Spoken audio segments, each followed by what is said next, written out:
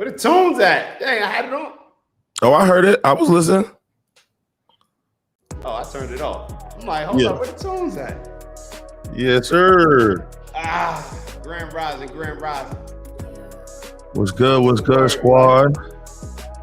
What's good, squad? Not much, man. Just recuperating from the duel between Piers Morgan and Nick Fuentes. And, we're gonna get right into it. Yeah, we're looking forward to definitely debriefing and breaking down what we saw, areas and opportunities of improvement, opportunities that we're taking advantage of, and just kind of seeing, was it a clear victory? Was it a standstill? At the end of the day, it was still a good fight. Yeah, and that's the question. Was it a victory? And honestly, I think anytime you get people to jump on, give their honest opinions on things, there's something to build from there. Absolutely. Mm-hmm. You know, victory, I think just by looking at both sides and how they walked away, what's apparent is that people are just followers and people are just fanatics. Mm-hmm. Hold on. See, you ain't let me know this time. I know. You talking about the music? Mic. Now is the mic better? Yeah. Keep going. Yeah. It was yeah. But yes, it is. I think that people are just fanatics. And I think that that's where we're going to come in and give some common sense criticism and evaluation and just build on the convo for a good purpose and uniting people rather than for just entertainment value or anything else. Yeah. Mm-hmm. Mm-hmm. No clickbait over here in the OG network. Yeah, because, you know, when I'm looking at the end of it and I see Nick declare himself the winner and then I see Piers, you know, act how he behaved during the entire thing. It's like, bro, your people ain't keeping it real with you, Nick. Your people aren't keeping it real with you, Nick. And Piers Morgan is such a child. Yeah. You know, that was my takeaway. Piers Morgan is such a child. And I think that if I can, hold on, let me turn this off. If I can be as respectful as possible, I think Piers Morgan does express a lot of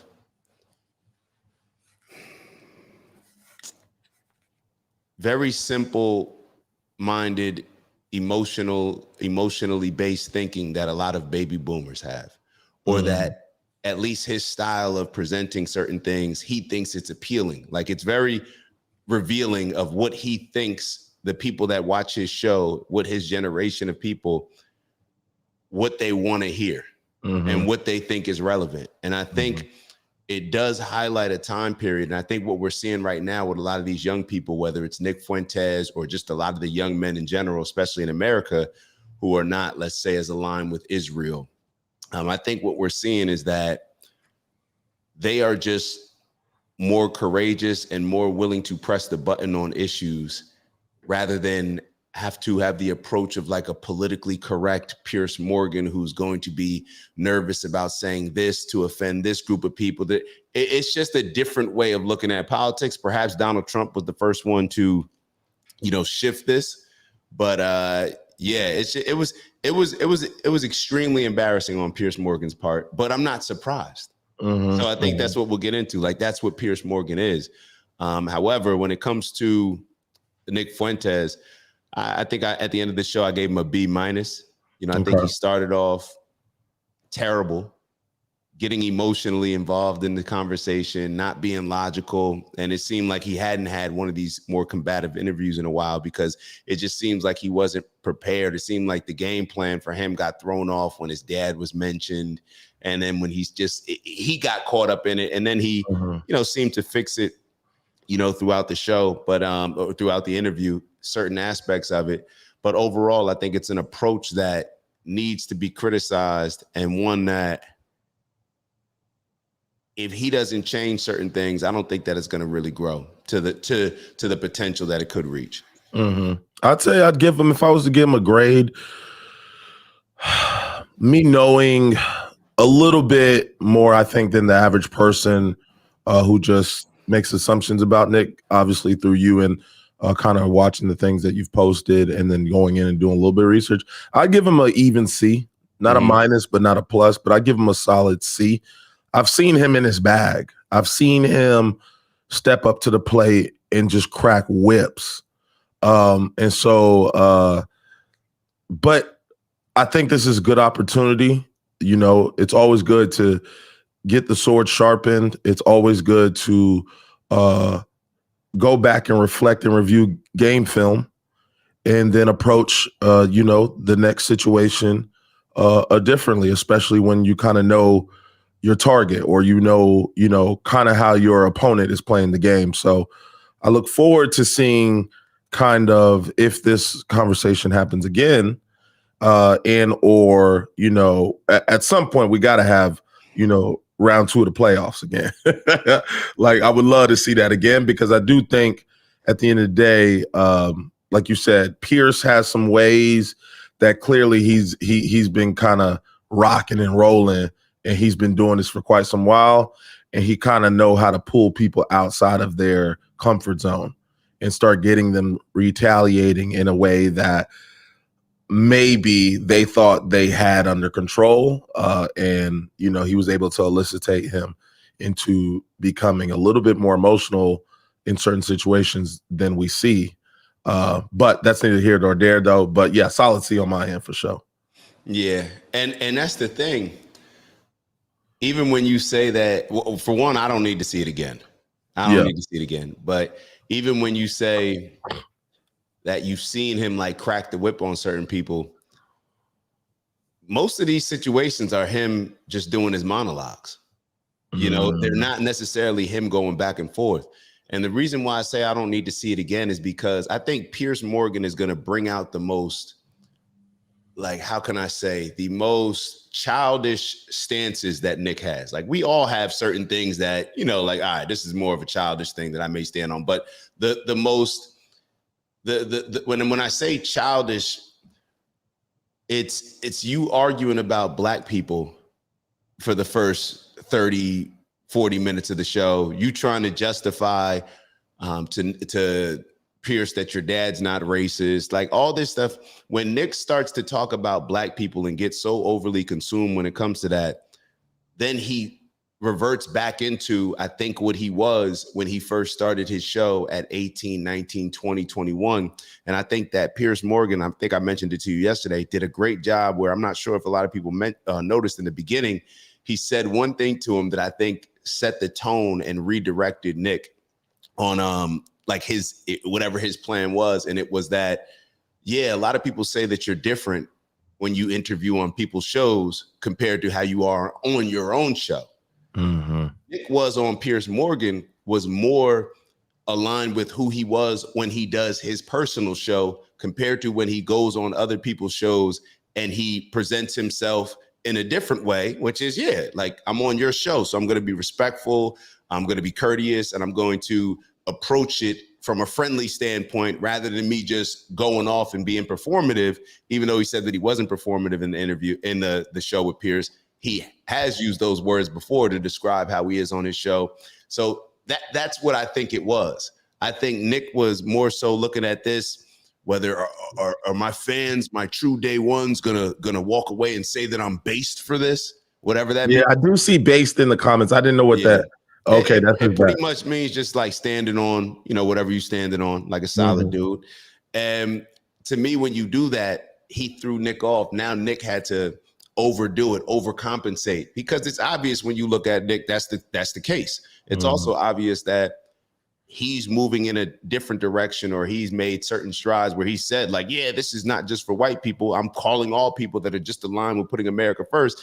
But then 5 minutes later, or when he gets pushed to a certain point, or maybe he's getting certain DMs in the private group chat where people are saying, oh, Nick's changed and Nick's this, Nick's that. So then he feels like he's got to go off on Candace Owens and use say black, how he says it, or he feels that he has to stand on super business when it comes to, yeah, I think the majority of black people should go to jail, should go to prison. And what I realized that I saw some of these clips before because I watched the full show.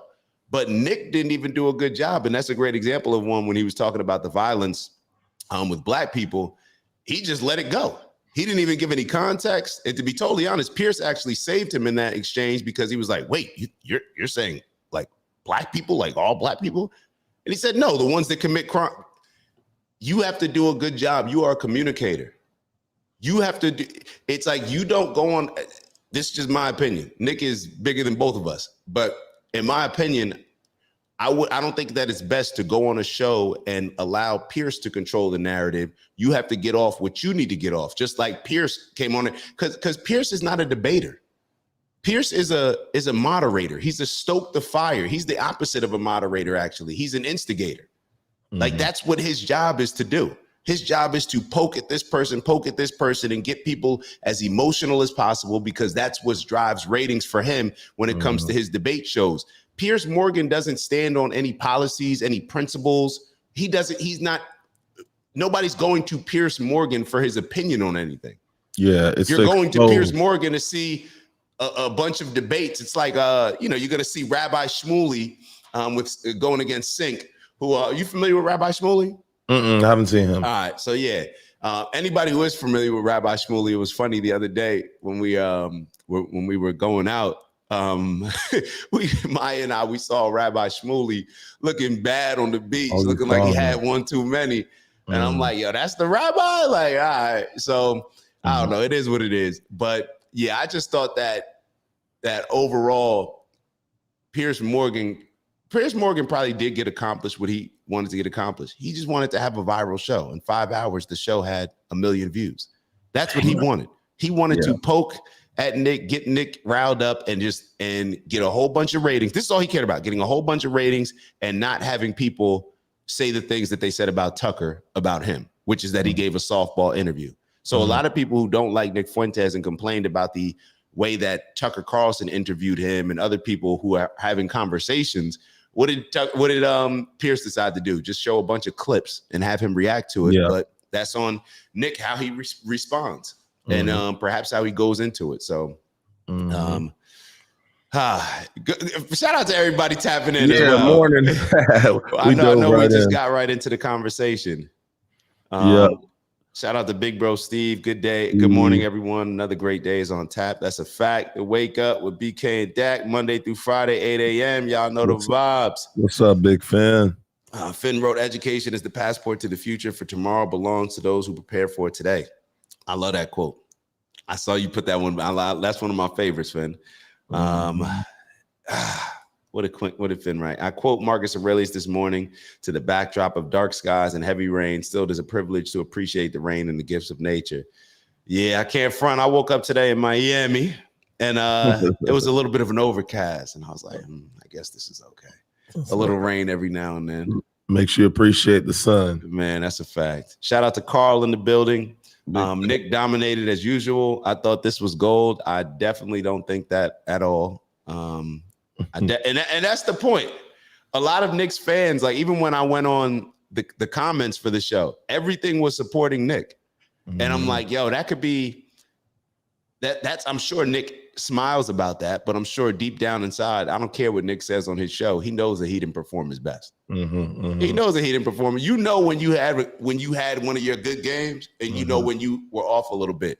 But when you have so many people that are telling you that, oh, you're perfect, you did amazing, you did great. In my opinion, it actually stops you from growing. It hinders your growth. Yeah, this is the shit we talk about all the time, where it's just like, yo, you have to be able to balance the things that your driver, your focus is. And so you need people around that can be like, hey man, hey Trump, we like these things, but hey, we're gonna address this. Hey, we're gonna address this. We're gonna say something about this.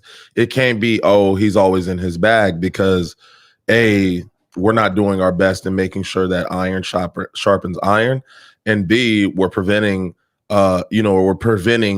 us from standing in a position where we are practicing having those maybe uncomfortable conversations with pushing people within close to our circle to remember that we're not here as yes men. We're here as in the support of, especially when you get into politics. I don't give a fuck to be a fan of Nick. I give a fuck to be a fan of the principles, the things that we talk about, and be consistent through that. So it doesn't mean that somebody who doesn't stand with that stuff can't even switch over and say, you know what, I see things differently after kind of speaking with people or doing my research. You know what, I'm going to change.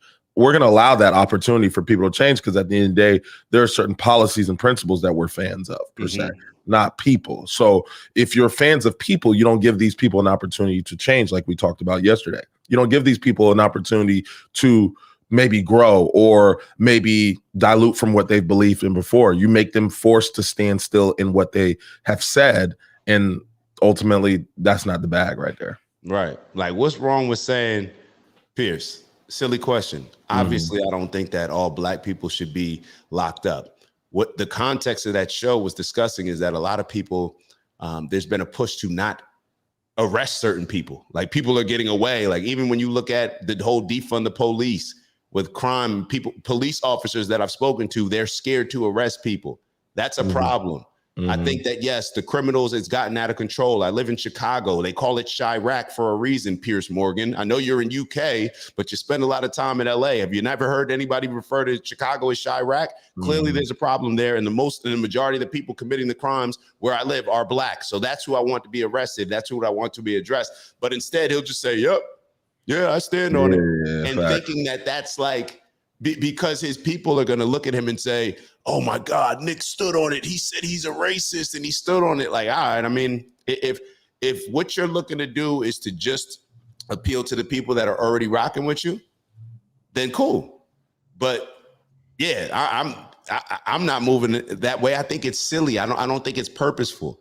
I don't think it actually, you think you're standing on some sort of business, but I don't think that you actually are. I think that you're just scared to leave or potentially leave the base that you think that you've grown. This audience that you've been rocking with for so long, these disaffected young white men who just want to laugh, want to sit around and laugh at Nick having the courage to say the N-word. All right, if that's what you want to build it on, cool, no problem. That ain't gonna last. We're just going to use it as a vehicle to discuss, because in my opinion, I think that there's a whole lot of people that may be drawn to Nick Fuentes because they look at it as the lesser of two evils rather than something that they're actually rocking with. It's like when you only give people two options and they're extreme, and it's Piers Morgan on this side or Nick Fuentes on this side, or it's, even when you look at a lot of these elections, it's Donald Trump on this side, it's Kamala Harris on this side. Yeah, people are going to tend to, the majority of the people that end up supporting whoever they support don't even really rock with them like that. Yeah. So that's where we're going to come in. We're going to have a lot of these discussions. We're going to have people tap in because they're interested in the conversation around Nick Fuentes. And we're going to insert some common sense, some understanding, and we're going to bring a lot of those people on board with this way of looking at things. Now, that may never, ever reach the numbers that Nick Fuentes is able to influence. It doesn't matter.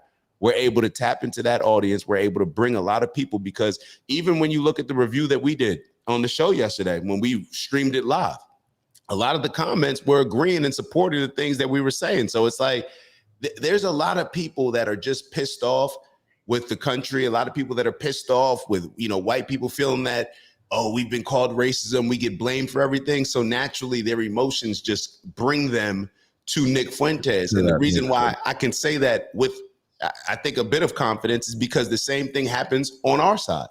I was one of those people. You get so emotionally engaged in a fight and get pissed off about certain aspects of how Black people have been treated in America, to where anybody who just has the guts to speak out against certain things in American culture, I'm rocking with that person. I'm drawn to that person, even though I may not necessarily align with the things that they're doing, or I may not even be looking at it to say, like, hey, is this something that is worth holding on to move forward? Is this something that can elevate society? Is this something that can move us in a positive direction? No, I'm with you. Yeah. So let's so we got Silver Sister you got up here. Let's get into it. Oh yeah. Shout out to Silver Sister in the building. Appreciate that. 87, thank you. Put it on the screen and didn't even read it. But yeah, let's definitely good morning. Nick has a lot of evolving to do and control his emotions. Agreed. Also, back off of Candace. He's not winning any fans. Yeah, I think the Candace thing is just a tool for him. It just allows him to to just, get off a little bit of this black woman, how he'll say it, like, come on, bro, relax, bro. And I think he even admitted on the show, like they want to rock with each other. Both of them just got huge egos, in my opinion. She said he's very childish and needs some hair on his balls. Much love. Yeah. I mean, I think that he definitely needs to develop a certain level of courage to where you're not concerned about, oh, I need to make sure that, like, you're the leader, bro. Yeah. The leader's not concerned with being liked by the followers. The leader, and I'm talking about of his movement, the leader is concerned with pushing the purpose, with giving the direction. And most of the times, the best leaders that I've had on teams, they put you in an uncomfortable position consistently. They're always challenging you to bring out the best in you. They're always challenging you to get you to evolve your way of thinking. They're not coming back to meet me and to just stay there. If anything, they're coming back to meet us and to go bring us into a new direction, into a new space. I think Nick gets caught up in wanting to just continue to go back to what he's comfortable with and what he'll get a lot of. I don't even think it's about the clicks or, the likes. I think it's literally him just wanting to be seen a certain type of way by his base. Yeah, that's it. That's what I think. Yeah, it's obvious. Yeah, and it's cool, but it's cool. It's not cool if you stay there, but it's cool to just address it and move on. I mean, I know that I've been, a lot of us say certain things in certain aspects with different contexts that it's okay for us to just go and say, oh, nah, that's not how I meant that. Let me explain it. Or like, oh yeah, that sounded crazy. Yeah, but let's give a little context to it. Or, oh, that sounds crazy. Yeah, I'm actually, let me share with you how I kind of evolved my thinking on this particular area. That type of thing. So it's it's interesting. But let's get into it, I guess. Yeah, let's do it. Let's get into it. Should we watch Pierce's or should we watch the one that I mean, I guess, hold on. Let me put on Pierce's. Okay. Or nah. We put on our own thing. Let's put on our own one. Our own one. I had Pierce's pulled up. Why give Pierce the love? Oh. Why give Pierce the love? Let me go back. Yeah, and it definitely got some new people in the chat. So we appreciate that. Yeah, we appreciate y'all for show. Let's see who we got. Let's see. We got Aldis Hux LE 6662. And he says, and you just don't care what they call you. Absolutely. We got Andreet Timmer 1720. Morning, everyone. Working, will be listening. Absolutely. Thank you for tuning in. What we got here? My newsfeed. Pierce brought his father into discussion, and that rattled him for sure. Yeah, I think for sure we definitely saw some little hesitation, and rightfully so. Like it seems like he was being a little bit more empathetic to just kind of understand like the predicament he could possibly put his pops in. So, but they're playing chess out there. So I think it's definitely a strategy that he knew in the approach he was going to take to kind of get him off his rocker with that stuff. So I've seen Pierce in these type of duels and these arguments, like Dak has said, he's more of the platform. He's more of the person that sits back and gives the mic to everybody who got the shit to pop. And then so he's done a good job of just being able to just kind of find the things that he knows his viewers are going to be appalled by and utilize those and go do the research too. So just like when we talk about the CIA, which is Candace, people that goes out and does the research for her, he's got the same thing. I'm seeing him pull clips back from this guy being, it looked like 5-6 years ago he was going to go back and get clips, like back on campus type behavior. So it's clear as day, like when you see that being done and he's not, when Pierce isn't even staying in the more like relevant state of what Nick has become probably in the more later years now, it goes to show you, you reaching, like you're looking to kind of like validate the things that you've been hearing circulate or the clickbaity things that you've heard that you've been appalled by, like things of that nature. Even when this moment when he had the guy, I believe Pierce called up a former Jewish friend, then I'm just like, played him the clip, and it just puts Nick in a position where it's like it's fight or flight So it's like he not gonna stand down to you putting him in a position where he looks like a bad human being.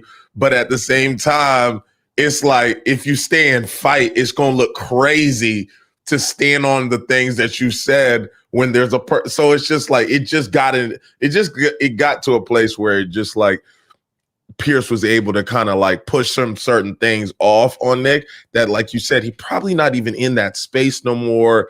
He's got his audience now. Like, that's not his bag. We're not pushing like propaganda, or we're not pushing to just be like famous. We're pushing policy. We're pushing change. We're pushing forward growth. This isn't doing that. But hey, it is what it is. This is the internet. This is the art of the internet. You get to hide behind your keyboard. You get comments and opinions and all this energy that people allegedly have, and all these words that they allegedly use. But as you see, when that shit come down to it, you not like that when somebody pull up on you. Yeah, and I wanna you see this comment? So shout out to D-Rail Hamid. He wrote, Nick fights for white America only, not white America and black dudes with dreads. And I think this highlights something that we played in a video a few days ago. And this Jewish lady said the difference between Christianity and Jewish people. And obviously this isn't, well, I don't think it's just across the board, like true with everybody. But she said something interesting. And she said that, you know, Jewish people aren't waiting for a Messiah. We become our own messiahs. We're not waiting for anybody to make the world perfect. We take that upon ourselves and we make the world perfect. Now, if you watch this show all the time, you can understand that even though I may have a lot of criticisms for certain aspects of Jewish culture, Israel, Zionism, when it comes to that mindset, that's what I adopt. I'm not waiting for a Messiah. Nick can't fight my fight. I'm not looking for anybody to fight my fight.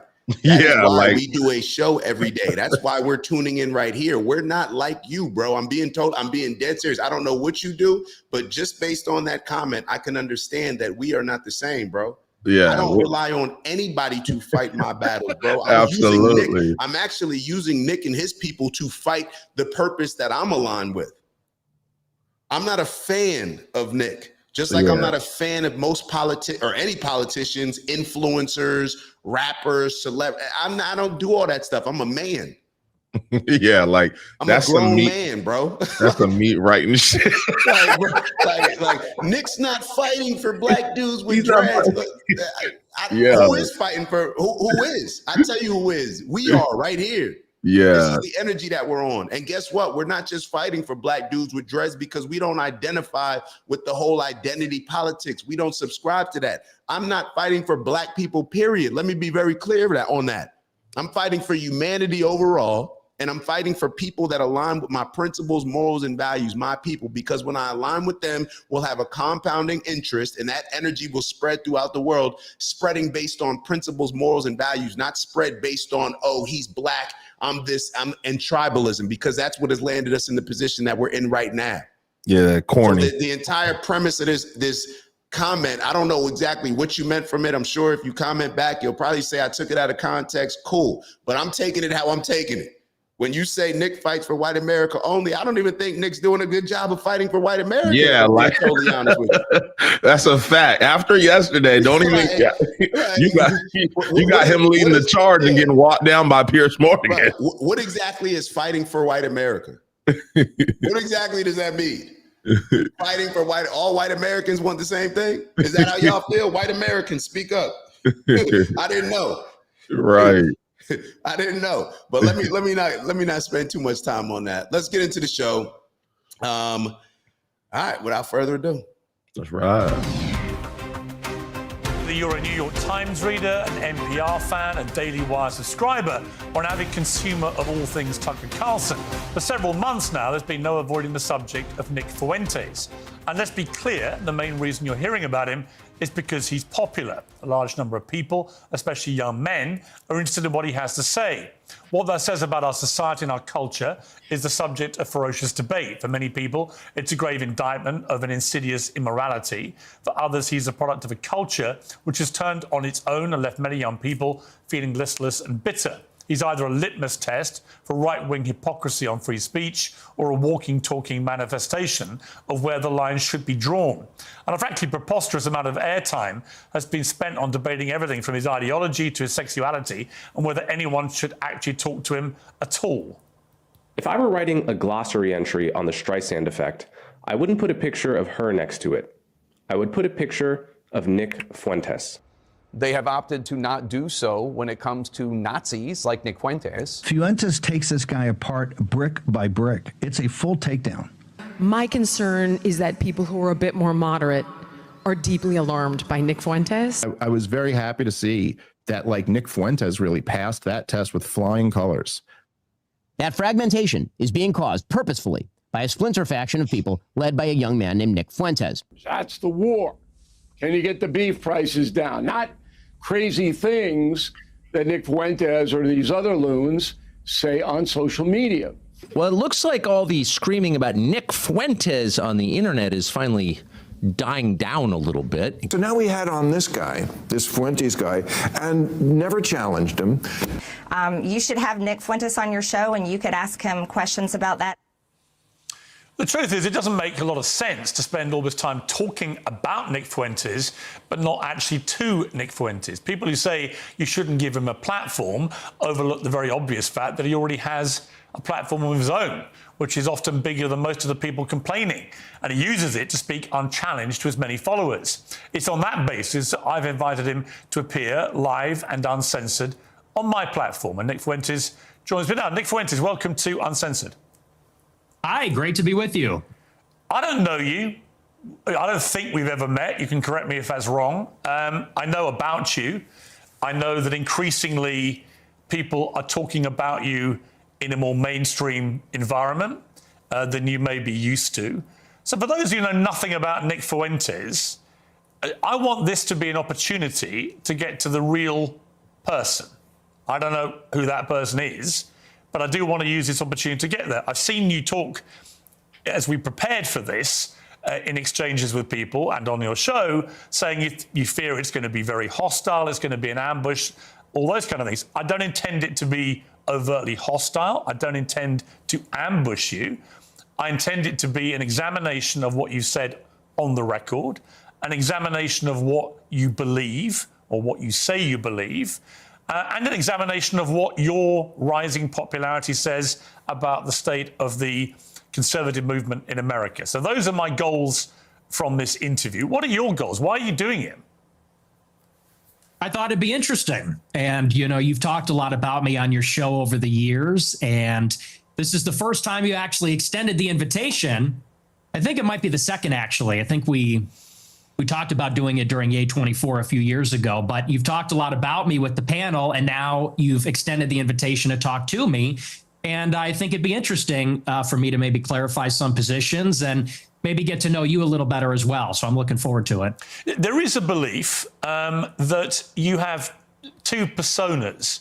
There's one that you roll out now for podcasts and for shows like mine, where you come across as reasonable. And then there's your show on Rumble, where you often come across as having, you know, a very unreasonable view on things. This is what Coleman Hughes said about you. Nick Fuentes knows exactly what he's doing. He is consciously playing this double game as part of a long-term strategy to become popular enough to take the reins of power, at which point he plans to pivot towards the extreme and unpopular policies that he advocates daily on Rumble. So first of all, what is your response to that? Well, first of all, I would say that Coleman Hughes is a propagandist. He works for the Free Press, which is run by Barry Weiss. So I think you have to consider the source. And Barry Weiss is a pro-Israel partisan. Free Press is just bought out by CBS for $150 million by Larry Ellison or his son, David Ellison. And so I think that's coming from a particular point of view. We can't pretend like that's coming from a vacuum or from some fixed position. That's coming from a propaganda outlet that's in favor of Israel. That's first. But second, I would say he is right about the two personas. And I think that everybody understands this on some level. On my show, I make jokes and I use rhetoric and I'm hyperbolic.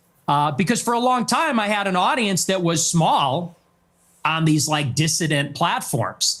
I was on D Live for many years. A lot of people don't even know what that is. And so I had a small following, and we had sort of like an in-group sense of humor and memes and things like that. And you talk about it one way on a freewheeling live stream when I'm by myself and I'm ranting, and we make jokes and we play devil's advocate. We play with different positions. But then when you sit down in an interview like this one, and people ask me a good faith question, what do you actually believe? Well, then I clarify and I say, well, here I'm not joking. Here I'm not being hyperbolic. I'm not being rhetorical. I'll tell you precisely what I believe. As far as this idea that I'm going to get power and then turn into Hitler, that just sounds totally insane to me. I'll be honest. It just sounds insane. Do you have aspirations for political power? Not really. I think that if I wanted to run for office, I wouldn't say a lot of the things that I say. I don't know that a lot of people would vote for me. I tend to offend everybody, even a lot of people that like me. So no, I'm a truth teller. I like to tell the truth. I like to do my live stream. Who is Nick Fuentes? Tell me about your upbringing. I know you grew up in the suburbs of Chicago. Tell me about your early years. Or early how? Like my childhood or a little bit later? Yeah, your childhood, yeah. Well, I grew up in the suburbs of Chicago in LaGrange Park, as you say. My parents are ethnics. My father's half Mexican, half Irish. My mother's Italian. And they both came from a pretty rough upbringing themselves. They both were raised by single mothers, not because of divorce, but because both of their fathers had died. They endured a lot of dysfunction. And I think that's one of the reasons they came together and they related to each other, and they wanted to create a normal upbringing for their children. They wanted to have a normal family life. And so they moved out to LaGrange Park away from the city, and they raised me and my sister and really put us first. I think that's a big reason why I tend to have a lot of these family values or Christian values. My mother quit her job and stayed at home to raise us. And so I have a very close relationship with my parents, with my sister. We're a very tight family. And we grew up in a pretty idyllic town. And maybe we can sort of get into a conversation about politics from this. I loved my upbringing. My mom stayed at home. My dad was working. We're in a mostly white suburb in Chicago. Everybody was maybe half Catholic, half Protestant. It was a baseball town. I played baseball for many years. In Chicago, we love our hot dogs. We have our baseball parade and get a hot dog. And so I love where I came from. I love the city. It's a working class city. I love the people here. They're very good, humble, down to earth, decent people. And I guess I had my political, not to jump ahead, but this is a big part of where my political awakening came from. I sort of left this bubble, if you could call it that. When I went to college in 2016, I went to Boston University. And I read a lot of things online, and I realized the country does not look like LaGrange Park. It doesn't look like Western Springs or Hinsdale or Elmhurst. It looks very different. The country's undergoing a radical transformation because of immigration. And so I saw that and I said, this is not really a desirable change. I don't like the south side of Chicago or the west side or LA or certain parts of Boston as much as I like where I came from. And I guess that's what made me an American nationalist. I said, I want to preserve my home and the things that are familiar to me and the things I like about my home, what makes it America. So that's a little bit about my background. I don't know where you want to go with that, but well, that's kind of where I came from. My first obvious question is, were your parents immigrants to the United States, or were their parents, or were their grandparents? In other words, at some stage, I presume there were immigrants in your family who came to the US. Is that correct? There were. I believe my mother was fourth generation and my father was third generation. So their ancestors came here on my mom's side in the 1860s, I believe, the first wave of Italian immigration. My father's ancestors, I think they came around the turn of the century in 1900. So your view of immigration, and we'll get to the specifics about your views on immigration, are they not affected at all by the fact that if it wasn't for immigration, you wouldn't exist as an American? Well, I would certainly exist, but like you said, maybe not as an American. Certainly that's influenced in some measure.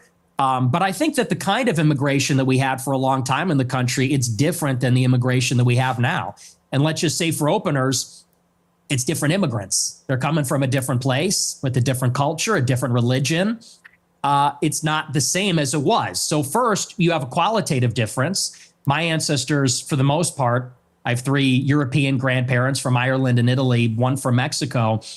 They came from Europe. They came from a society where there's a common ancestry, there's a common religion, common civilization. The people that have come in since 65, since Hart-Celler, they're coming from China, India, the Northern Triangle, Mexico, Venezuela. And so first, they're just different people. Secondly, it's a quantitative difference. There's way more, and it's an unceasing, always increasing wave. For the first 3 or 4 waves of immigration, you would have a major influx of immigrants and then it would stop. And then you'd have another wave and then it would stop. This one, it just keeps going up for 35 years and it's too many. So that's really where I would draw the distinction between maybe where I originate from. I would even just simply call that immigration. What this is an invasion. It's a completely different policy. But you mentioned, can't even call it the same thing. But you mentioned Mexico in that list, and your father is half Mexican. I want to address this part of it. This is not a very complicated thing. Obviously, Piers is aware that the immigration from Nick's family or anybody that came in the 1800s or early 1900s is a bit different than us having the capability to take in the illegal migrants that have come in over the past 20 years. This is something this is actually something that both Democrats and Republicans have agreed on in various ways, even though Democrats wanted to bring people in to form their next group of victims that they could align with or pander to and get to vote for them, in my opinion. But this is something like for me, this one was one where it's like, move on, bro, move on. Like, you understand what's going on. Just because I take in one kid who I'm adopting to my family, or maybe 5 years later, I take in another kid to adopt, doesn't mean that I'm going to be able to now adopt 100 kids into my house. And that just because the 100 kids can't come into the house, Piers should be able to say, well, you adopted that one kid and two. It's just like, bro, obviously we have a issue. Obviously, the infrastructure of our country cannot handle bringing in the 10 million or so people that have come in over the last, few election cycles, I'll say. You got anything on that one, or you want me to keep going? Yeah. No, I'm aligned with the actor saying. I see how you can kind of leverage that situation and kind of get it put in your bag, but then at the same time, it's like, well, realistically, what is really being said is what you're saying. Right. But, let's keep going. So, I mean, by your criteria, part of the invasion would include your father, presumably, and his immediate descendants who came from Mexico. Not really true, because when my father's ancestors came here, it was a small fraction of the total immigrants that came from Mexico. I don't believe that we should have 0 immigrants forever, or even 0 immigrants from non-white countries. But you have to draw the distinction. My father's father, he was here in the 40s and 50s. It was his parents, or I believe either his parents or grandparents, that came here even earlier. Up until 19... Let me actually, I want to bring critical into the conversation, if that's okay with you, BK. I want to bring critical into the conversation. And this is a word that I actually didn't know what it meant, but critical says, why am I lurking? I have nothing positive to say about this incel. So I had to look up the definition of incel. A member of an online community of young men who consider themselves unable to attract women sexually, typically associated with views that are hostile towards women and men who are sexually active. I believe you're a boomer, critical. And Piers is also a boomer. And later on, I don't know if we'll get to that point in the show, but it seemed like that's like a shot that a lot of boomers make against Nick. Oh, he just doesn't get girls, so that's why he hates women, and that's why he's misogynist and all this stuff. I want to address that because as somebody that has always gotten women, never had an issue with women, just being straightforward with you, that's something that you actually respect in Nick Fuentes. The fact that he has the dick discipline to not go out here and be addicted to sex like the majority of us are, when it comes to the culture that has been created in America. We have an addiction to sex problem. I'm speaking as somebody that has grown up in the society, grown up in the culture, and I know how it's impacted me. This is something that the baby boomers have allowed to be a problem. So when you have grown ass people over 50 years old trying to clown a kid, not about his policies, but not getting women, because y'all are the fucking generation that pandered to these women and that now have us going around not being able to get along with these women because y'all pandered to them, telling them they're perfect, telling them they can get anything that they want. And then you finally have a 27-year-old who's willing to call them out on their bullshit that y'all were never willing to call out on. And now we got to deal with it. It's kind of funny how y'all are the ones making fun of him for not having sex, which the people that actually do get women, they're the ones that look at him and respect him for it. That's what's so funny about that whole incel word. It's like y'all are you just don't have the courage. And I'm not talking about critical specifically, but a lot of people use this incel word to the point where I didn't even know what it meant. And it's pretty much clowning him, saying, oh, he's just talking bad about women because he doesn't get anything.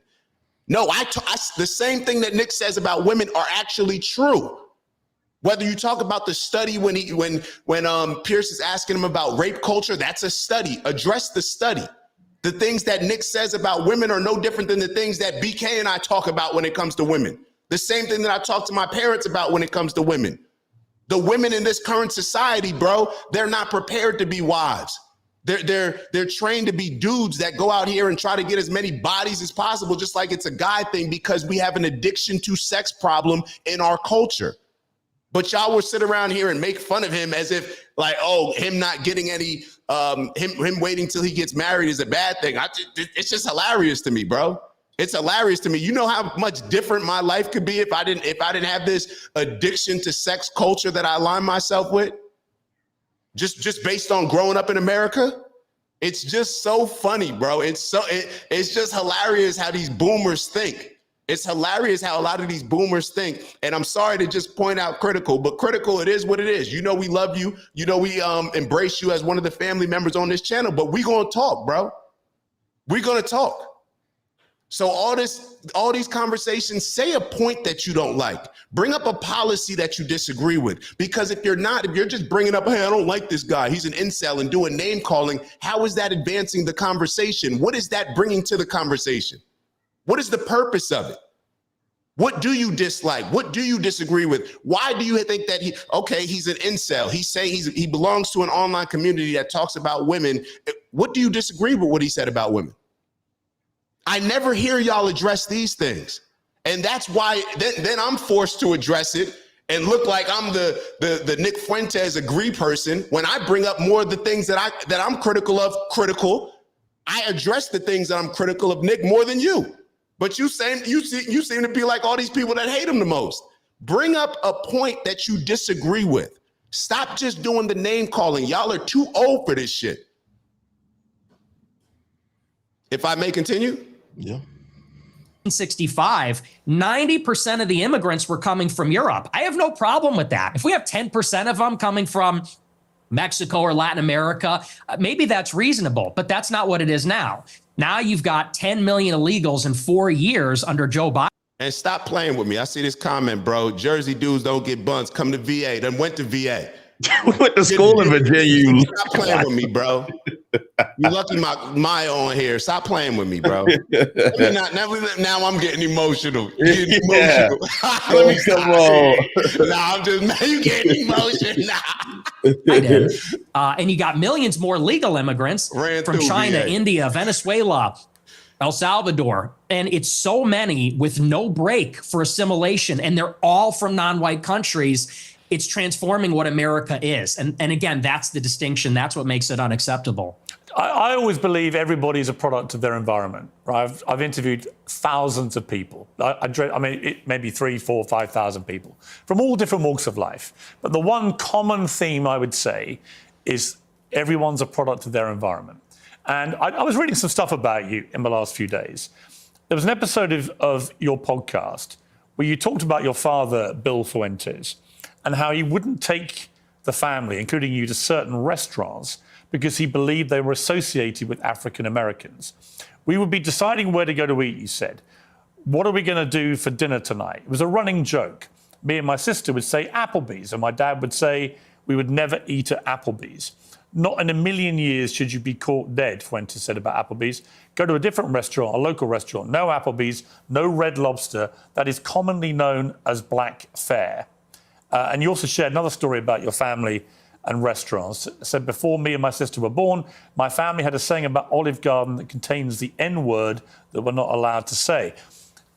So my question, based on that anecdote that you say on your own podcast, is do you think you grew up in a racist environment, that your father was inherently racist, and that thought process moved to you?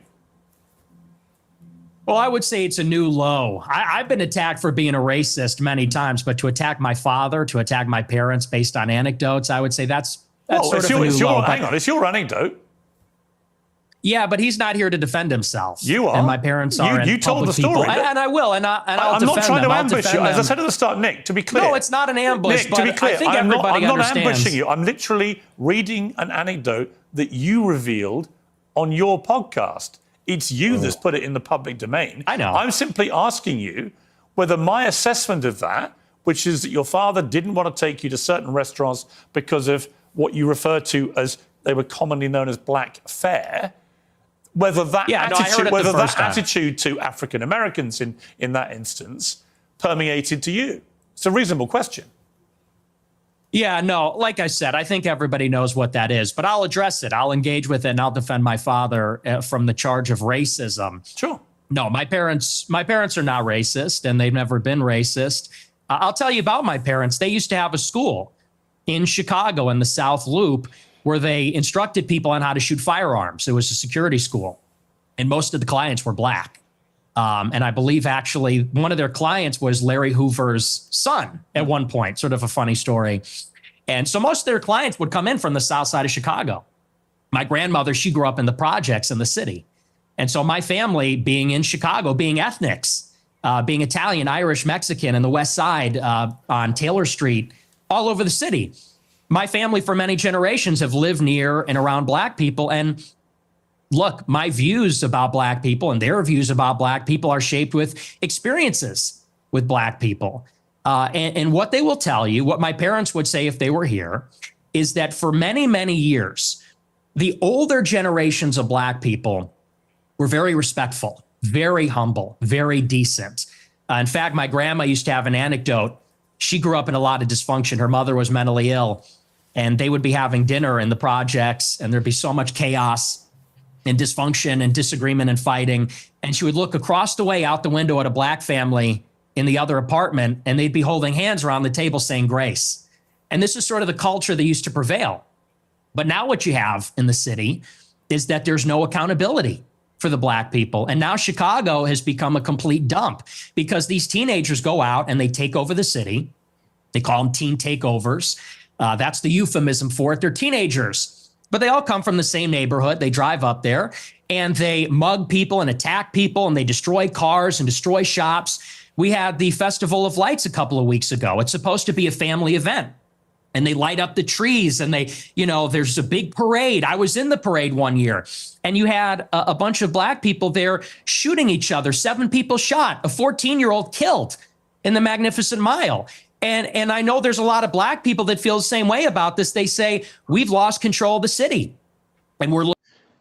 Nobody cares about all this racist talk, bro. I don't know. Are you engaged in this? Because even when he talks about the restaurant that his dad didn't want to go to, I remember being young. If my mom's watching this, and she's probably laughing, I didn't want to go to this Boston market because it's like, yo, all these white people in here.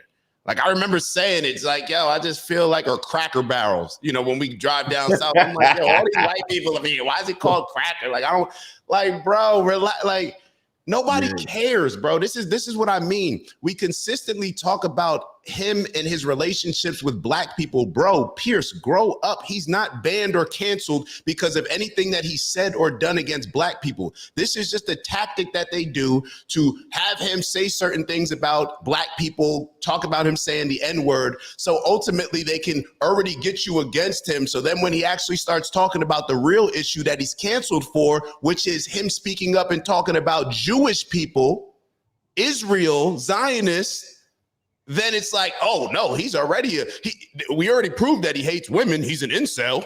Listen to Critical. We already proved that he's a racist. Now, of course, he's an anti-Semite. Bro, stop with all this, bro. We're not like, stop trying to pin black people against white people. Like, it's not, bro, that's not what this conversation is about. I don't know anybody that's been canceled, any white person recently. I mean, I'm sure there are some, but BK, maybe some come to mind. That one chick that have been canceled for saying certain things about black people. Oh my God, he said something about black people. He's a racist, bro. We don't care.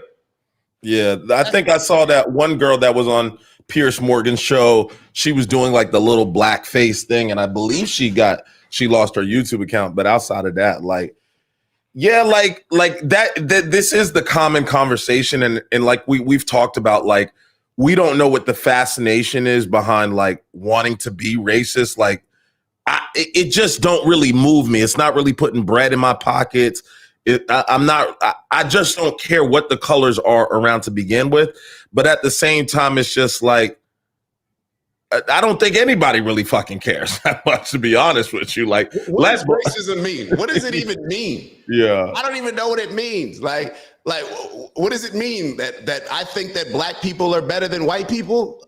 The majority of people looking at their group of people, what they look like, that's what people feel. Yeah. The majority, when you turn on a boxing match and you see the black guy versus the white guy, the majority naturally, this is what we've all been accustomed to because of this whole tribalism type of thing. That's just naturally what it is. This has nothing to do with the conversation at hand. This has absolutely nothing to do with why people hate, love, or whatever else when it comes to Nick Fuentes, outside of the people that are just his base that just like, you know, get their hands all riled up when he says the N-word. Like, this is not what this is about, bro. Talk about Jewish people. Talk about Israel. This is the same reason why I go at Nick. Instead of you having that Wang-Have shirt on, talking about the N-word, bro. Talk about Jewish people, bro. Black people didn't cancel you, bro. Yeah. So for you to be walking around having this Wang-Have shirt on, white ass niggas going hard as fuck, for you to be so happy about, bro, go change that to a Jewish slur. Yeah, see how far you get. See how far you get. Yeah, go at the people. Like, this is nothing, but we just feed into it. You know, Pierce is just gonna feed into it, bro. We don't care. I don't know if black people overall care, but bro, that's not what we're here for, bro. Stop trying to emotion like this. And this is another thing. Black people should be offended by some of this, because this is what they do. They try to emotionally bait us into disliking or liking somebody. Bro, we are logical beings. We can use our brains. We're not just going to be emotionally tied to, oh my God, this person's a racist. He said this, bro. I don't care. I don't care, bro. That's not what I'm here for. That's not what I'm here for. And I want to shout out to Mickey Shaw. Shout out to Mickey Shaw. It seems like those who benefit from the arguably corrupt power structure don't really want us all having honest and productive conversations. Yes, because in my opinion, when we have honest and productive conversations, you realize that you got the same issues that white guy got, that the black guy got, that the Indian guy. You got the same issues. You got the same. A lot of people like the same things. You can have conversations based on real things, not on emotional rhetoric, which Pierce is trying to make the conversation about. That's just from my understanding, but I get it. I get it. The powers that be want us divided. They want us arguing with each other. They want us talking about race. Think about it. That's going to be the one thing that they go, well, what about slavery and how it's, bro, no, we're not doing that, bro. We're not doing that. But Mickey's up top again. Shout out to you, Mickey. Oh, shoot. Mickey said, shout out to Mickey. Isn't it obvious by now that the application of pejorative labels is just a weapon to silence dissent from dystopian narratives? That's what it seems like, bro. That's what I mean, it's just, yeah, it just distracts us, but I don't want to distract us for too long. So let me keep going. Let me keep going. Looking for accountability. We have a lot of black people that are always outraged about racism, outraged about attitudes from white people, but they're never ashamed of some of these behaviors, never ashamed of some of the things that go on. And that's why I think there's a lot of negative attitudes these days. And so, you know, again, I think those attitudes, you say I'm a product of my environment. I am. And so are my parents and my grandparents. Unlike you, because you're not even American, in Chicago, we have to live in a big, diverse city where there's a lot of different kinds of people. And I think anybody in Chicago would tell you the same. I live in London. It's one of the biggest and most diverse cities in the world. But it's not the same. Well, actually, it's a big, diverse city. The only difference is we don't have the gun violence because we don't have guns. That's a whole different story. I don't want to get into that with you. I have got into that before in America. You got a knife problem. You got sword problems. We have problems with Aladdin. We have problems with violent crime. I make no pretense of it. So the idea that somehow I'm cosseted in London because I'm not in Chicago. I didn't say that. Well, you kind of implied it. But I guess my point about the environment, I'm not saying you are a product of your environment. I'm saying most people are in some capacity. Mm-hmm. When I read that anecdote, it's just to remind you, it's not something I have put out there. You told this story, right? And you said that you said this. We're looping. You said this already. No, but you haven't really directly, I think, responded to it, which is whether your father would not take you to certain restaurant chains because he associated them with black Americans. Is that true? No. Well. See here, if you're in America, you would say that Olive Garden is not real Italian food. Applebee's, TGI Fridays, this stuff is a load of crap. My dad was just a food snob, but no, it's got nothing to do with that. My best friend in first grade was a black guy. We're not a racist family. So okay, so when you told the story, I'm just curious. So when you told that anecdote, which clearly on the BK, do you feel the same way when you walk into a place with all black people compared to walking into a place with all white people? You mean as far as uncomfortable? It doesn't have to be uncomfortable. I think that's where a lot of people take it, but it's just different. Yeah, like you anticipate different things that what may not transpire if I'm around a bunch of white people, and vice versa. Mm-hmm. It's just that the environments are going to be different because they congregate different. They have community. They have fellowship differently. It's going to be different. So what I anticipate when I see is full of people like me and you versus what I anticipate what it might see what looks like white people. But this is a millisecond of what the fuck I'm thinking about, and then where the grub at, where the food at. like, okay, cool. Put me in the booth in the corner, face me so I could always see the door. All right, what can we get the drinks flowing? Like, I'm not really I'm just not moving.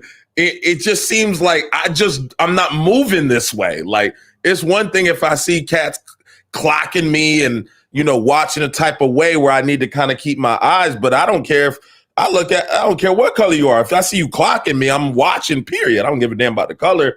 But at the end of the day, it's just difference of areas. So it's just like, cool, you notice that there's a restaurant full of black people and it's different than a restaurant full of white people, just like it's different. And when I dine in at like Persian restaurants, yeah, cool. It's just fucking different. Some people speak loud as shit. Some people a lot more quiet. Some people got their kids running around. I don't give a fuck. I'm here for the food. Mm-hmm. And if it's too extra, then I'll grab my shit to go or Uber Eats it. I'm just not really pressed on this issue. Like you were saying, I'm not really walking around Olive Garden oh my God, shit's just weird. Yeah, and I think what it stems from is insecurities. Yeah, if you don't have those insecurities, that's why I said, as a kid, and my mom just texted me, she was like, so true about Boston Market. She knows my brother Justin and I used to be like, bro, why we gotta go in there? Ain't no black people in there. You know what I mean? We used to just say that. Yeah. And even I'll be honest, even the area in town that we grew up in. Mm-hmm. I grew up in a particular area in town, even though the town was diverse, where there were a lot of white people. You know what I'm saying? So I was always pressing my parents yo, why did you raise me here? Why did y'all buy a house here? I used to really be upset because I'm yo, all my friends are on that side of town. So that's where I want to be. And it was just a different mindset. It doesn't mean that I'm racist. It just means that at that point, it's for different reasons. And the point that I wanted to make is that I think when we're not real about the whole race dynamics and the discussions around these things, then we'll never be able to move forward. Everybody knows that if you're white and you walk in an all black establishment, shit different. You're gonna feel different than if you walk in an all white establishment. It's just there's just something there, bro. It's just something there. Shoot, I'll be real. If I walk in all black establishment, I'm like, I still think I need to get up out of here. Like, I don't need to be out here. I'm being real with y'all. Yeah. It's just different situations. So for us to be stuck on this type of thing, it's like, yo, just be real. If you're uncomfortable, if I'm uncomfortable walking in a white situation, I've had these conversations even at work. You know, when I go to work, I'm typically the only person that looks like me at these conferences. Like, is that a real thing that I can have a conversation about? Yeah, you just explain it and you move forward. It's not like anything. Well, you're racist if you look at it like this, or you're right. No, that's just reality, bro. It's just reality. But nor are we the people to be in those uncomfortable situations and then run to the internet and hide behind an avatar and be like, oh my God, it's so uncomfortable. Like, how the energy when you go into the fucking restaurant? Like, what is wrong with you? Like, quit being a weirdo. Nobody watching for you. Nobody clocking for you. Like, nobody's really on you like that. So, but I've grown up in I won't even say super, but I've grown up in a predominantly area where, you know, especially in Georgia and Atlanta, like it's very like segregated. So I be with the black people, I be with the white people, but I've always loved the collaboration. Like I've loved the cross pollination. Like I grab a couple. I'm riding with a couple of the white boys. We go to the black spot. They blown away. Like, man, this shit is fun, or like the music is dope, bro, or the food. Like, and then vice versa. I go to where they be at, where, you know, it just be different, and it's just like everybody just kind of appreciate it. As long as ain't nobody on no sucker shit, which I'm going to dress anyway. Dog, this shit is fun. Like, I love going to hit the Middle Eastern, and like I'm with all of it. A, first and foremost, because I'm just comfortable with myself. B, I know how to be respectful and navigate through whatever culture, because I've been exposed to all these cultures. So I don't need to be in a bubble to feel secure, which a lot of people operate in. And then just see, it's just like, it's love. Like, the world is bigger than your fucking backyard. You should try seeing it. So it's just dope. That's what one of the few things I do love in America is like, a lot of these people that be on that racist shit, bro, they're never even going to be able to hop on a plane and see the other side of the world. They're never going to see another culture. The closest they've ever been to Mexico is dining in at the local American Tex-Mex stand. Like, they're not going to see it. So when sometimes, like you said, it scares them. It wants to put them in the bubble, et cetera, et cetera. But it's just like, when you start traveling a little bit more, when you get outside of your zip code, when you make your friends based on their morals and their values and not their color, you start realizing that although you may start one way, which you may want to see the world look like a particular place or whatever it is, you start opening up and being like, bro, love. My best friends are all fucking colors, and I know how to move everywhere I go, and I know how to be respectful in every culture. And because I know how to give that respect everywhere I go, I'm gonna always get that respect. I ain't got to hide behind no Glock. I ain't got to hide behind no, I only go where, like, I ain't got to move like that nowhere, because I've been around so many environments where I just know how to move, period. So if that insecurity comes from not knowing how to move, then you most definitely got to put yourself in a position where you push that narrative forward. Like you say, you have these conversations and you try to see like, oh shit, like, how do I move different? Like I'm seeing a certain way. Like, it's easy to get stuck in that and thinking that's what it need to be. But like, at the end of the day, like, if you ain't no sucker, bro, you should be able to move anywhere you go. Like, quit acting like that. Mm-hmm. And I think what you hit it on, like, if you don't know how to deal with the situation, but also if you've never been in these situations, like, we don't realize that America has racialized us in ways, and I'm sure other countries would speak up and say the same, but America has created this thing where there's almost like this black-white issue. So you just walk into a certain type of establishment and already in your mind, because what has been drilled into us the entire time that we're in America. Oh, racism, slavery, white people did this, black people stood up. We had the dogs on us, we had the hoses on us. Like, that's what we're indoctrinated with at a very young age. So therefore, when we grow up, we tend to see the world through that perspective. It's just like the conversation that I had yesterday talking about you with Franklin, with my boy that went to Japan. He was so surprised with the respect of the culture, how everybody was so interested in actually him. Like they were excited to be around a Black American. Yeah. So it's like we tend to think that America is just how things are, rather than looking at it and saying like, no, this is what was created. This was the intent. Like, of course, we have these race relations where in America, we're looking at things where you walk into this Black establishment as a white person. Okay, you may be a little bit fearful. Oh, if we're just being real, when it comes to overall the Black culture in America, Black people throughout the world say the very same things about Black Americans that anybody else says about Black Americans, white Americans included. Americans, the same things that we complain about when it comes to Black culture, a lot of other culture, you know what I mean? But it's just racist when a white person says it. Yeah, it's just racist when an Indian person says it. Yeah, like it's like immediate racist, right? Like we talk about when we talk about the Jewish community, it's immediate anti-Semitism. Yeah, like, no, it's not. I'm just calling out based on the culture that I see. Like it's not wrong for me to call out. Yeah, I don't even want to get into the whole Jewish. We'll save that when we get to that point of the combo. I saw a dope comment. What is this? Mr. DB Cooper 456, dude that jumps off at a Waffle House. Abso-fucking-lutely. It's definitely jumping at Waffle House, so you're not wrong. And I saw somebody else say something about the drinks be flowing. Oh, DB Cooper again. Drinks flowing at Roscoe's Chicken. Absolutely. Like, you're not wrong. Like, stand on what you're saying. This shit is true. I'm gonna laugh about it. That's funny. That's funny. Waffle House and Roscoe's. I'm not the biggest Waffle House fan, but I got you.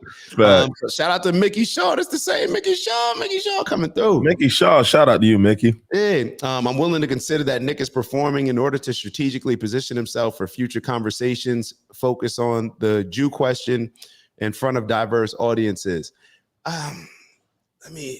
I'm willing to consider that Nick is performing in order to strategically position himself for future conversations. I don't know. I just judge the performance. So, it's almost like we talk about all the time. Like when we're watching a football game, I'm not being critical of the person. I don't really know the person. I'm just being critical of the player, like as their performance.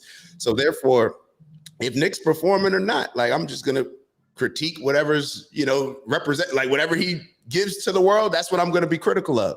And that's what I'm going to judge. Now, obviously we want to, always try to figure out, what's somebody's real intentions. Is this genuine? I think Nick is just performing like a lot of us perform. When we get on here, we don't want to say anything that doesn't align or offends a certain group of people. Yeah. The whole performance, I think that Nick does do a lot of performative rhetoric. And I think that if he toned down the performative rhetoric, then perhaps he wouldn't get caught up in these conversations, because what ends up happening, you get a guy like Pierce and he's going to ask, well, is your dad racist? And Nick's going to say no. Then later on, it'll be like Nick will say, well, everybody's racist, inherently racist. And then Pierce will have him with a gotcha moment. So everybody but your dad is racist. It's like, bro, like, it's just like, bro, like, you know what I'm saying? There's just not much substance to it. It's just not much substance to it. This should have been a conversation around 90% Jewish people. Get Black people out of it. Stop involving us in y'all shit, bro. Yeah. I don't know why that's all. It's always bringing up niggas like, bro, we don't take bank accounts away. We don't tell you to shut the hell up. We don't have your president bending over. That's not Black folks. I promise you don't have a Black problem, bro. You got a Jewish problem, like, just period. Well, so you heard BK, he couldn't even get it out. He like, no, I was thinking too loud. It's just, that's where the issue stems from. So it's just like, how do we always get on this topic of like Black folks? Like, it's just going to be, but it's so interesting because like they end up talking about Ye and how like that's one of his big bros and they're good friends. So it's just like, how does it always, like, it just, like, how do we get there? Like, I don't fuck with Black folks, but I got Black friends. Like, dog, he's not racist. And he did it. And I was like, I don't want to, I guess we're assuming some of y'all saw it already. And matter of fact, some of the same people, shout out to Dutch. Dutch was going off when we had the live stream yesterday, and Steph Rob was in there as well. I believe Finn was in there as well. So a lot of people already saw it. But yeah, it's just I'm no longer answering any questions about black people. You know, just leave it at that. And Yeah, just move yeah. forward, bro. Facts. Move forward. Whatever you believe about me when it comes to black people, cool. Let's talk about the real issue here. Right. Let's talk about the real issue. But a lot of this is when Nick has the Wang Half shirts. That's what a lot of this stuff comes to because he knows what he's doing, bro. Connor called me out. BK shaking his boots, bringing up the Jews. Yeah, call me out, Connor. My bad. You right, bro. Stand on it, bro. But that's real though. Call me out, bro. Like you said, we know what platform we on. Yeah, we know what platform we on. We know what has happened to people in the past. You can. We talk about this N-word for so long, but it's so funny to me how it's a problem with Nick saying it, but then all these people that I guess act like they have an issue with it. Bro, like go complain about the people that are saying it on YouTube all the time, making a lot of money from it and all that. But then you can cancel people. Like you said, BK, people aren't canceling you from having a bank account, from PayPal, from YouTube, from Twitter, from Facebook or the Meta platform. Nobody's canceling you because of you said stuff about black people, bro. Period. Like that's why I just can't get behind this movement.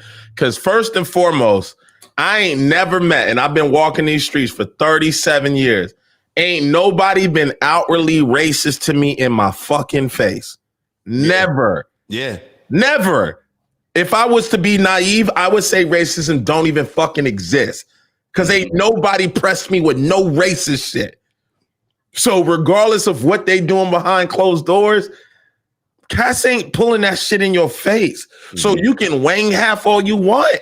I'm just interested to see how when somebody apply pressure, you standing on Wang Half because you get walked down by a couple guys that you claim y'all scared of and they kind of might be hip to the shit. Just make sure you had the energy. And with that energy, you got to solve whatever issues may come with that. You just can't get that shit off on everybody. And maybe that's where I'm naive from. So I don't see it like that. Like I'm fucking white folks because they be fucking with me. And so maybe is that because I might be a lot bigger than them or maybe they are scared? I don't give a fuck about none of that. It's not my fucking problem. That's their problem. I'm just here for the vibes. If you treat me with respect, I'm always give a fuck about your color. So and vice versa. If you being disrespected by black folks, or a black person, then check that man. I'm just in the game. I come from the background of understanding if motherfucker disrespecting me, we gonna have to have a conversation about the shit. So in my opinion, racism obviously can come off as being disrespectful, but I ain't never met nobody to disrespect me in my face and be okay, and it's just be a cool, calm, and collected conversation.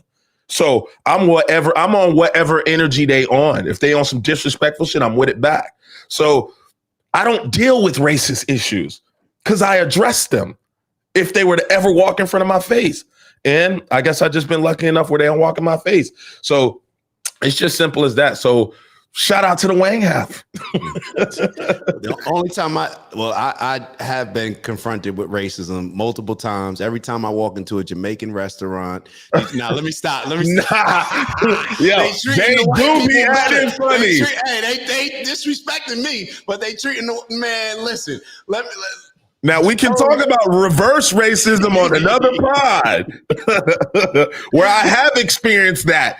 What I'm talking about that I don't receive from white folks, I have experienced that from my own kind. But we gonna we gonna say that. Come on, now you bashing black people, bro. We got to stand on everything black. If it's black, we got to root for it. We got to support it. We can't turn our back on it. We're tribal, bro. We're tribal. Mickey Shaw, is this shout out to Mickey? Yo, Mickey, shout out to the community. Make sure you in the Discord. Make sure you on the show. Like, shout out to the love. We love the interaction. Let me, for sure. What a great conversation, y'all. These need to happen.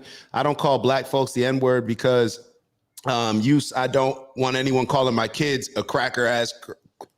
Yeah.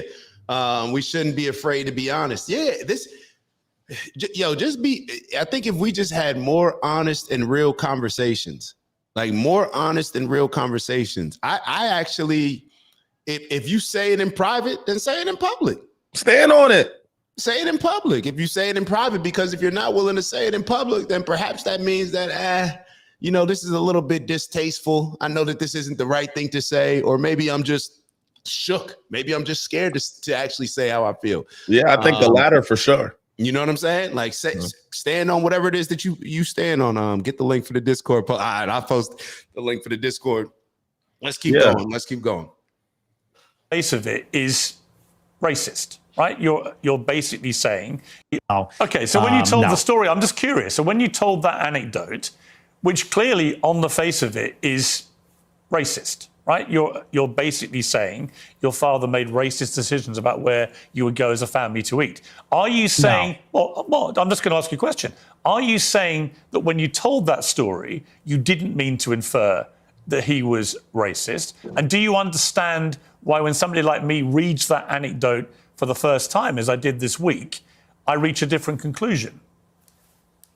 Well, I understand what you're doing, which is a sort of making of a murderer. How did he become racist? Well, his father didn't eat an Olive Garden because he said that's not real Italian food. Hang on, can I? What's with the interruptions? Can I explain? I'm literally reminding you of something you said on your show, which led me to conclude a certain thing. If I'm wrong, tell me. Yeah, it was said in jest as a humorous anecdote, and now you're trying to spin it into a narrative, which is his parents are racist. He comes from a long line of racists.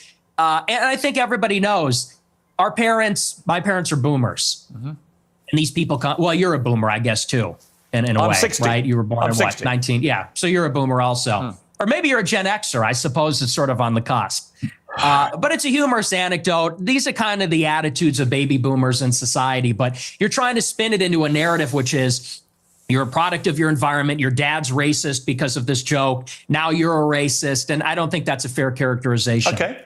People can make their own minds up. They can go back and listen to you say it. I mean, the beauty of what I'm going to talk to you about in this interview is that almost all of it is just going to be reminding you what you have said and asking you what you meant.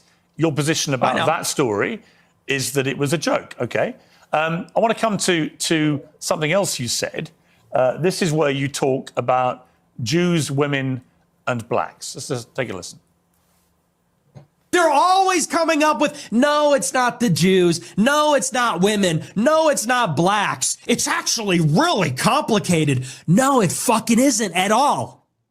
Jews are running society. Women need to shut the fuck up. Blacks need to be imprisoned for the most part. And we would live in paradise. It's that simple. I think he asked for your opinion on that, BK. So it says, Jews are running the world. Women need to shut the F up. And blacks need to be locked up. I only see an issue with one of those. And I'll say, no, well, if we being real, no. I see. First off, Jewish people, you've been very successful. You're winning. Like, just to be clear, like, you're winning. So I don't know how winning became so offensive to somebody. You know, you win. You unite with your people. You work very well together. You come together and embrace a culture that we need to fix our own problems and not wait on a savior or a messiah. Congratulations, you are winning. Now, just because you're winning, when I say you're winning, I mean you're winning when it comes to the power and influence of winning. But now it's like, what do you do with it? That's a totally different conversation. But when he says that Jewish people run the world, I guess the most powerful, successful people would run the world. I get why I'm being a little bit sarcastic when I say, like, I don't know why that would be an issue, you know, but people, when they tend to point to power, especially if you're living in a world where you don't like the world that you're living in, of course, people are going to point to, yo, who's running this world? Who's running it? But if we're being honest, who else would we say? If we had to identify one group as being the group that, yo, they running the world, who would it be? Yeah. I know, what do y'all, is it Black Americans? Like, we running, I mean, certain aspects of culture. I mean, I don't know, like, who else is running the world? Who else is running the world? Y'all heard Elon. He said the Jewish people are the peak whites. The peak white people. The tippity top. Right. So let's move on to the next one. Says BK don't want to address it yet. Let's move on to the women. Women need to shut the F up. Now, how do we want to look at this? Do we want to look at this like, oh my God, that was such an insensitive thing to say. I don't know where he could get from this. Or do we want to look at it like, oh, Nick Fuentes, he's an incel. He feels this way just because he can't get women. No women like him. He's one of the most popular people in the world. But guess what? Women don't like him. Women are so principled that they don't like Nick Fuentes, even though he's making a lot of money. He's a popular person. And we know women don't like those things. Okay, cool. Or we could look at it from a standpoint and say, have we created a society, a culture where because we're promoting women and women can do no wrong, and you're telling any group of people, if you tell any group of people, believe all this, believe all women, then it's going to give them a sense of entitlement. It's going to give them a sense of empowerment that goes beyond. Like that's when do you believe all men? No. So we're believing all women. So of course it's going to create this hierarchy in their mind where, you know, oh, I'm better than men, or I'm better, whatever. And also when you combine that with the fact that what happens with a lot of victim groups, and this has happened with Black people. I feel like I fell into it at certain points in my life, where you have a certain group of people, you convince them that because they're victims for so long that they are entitled to this, they are entitled to that, where now they can be a little bit more out there when it comes to the things that they're standing on. And now I'm doing what I was accusing BK of doing. Yeah, we do have an issue with women. We do have an issue with women. We talk about this all the time. We have an issue with women because their parents, in my opinion, their daddies raised them in ways that they could do no wrong. You can do no harm. You're the prettiest in the world. All these different things. Yes, we got a problem with the obesity of our women in the culture. Yes, we have a problem with a lot of our women speaking up and trying to they've been raised to be men in a lot of ways. They've been raised to be men. Do I think that women, America in general has created a society where women are far more aggressive than they need to be? Absolutely. Now, women may say, well, we've had to be this. We've had to become this. Cool. You can justify the reasoning all you want. But when I listen to Nick Fuentes and he says that, I understand exactly what he's saying. I understand exactly what he's saying. And I think that a lot of us men are lying by saying that we haven't said that before. I know I have. Am I a misogynist like Nick Fuentes now? Am I a misogynist like Nick Fuentes because I believe that society has convinced women to get out of pocket, to get out of their role, just like they've convinced men to get out of their role? It's like the yin and the yang. If you convince a whole bunch of men to be emasculated and to move in a feminine way, and we talk all this toxic masculinity stuff, you know what I've never heard? Toxic femininity. Because women are encouraged to be the boss bitch, the CEO, all these different things. All these different things that when men are in these roles, you would have certain things about men to say. Oh, men just want to control me. But when the women do it, it's y'all know what I'm saying. And if I'm not saying it directly, I don't have an issue with him saying that, even though I know that it's going to come across to a whole bunch of people who are going to say, oh my God, you think women should shut up? Oh, how wrong of you to say this? Look, I get what he's saying. I get what he's saying. Now, for a lot of men that may suggest otherwise, then to each their own, cool. But I understand what he's saying. Now, moving on to the Black issue. The Black issue. Bro, we have a problem when it comes to Black crime in America. We have a problem with Black culture, and I believe that it was mainly caused by us removing fathers from the household. When you have young men that are growing up without a father figure, they're never going to get the discipline, or in most cases, let me say, because we know there's always anomalies, outliers, whatever. If you don't have a father in your household, where are you going to be taught the discipline? People with less discipline commit more crimes. So therefore, if you remove fathers from the household it's funny that, you know, even though it's the racist conservatives, who's removed fathers from the household more than anything else? Joe Biden's crime bill, social programs, democratic policies that we continue to vote for at the expense of destroying our families. When you looked at Black Lives Matter, what was their mission statement? To get rid of the nuclear family. So when you look at these studies and you see that, hey, kids are more likely to go to jail when there's not a father in the house. Obviously, when you remove fathers from a certain culture of people, then you're going to have more crime. Now, you also now combine that with the Democrats on the other side saying, well, the only reason why they're getting locked up is because of white people. Everything's because of white people. You almost create this entitled aspect where it's like, well, we should be able to get away with it because we're only doing it because of these things. And but Nick needs to provide a lot more context, in my opinion, and just say, like, no, bro, I think we got a violence problem based on Black culture. I live near a Black city that they call Chirac. So therefore, that needs to be addressed instead of people being scared. We just had the mayor of Chicago come out and say, yeah, arresting criminals isn't going to do anything. Matter of fact, it's a racist policy. That's what the Chicago mayor said. So I wish Nick would have addressed these things in this way rather than just, women need to shut. You know what I mean? Like, you got to give a little bit more context because you're having somebody like Piers bring up these conversations. My bad. I rambled on. No, yeah, I agree. Like the point of this, which I thought was to debrief the clips and the content and the conversation that he speaks to his platform. Like you said, nothing in which he said I'm going to disagree with at any bit. The way he is saying it versus how you just described it and gave a lot more context to people that might have been engaged because of just that clip. This is the opportunity to do that because like you've done so much research and spent so much time with kind of breaking down his content. You realize a lot of his messaging is far different than the puppet that he puts on in some of his shows, like the principles, the policies, things of that nature. So that's what I was hoping this would be for him. So when Piers does that, it is a great opportunity to pivot and say, look, bro, this play is for the show, but let me give you the context since that's where you think I'm at. Let me debrief this so I can easily tear down what I see you trying to do.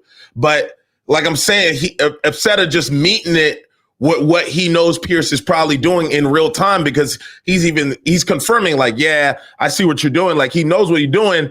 The best way to do that is like you say, roll it out. So it's like, nah, nobody gonna be offended about none of the shit he said. They're gonna be just offended by the way you saying it in the clips that you're saying. But that's the point of coming on this Piers Morgan. If somebody's not gonna take the time to do the research and take a look at Nick's content, Nick don't owe to explanation, not a fucking person. He can pop this shit all day long and he ain't gotta explain the shit. But I thought that was the point of jumping on the Piers Morgan. If that was the case, then nigga, just stay in your bag. Like, pop this shit the way you do it, get people turned. We fuck with like it's gonna be what it's gonna be, but how you gonna take an invitation to go to a platform that gives you even more opportunity to show even more behind what you stand on, and it's like almost like you're running from the things that you claim that you stand on in front of a bigger audience. So like you said, like I wish he would have used this as the opportunity to have, and look, it's not like he's being ambushed, bruh. If you just are honest, there's no such thing as ambush. Mm-hmm. Just tell the truth. You don't have to like prepare for this shit. Like just tell him like, yo, bro, I was putting on a show. Like it is what it is. I get in my zone. But look, this is what I really stand for in this type of shit. Some of my best friends, I fought with this person, that person. This is what I mean by that. Just roll it out, bro. We not tripping. Mm-hmm. Ain't nobody we're not fear mongering. Like you said, we're not getting off all of that. But it's just like you acting like you can't even say what you really feel like. Don't let the cat get your tongue in that situation. So, yeah. Mm-hmm. And a lot of these people, what do we always talk about? It's okay to categorize certain groups, but it's not okay to categorize other groups. And people pick and choose. And the reason what I mean when I say this is, like, matter of fact, I don't even want to beat a dead horse. I don't want to beat a dead horse. Yeah, I'm with you. And I think when it comes to me, let me take it this way, and then we'll get back to the video. When I'm trying to present something to different audiences, I adjust my approach based on who's listening. I'm going to say a message differently, perhaps to a 15-year-old young kid who's trying to play football, whatever, compared to, let's say, a 70-year-old or a man and a woman or somebody that comes from a different background. I'm going to adjust my messaging to make sure that they are able to receive my message in the best way with the actual intent that I'm positioning it for. So therefore, when it comes to Nick, I agree with you, bro. You have Piers Morgan's audience. This is an influence battle, bro. You're battling for influence. You're battling for branding. Piers Morgan is going to try to brand you this way. You have his entire audience now. How are you going to take what he brands you as and then have his audience saying, like, you know what? Actually, Piers, you've been, straddling the fence on a lot of these issues. I understand exactly what he's saying. Matter of fact, I deal with these stuff in my real life. I think that's, if he could provide context, you get a lot more people to understand and see things from your perspective because it makes it relatable in a different way. And I think that his mindset may just be like, nah, I'm just going to stand on what I stand on. I don't know if that's the best approach. Now, I'm not saying to be political, so to say, but you just give messages. If you want people to receive a message, then I may be able to have a conversation with you, BK, a bit differently than if I'm talking to my mother, if I'm talking to Maya, if I'm talking to, you know what I'm saying? Mm-hmm. We just communicate differently. Yeah. So, neither here nor there. Let's keep going. Mm-hmm. Okay. Would you like to clarify what you meant there? And let me... Women? No, it's not women. They're always coming up with, no, it's not the Jews. No, it's not women. No, it's not blacks. It's actually really complicated. No, it fucking isn't at all. Jews are running society. Women need to shut the fuck up. Blacks need to be imprisoned for the most part. And we would live in paradise. It's that simple. Okay. Would you like to clarify what you meant there? That's all true. That's 100% true. Everything I said in that clip is true. Including that blacks need to be imprisoned for the most part. Yeah. Yes. But all of them? No, for the most part. What does the most part mean? What percentage of American blacks would you like to see in prison? Whatever the percentages of the murderers. I think it's 1 in 20 black men will commit a murder in their lifetime. So maybe let's say that, 5%. Oh, so you're talking about black people who murder people? Yeah. Oh, absolutely. Yeah. But you didn't say that. That's you just said problem. Blacks need to be imprisoned for the most part. You didn't clarify that you were talking about black murderers. Right. No, you're right. That's a good addition to that. That's a great point. Do you think it's funny or? I do. I think it's hilarious. I think it's totally true. Do you think a black American would find it funny? You think that blacks should be imprisoned for the most part? Bro, talk about the Jewish part. I don't want to hear this about this black shit, bro. Blacks are my biggest fans. I get high fives all the time. They say, Nick Fuentes, I love your show.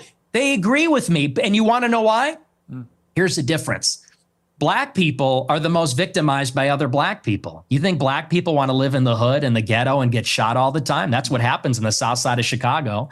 You should come here. I'll take you there. We could go to Garfield Park. My son went to Chicago Inglewood. University for a year, actually, several years ago.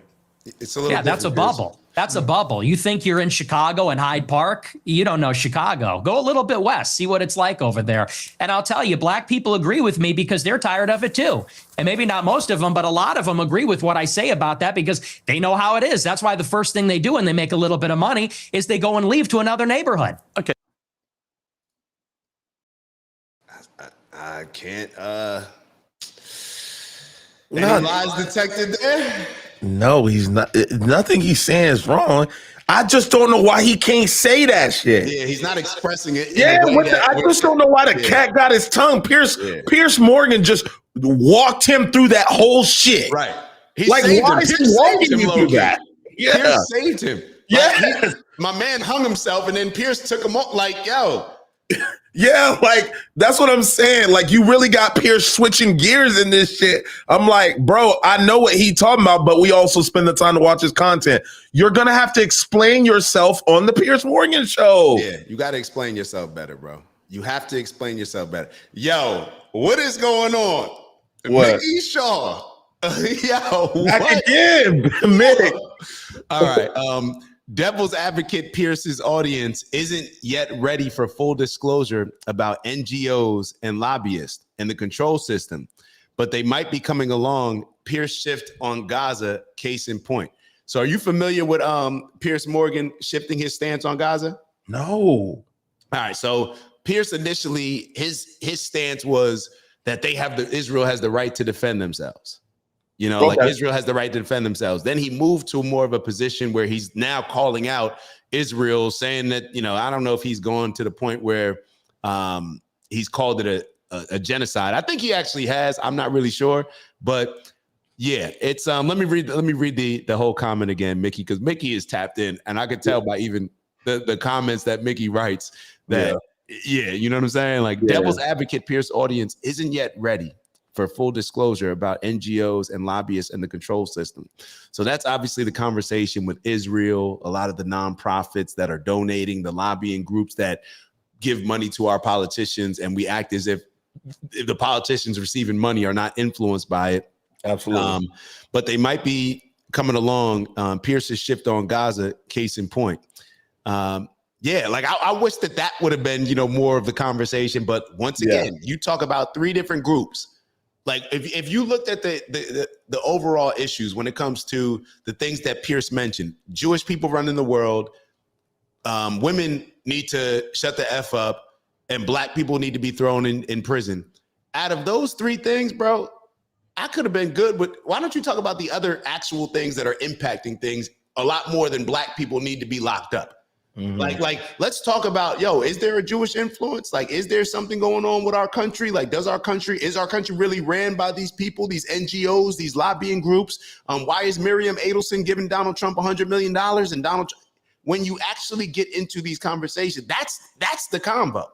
Yeah, I mean, you would just think Nick would just be on that simply because he's demonetized on all platforms. He's kicked on all platforms. Bank accounts have been removed. We still talking about what black folks doing outside? Yeah. Like, in my opinion, if I'm Nick, I don't even give a fuck. I'm not living near them. I'm not talking to them. I'm not fucking with them. Moving on. You can live a great life. You can act like he says, get enough money, move out the hood. You ain't got to deal with them. Yeah, but you got to deal with that bank. Who do you live around, Pierce? Right. How come you don't live around all black people? You know what it should be on. How come does anybody like, come on, man. Come on, bro. We need to stop playing these games, bro. Yeah. We need to stop playing these games. Thank you again, Mickey. It's really appreciated. Trust me. For sure. I'm sorry, BK. I was like, for sure. Love to Mickey. Yeah. Shout out to you, Mickey. First thing they do when they make a little bit of money is they go and leave to another neighborhood. Okay, so what was just remind me again the percentage of black men who commit murder in America? What was the percentage you gave me? It's 1 in 20. 1 in 20. It's 1 in 100. No, it's 1 in 20. No. Less than 1 in 100 black US men commit murder. That's the most up-to-date crime statistics in America. So I saw a couple of reviews, and apparently both of their numbers are wrong. And when I heard Nick say 1 in 20 black people, that's kind of wild. Nigga, that's everybody. Like, that's kind of wild. 1 in 20. That's everyone walking. Matter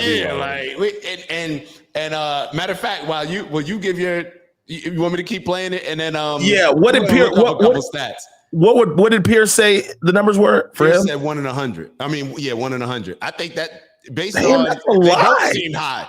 So, what the fuck? Yeah, and I saw. I think it was Anna Kasparian of TYT. I think she looked it up and fact checked and said both of them were wrong. Like, it's actually like 1 in 1,000. Yeah, 1 in 5. She thought that they were referring to this study where it was just like 18 to 24-year-old men. And I think even then it was pretty high. Matter of fact, somebody do us a favor in the chat, man. Look up those numbers for us if you can. Yeah, let us know if you can find it. Or a couple different people. Yeah, and it's like, bro, you got to do better with the research, bro. You can't just say something like that. You can't just say 1 in 20 black people, will murder. A lot of people watching this show, bro. Was it false news or fake news, man? You can't be doing that, bro. You can't be doing that, bro. That's detrimental. Come on, commit murder. Come on, and even you, Pierce. I'm upset with the way you just presented that. My man said 1 in 25% of black men are gonna murder. Like, that's wild. Dog, that's a lot of people. Yeah. No, bro. And if it is, I will stand corrected. By the way, that's what I want to know. Because hey, I'm yeah. Well, I guess we'll. I mean, yes. If somebody can give us some stats, yeah, then I will sell shit. But damn, in my head, when I hear 1 in 20, I'm like, bro, that's a lot of motherfuckers. That's a lot. And 1 in 100 sounds wild too, though. But I am definitely open to being wrong. What are the statistics of black men who murder people? Dutch 9238 said, "OG, when you get big, don't take the money, bro. Don't take the bread." He gonna switch up. Hey, bro. Hey, everybody got a price. Everybody got a price, Dutch. Everybody got a price, man. Everybody got a price, man. But hey, let me stop. Come on, bro. We not. Yeah. This is what we've always been on. This is what we've always been on. However, you're right though, because a lot of people say that they'll stand on certain business and they switch up when that money come in. It will be a Yeah, it's gonna have to be a sit down where it's like, yo, we got to stand on business, we got to stand on principles, we got to So, yeah, no, you're right, Dutch. Okay, RJC Brick City says in the hood it could be 1 in 20, but overall it probably 1 in 5,000. I would say that's where I'd be leaning towards. Like definitely a way higher number than 20 and 100, but that's just not in my opinion. Rob says definitely not 1 out of 20. That's what I'm saying. Yeah, I don't know any area. Look, and if it is, I don't want to be there. I don't want to be there. Then maybe that's why Nick said they all asses got to be in prison, bro. That's all of them doing it. 1 in 20. If it's 1 in 20, we need to bring the National Guard. Bring the National Guard. Lock them up. Just lock everybody up. Figure out who the fuck they are after. 1 out of 10. And Nick really said, all right, let's keep going. That's not true. I've seen others. No, it's 1 in 20. No. Less than 1 in 100 black US men commit murder. That's the most up-to-date crime statistics in America. That's not true. I've seen other statistics. They say 1 in 20 will eventually commit a murder. So your rate means that you're saying that 5 times as many black men commit murder as the official crime statistics say? Yeah, there's a report, I believe, on X by Data Hazard. I'll have to go and double check that for you. But yes, there's some pretty shocking evidence that says that it's far more alarming than you would think. Okay, but you would accept that the official crime statistics are 1 in 100, or you wouldn't accept that statistic? I don't know. I don't have it in front of me, but I've seen other evidence. Like I said, Data Hazard on X, I believe, produced a report about a year ago. It said 1 in 20. But, I mean, whether it's 1 in 20 or 1 in 100, that's a lot of people, Piers. I mean, sure, this is a lot of white problem. people commit murder too. Well, they do, don't they? Okay, but it's about proportionality. I mean, white people are 65% of the population. Blacks are 13%. Mm-hmm. And I think anybody would tell you that more black people proportionally commit violent crime than white people. And people vote with their feet. People would rather pay a much higher property tax. Most mass shootings. What's with the interruptions? I'm sorry. Thank you. I appreciate that. You know, you look at in Chicago, in New York, these neighborhoods are so stratified.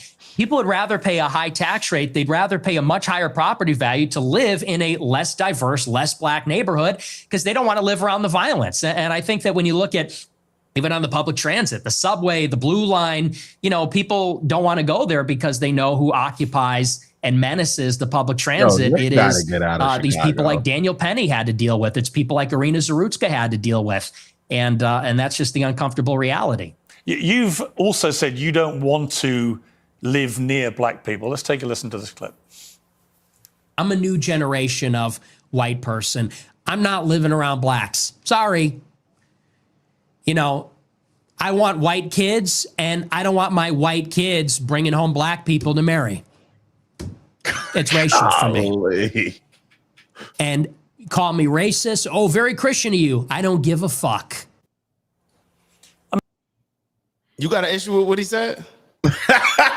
No, it's not that I got an issue. I don't give a fuck what he said. It's just wild to me how he talks like this on his podcast. I haven't seen these like really. Yeah, you don't watch a lot of. I haven't seen these types. I've seen the ones that we watch, but you're never showing me this just like, it's racial for me. Like, I mean, I'm sure a lot of cats like that. I mean, people are like that and they don't say the shit. I mean, Indians are like that. Why we're sitting here acting as if Jewish people do that. Indians say that. Culture. Yeah, they say that. Mm-hmm.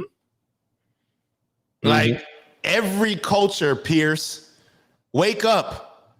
Yeah, like there's a lot of black people, Indian people, black and white people actually may do it the least. When you really think about it, when you look across the world, black and white people may be the ones that the smallest minority mix race the most. Oh, okay, the most. Gotcha. Yeah, that's what I'm thinking about it. Black and white people probably mix race the most. When you look at a lot of these other cultures across the board, Asian cultures, in particular Indian culture, like a lot of these people, you gotta forget just of the same race. Like you gotta be a part of a even more particular group.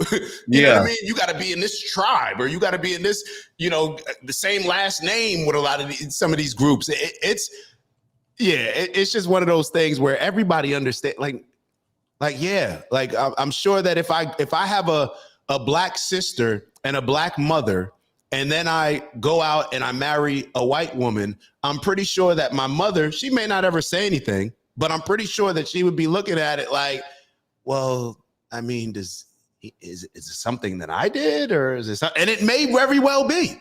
Well, check this. So in the US, the most common interracial pairing in recent decades is white and Hispanic, not black and white. White. Well, yeah, I could see that. I could see that though. Because a lot of Hispanics consider themselves white. But that's another podcast. Another pod.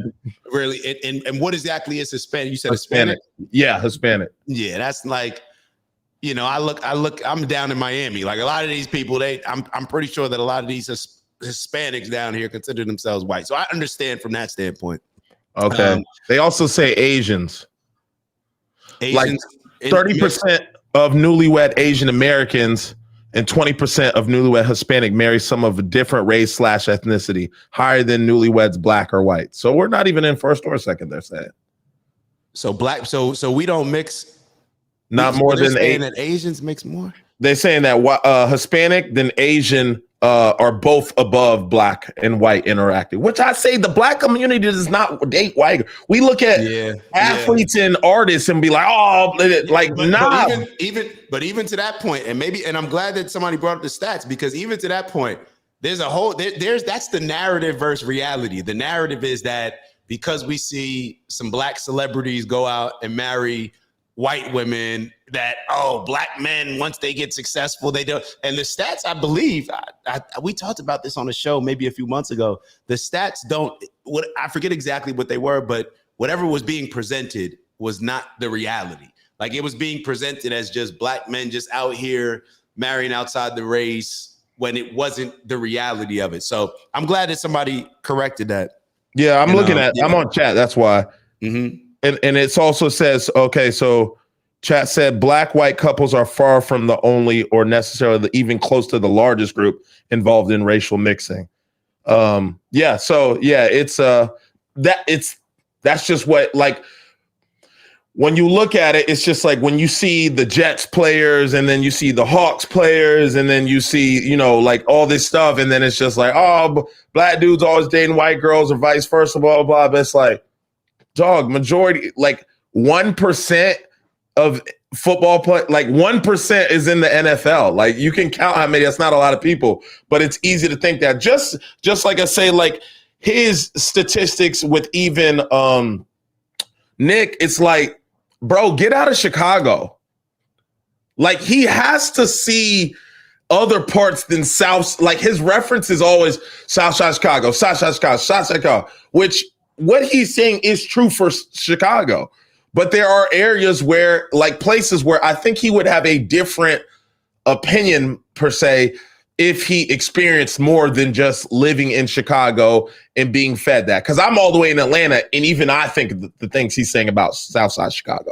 And I think I've been to Chicago maybe once or twice. So that just goes to show you, like, your perception will shape your reality. So it's very important that we're continuing to shape our reality, versus standing still in it and not then quickly realizing like, yeah, Chicago there, that shit different. Like black folks be on all the time, etc. I got to push back, BK. No, that's fine. Is that the case in the Bronx? What?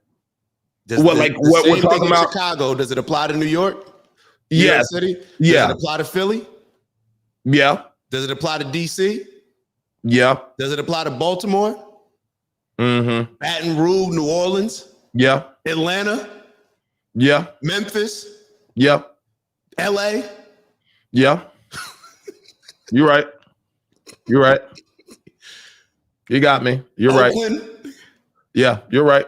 You're right. So it's yes, like there's just got to be the balance. My issue is how he's explaining it.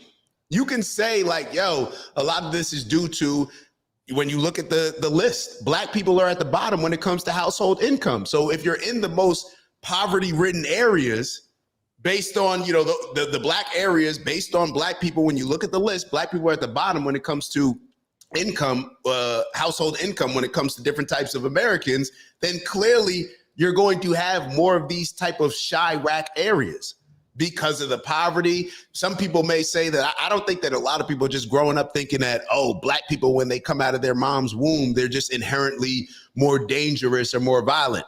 Some people may think that. I don't think the majority of people are thinking that, even if they say it. But hey, even if people think it, to each their own. I'm not with that.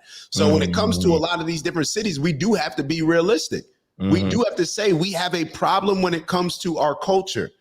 We have a significant problem, and Nick is calling out that. I just want him to give the full proper context to it. And I also want, there was a comment that just went in here very quickly. I want to highlight this.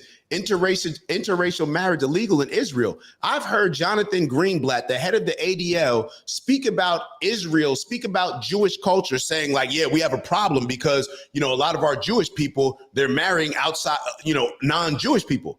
They've said that they have a problem with that. Jonathan Greenblatt, I could bring up the interview probably in which he said that. And it's like he caught himself saying it, but he flat out said it. So even when you look at Israel, why are you talking about something that Nick said that in Israel that they push? What are we really talking about? What are we really talking about? And I wish Nick would have just broke it down like that. Like, well, let's look at the numbers. Are people marrying outside of their race? Are we doing it? So yes, we have a problem. And when we can't have an honest conversation about there being a significant problem with black culture and crime in America, then it's never going to be fixed. And we have a whole bunch of people that will give excuses and reasons. Oh, this is because of this. It's a problem. It's a problem. And when we can't talk about black culture, this is why I have an issue with not being able to talk about Jewish culture. I can talk about Jewish culture. It doesn't mean that it applies to every single Jewish person. The things that we're talking about when it comes to black culture may not apply to you and me. But we can't, just because it doesn't apply to you and me, look around and say, oh, well, that's not the issue. That's not it. No, that's an issue. That's an issue. I've had plenty of conversations with Maya and her homegirl, whoever, like, yo, we about to go to this spot. Where is that? Oh, it's in the Bronx. No, I'm not going. Yeah. No, you're right. You're right. You got me. You know what I'm saying? So it's just a combination of both. But yeah, that's what the combo's for. Yo, come on, Mickey. Come on, Mickey. Come on, Mickey. What we doing, Mick? What we doing, Mick? The idea that all ethnicities except white can understandably have in-group preference is absurd. I agree, bro. I don't have an issue with you wanting to marry somebody and your kid look like you. I don't have an issue with somebody wanting to marry somebody else. To be totally honest, I think it says more about people who, if I'm just being, just thinking about it on the fly, people that marry outside their race, a lot of them, I think it highlights something where there's a problem or how they see, let's say, a particular group of people, where we've had the conversation with a whole lot of black men. Look, the dynamics between black men and black women are off. Like, just like we've been racialized in America for black people to not like white people, it's been the same thing when it comes to the black man and the black woman. So a lot of people, they like, yeah, I ain't doing that, men and women. I'm gonna go get this white girl treating me a lot. We don't have the resentment that's built up over time of my mother telling me that all niggas ain't shit. We don't have that resentment there. There's not that beef there. There's not that where the majority of us have grown up. If you don't have a parent in the household, if you don't got your father in the household, that type of woman is going to be a different type of woman than perhaps one that has been able to had the privilege of seeing two parents interact and all these things. What did Piers start off the show talking about? A lot of us are products of our environment. And when we ignore these things, we never address them. So it's not that my mindset is if you grew up without a father in the household, you can never become a wife. No, my problem is that us being real about if you did not grow up with two parents in the household, then perhaps that's going to give you a perspective and not equip you with the tools and skills that even the majority of us that grew up with two parents in the household, we're not taught these tools and skills of how to interact, how to have a relationship. So you're telling me if you don't see that in the household all the time, that's not going to impact you. But if you never acknowledge it and address it, how are we going to be able to build and move forward? How are we going to be able to learn from our mistakes if we're not even willing to point out the areas in which we need some growth in? Mm-hmm. But but hold on. If you're Jewish, you can't marry anybody who's not Jewish. I don't know. I think that they were referring to Israel. Let's look it up. Let's look it up. Let's look it up on ChatGPT because that's sponsored by Israel. I'm joking. Yo, they grab the QR link. They gonna get me. Is it illegal? Let me say. Can Jewish people in Israel marry non-Jewish people? Let's see. It is frowned upon. Yeah, it's frowned. So this says, yes, Jewish people in Israel can marry non-Jewish people, but not through the Israeli religious marriage system, which is the only legal way to marry inside Israel. I gotta show y'all. I read that. This is real time. We're getting the reaction. Hold on. Is this it? Is this it? Hold on. Oh yeah, Panasonic said that. Panasonic says Jews in Israel are forbidden by law from marrying non-Jews. Yeah. So why is Pierce's energy towards Nick so crazy? Pierce. It says yes, Jewish people in Israel can marry non-Jewish people, but not through the Israeli religious marriage system, which is the only legal way to marry inside Israel. ChatGPT. A lot of people say stuff about ChatGPT. ChatGPT, you feeding into the narrative. Just by how you started off. Yes, of course, Jewish people can marry inside Israel, non-Jewish people, but yeah, just not legally. Like what? There is no civil marriage option inside Israel, so Jews must marry through the chief rabbinate. Hopefully I'm pronouncing that correctly. Orthodox Jewish authority. The rabbinate does not allow a Jew to marry someone who is non-Jewish, converted in a non-Orthodox way, Reform, conservative, usually not recognized from certain groups. For example, some cases involving unclear Jewish status. So a Jewish and a non-Jewish couple cannot get legally married in Israel through the rabbinate. But Israel does recognize marriages performed outside the country. So damn, you really can't. Yo, this is what I mean about all these conversations. See, Piers Morgan thinks that he's doing Israel a favor by saying what he just said to Nick. But he's not expecting us to be logical beings that are going to want to do research, dive deeper. And now we just uncovered something that I wasn't. Like if somebody would have asked me, I'd have been like, yeah, I've heard that before, but I wouldn't have known it. But now I know it. Pretty wild, Piers. Pretty wild. What? Not gaming. BK getting the 7K check on ChatGPT. We got him. They got me. God dang, man. 7K a post. Look, man, I'm gonna turn my head the other way. Hey, is it okay for 7K a post? Let me take that bread. Let me act like, I'm just gonna be playing. Like I ain't gonna really be serious. But I'm gonna be on the Patreon. But I'm gonna be with the people. I'm gonna pour money back into the people. The real shit gonna be on the Patreon. Yeah. But we gonna be who we need to be on YouTube, y'all. Tap in. Y'all see what we putting down? Y'all see what we putting down, bro. Oh my God, man. Oh my God.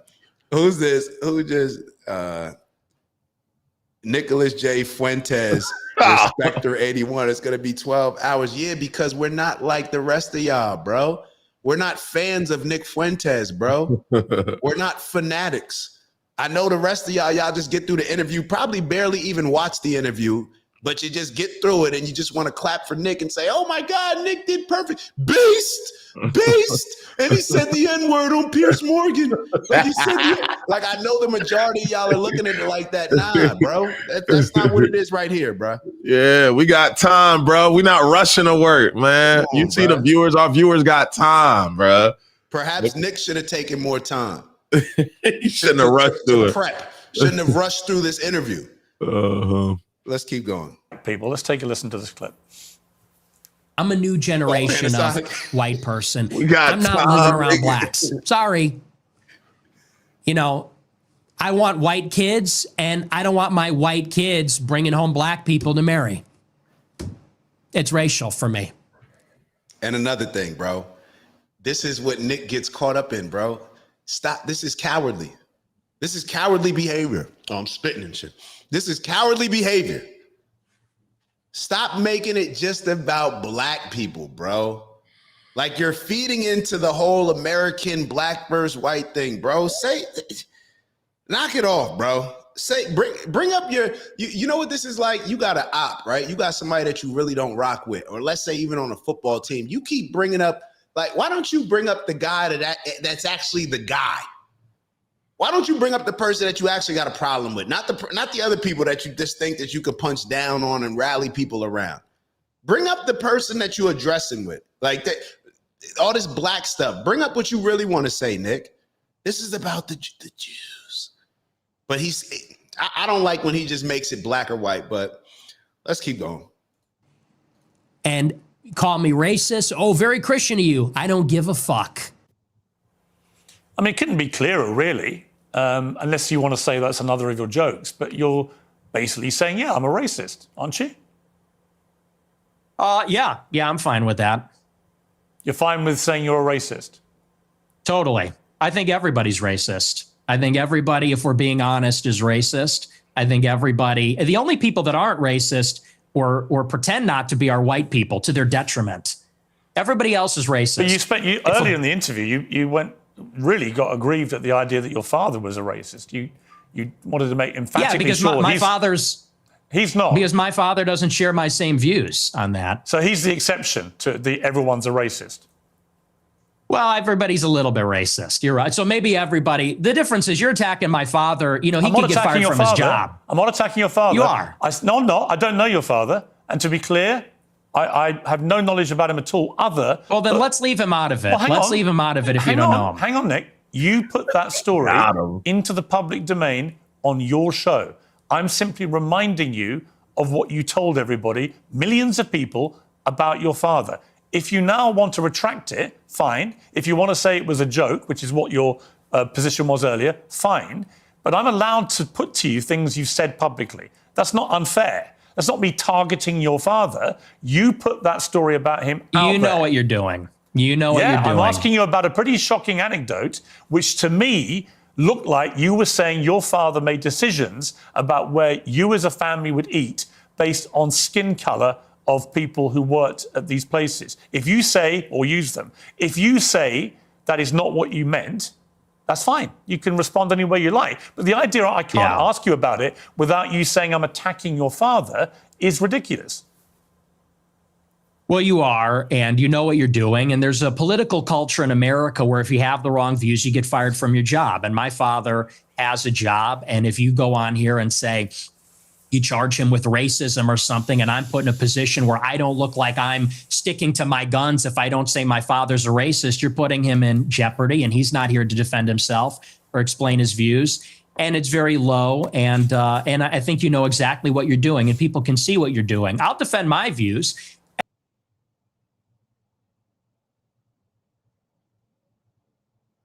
Oh, the sound is off. Hello? I got to pause on this because maybe it is low, but you opened yourself up for it. When you say a lot of these radical things, what do you expect's going to happen when now people who are like a Piers Morgan, who's trying to paint you in a particular picture, trying to paint you in a light, trying to say exactly what Nick said.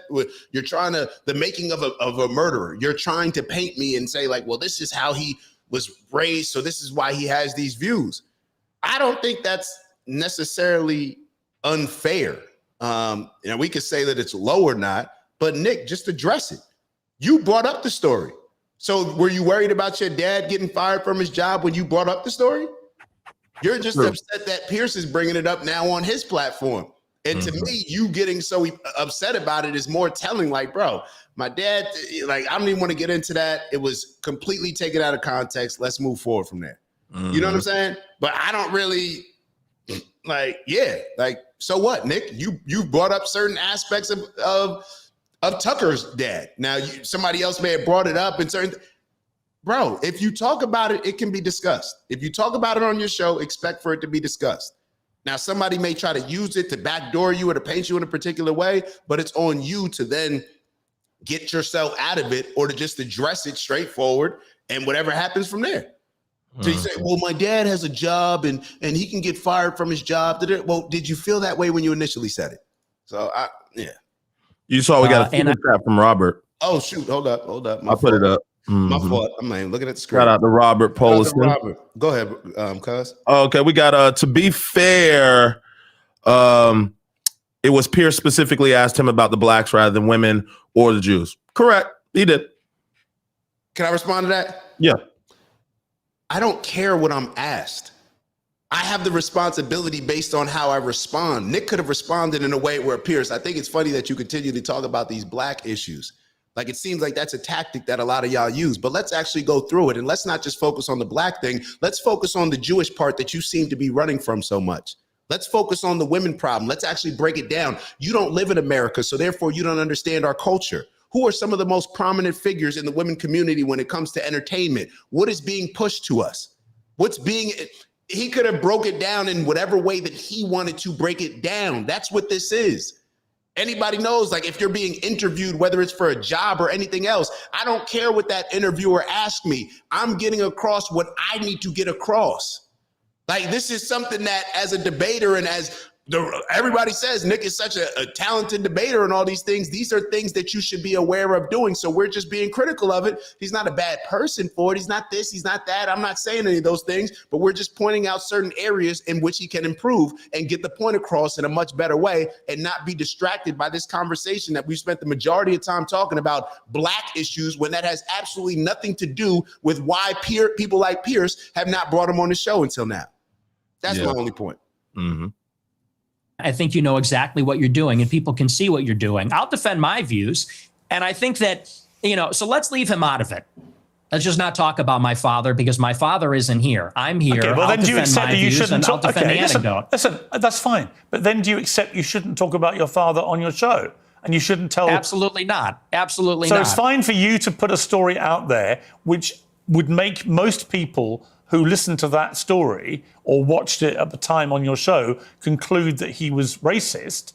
It's fine for you to do that. But if I then ask you about it, I'm the one who's being unfair and I've crossed a line. Is that what you're saying? Yes. Okay. Yes, you're being malicious. Okay, that's fine. That's fine. Listen, people are watching this live. They can draw their own conclusions about whether what I just did. And they will. Yeah, and I'm sure afterwards, by the way, you'll say, he ambushed me. With your own words. With your own words. That's a little presumptuous. I'm not going to say it's an ambush, but I think that's a low blow. And I think you know what you're doing, and that's fine. You're a tabloid journalist. I expected that. I don't think it's an ambush because I knew it would be like this. And people will see what you're doing, and I think they'll say it's low. But as far as you want to talk about racism, I do. Let's talk about racism. Let's leave my dad out of it. Look, you've admitted you're a racist, correct? Yes, 100%. Okay. Own it. Okay, that's fine. You're perfectly entitled in a free democratic society to stare down the barrel of his camera and tell me you're a racist. People can judge you accordingly.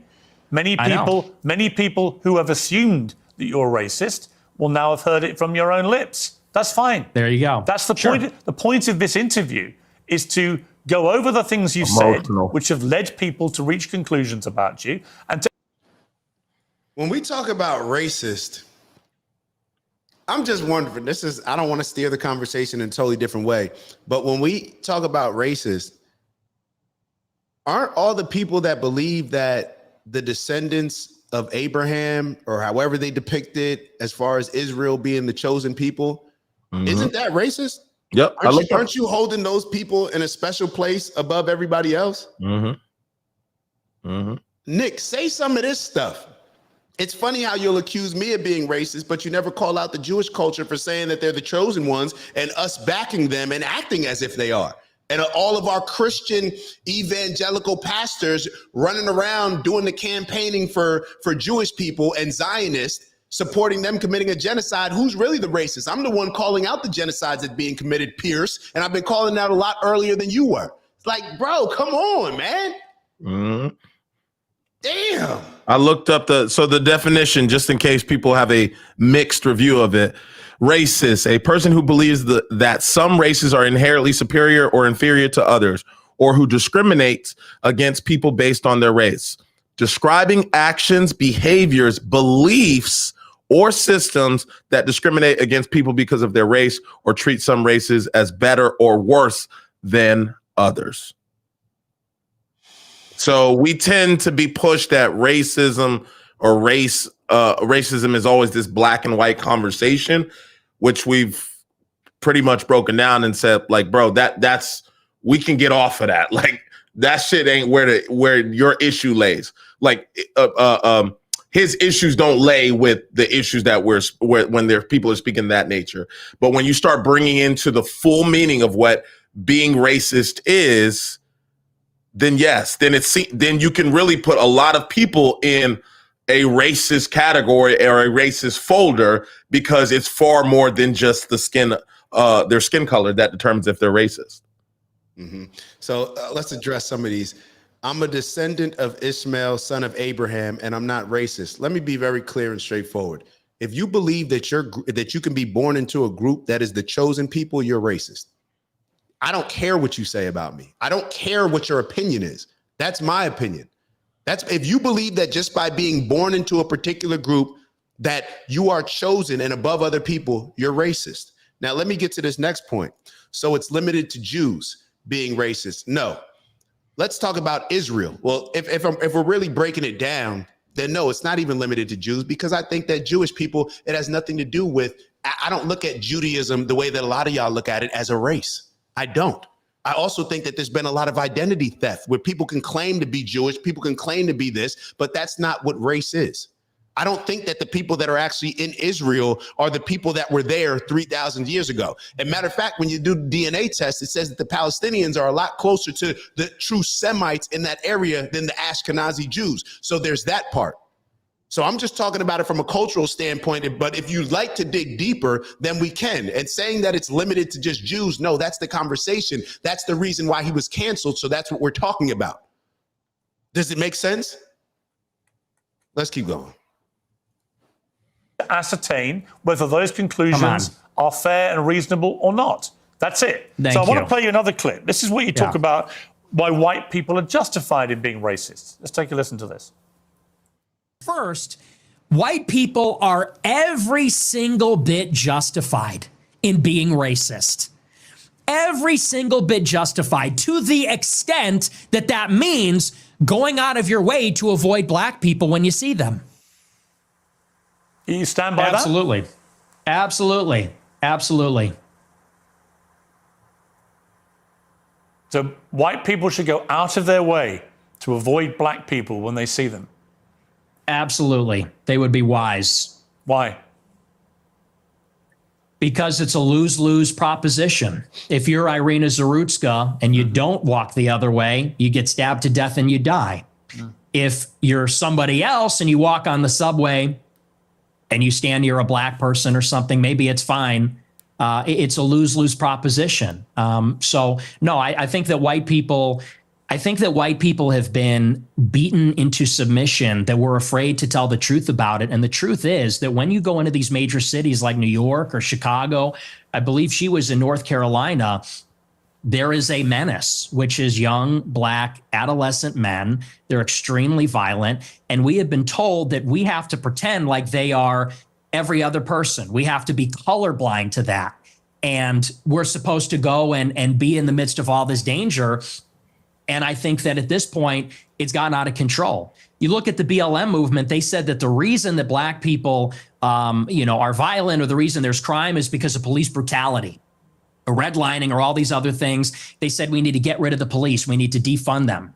And a lot of cities did. A lot of cities like Chicago, for example, the police changed the rules of engagement. They don't chase them. It's not a felony if you steal a certain amount of merchandise. They won't chase them on foot. And now the city's totally up for grabs. And now whether you're in the Gold Coast or whether you're on the Mag Mile or you're in the worst neighborhoods in the city, you might get shot, you might get mugged, someone might run up on you. And I tell my followers, it is better to be perceived as racist or racist and walk the other way and maybe keep your life than to say, I'm a good anti-racist. I don't mind that this person's making me uncomfortable. Maybe he's looking a little froggy. I'm going to sit down because I'm a good person and get stabbed, mugged, whatever. And by the way, this is a strategy. They call it the friendly stranger. There's a crew of them. They do this in Chicago. They stand outside bars, black people. They approach strangers. It's a robbery crew. And they pretend to be a friendly stranger, and then they mug them. And stupid white people say, oh, hi, yeah, nice to meet you. You know, they grin, they laugh, they put up with the nonsense, and then they get mugged, or worse. Sometimes they get executed. And so as a white person... How do you feel about mass shootings at school? I think they're bad. Hold on. I don't want that point to go. Everything that Nick just said, and I'm glad that once again, and it seems like Pierce, I don't know if this was Nick's tactic on purpose, which is just to say, yep. And then now Pierce has to, well, what do you mean by that? And then he can have the opportunity to explain it. When he explained it, what he said, even though I think that Nick tends to, when there's a black situation where a black person does something to a white person, he seems to hop on that and want to, use that to prove a lot of the things that he's saying and justify a lot of the things that he's saying. But I remember a quote from Jesse Jackson. And that quote was, "There is nothing more painful to me at this stage in my life than to walk down the street and hear footsteps, then turn around and see somebody white and feel relieved." Let me say that again. Jesse Jackson, freedom fighter, right? The one that ran for president, and Donald Trump actually gave him, I believe, funded a big part of his campaign. Racist Donald Trump. Let me read what he said again. "There is nothing more painful to me at this stage in my life than to walk down the street and hear footsteps, then turn around and see somebody white and feel relieved." Does what he said, does what Jesse Jackson said align with what Nick is saying, or what Piers Morgan is trying to portray as he stands on this moral high ground in this high horse? What do you think about that, BK? Yeah, man, it aligns with what Nick's saying, for sure. It's like, we understand what's going on, but I'm just glad Nick got to elaborate on it, because if he didn't elaborate on it, then it would have people are so emotionally based, they will go out of their way to rationalize whatever current view they're walking into the conversation with. So that is why I think it's on Nick. Now, he may not be trying to appeal to everybody, so that may not be his goal. He may not care about winning over any of Piers Morgan's audience, or people that he may be exposed to just because he's on Piers Morgan, compared, being on a big platform. He may not have that goal of winning over a lot of these people, but in my opinion, if you're really trying to unite people on a common cause, I think that it's important to give a lot of this context to explain a lot of the things that you're saying, because you obviously know that they're going to be seen as radical and turn people off before they even understand the context of what you're saying. That's kind of what I'm standing on, I guess. Yeah, I'm with you. Yeah, so let's keep going. Who do you think commits the vast majority of the mass shootings? I'm sure it's white people. Right. So how do you feel about that? I think that white people do more antisocial violence. I think black people participate in more gang violence. I think that's the difference. What's the difference to the victims? There's no difference to the victim, but it's a different kind of crime, and it's a different proportion also. Do you know what percentage of white people are school shooters?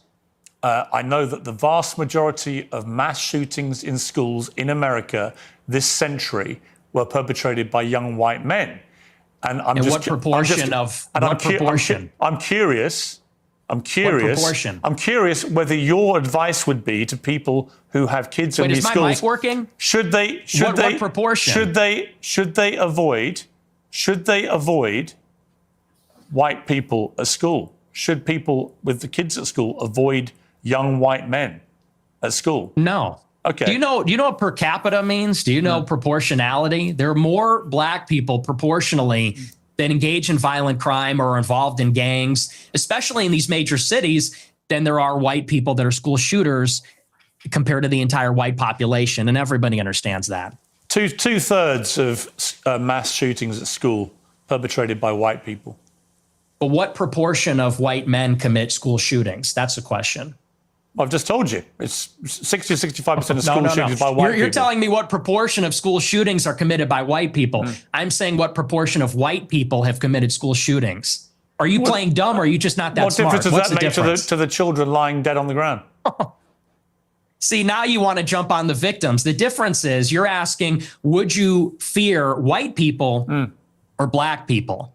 And that's the difference. The difference is in terms what I'm saying of to you is by your logic, if we now have agreed that the vast majority of mass shootings in schools are committed by white people and predominantly young white men, then presumably your advice would be to avoid young white men because they perpetrate these massacres. But it won't be because they're white, right?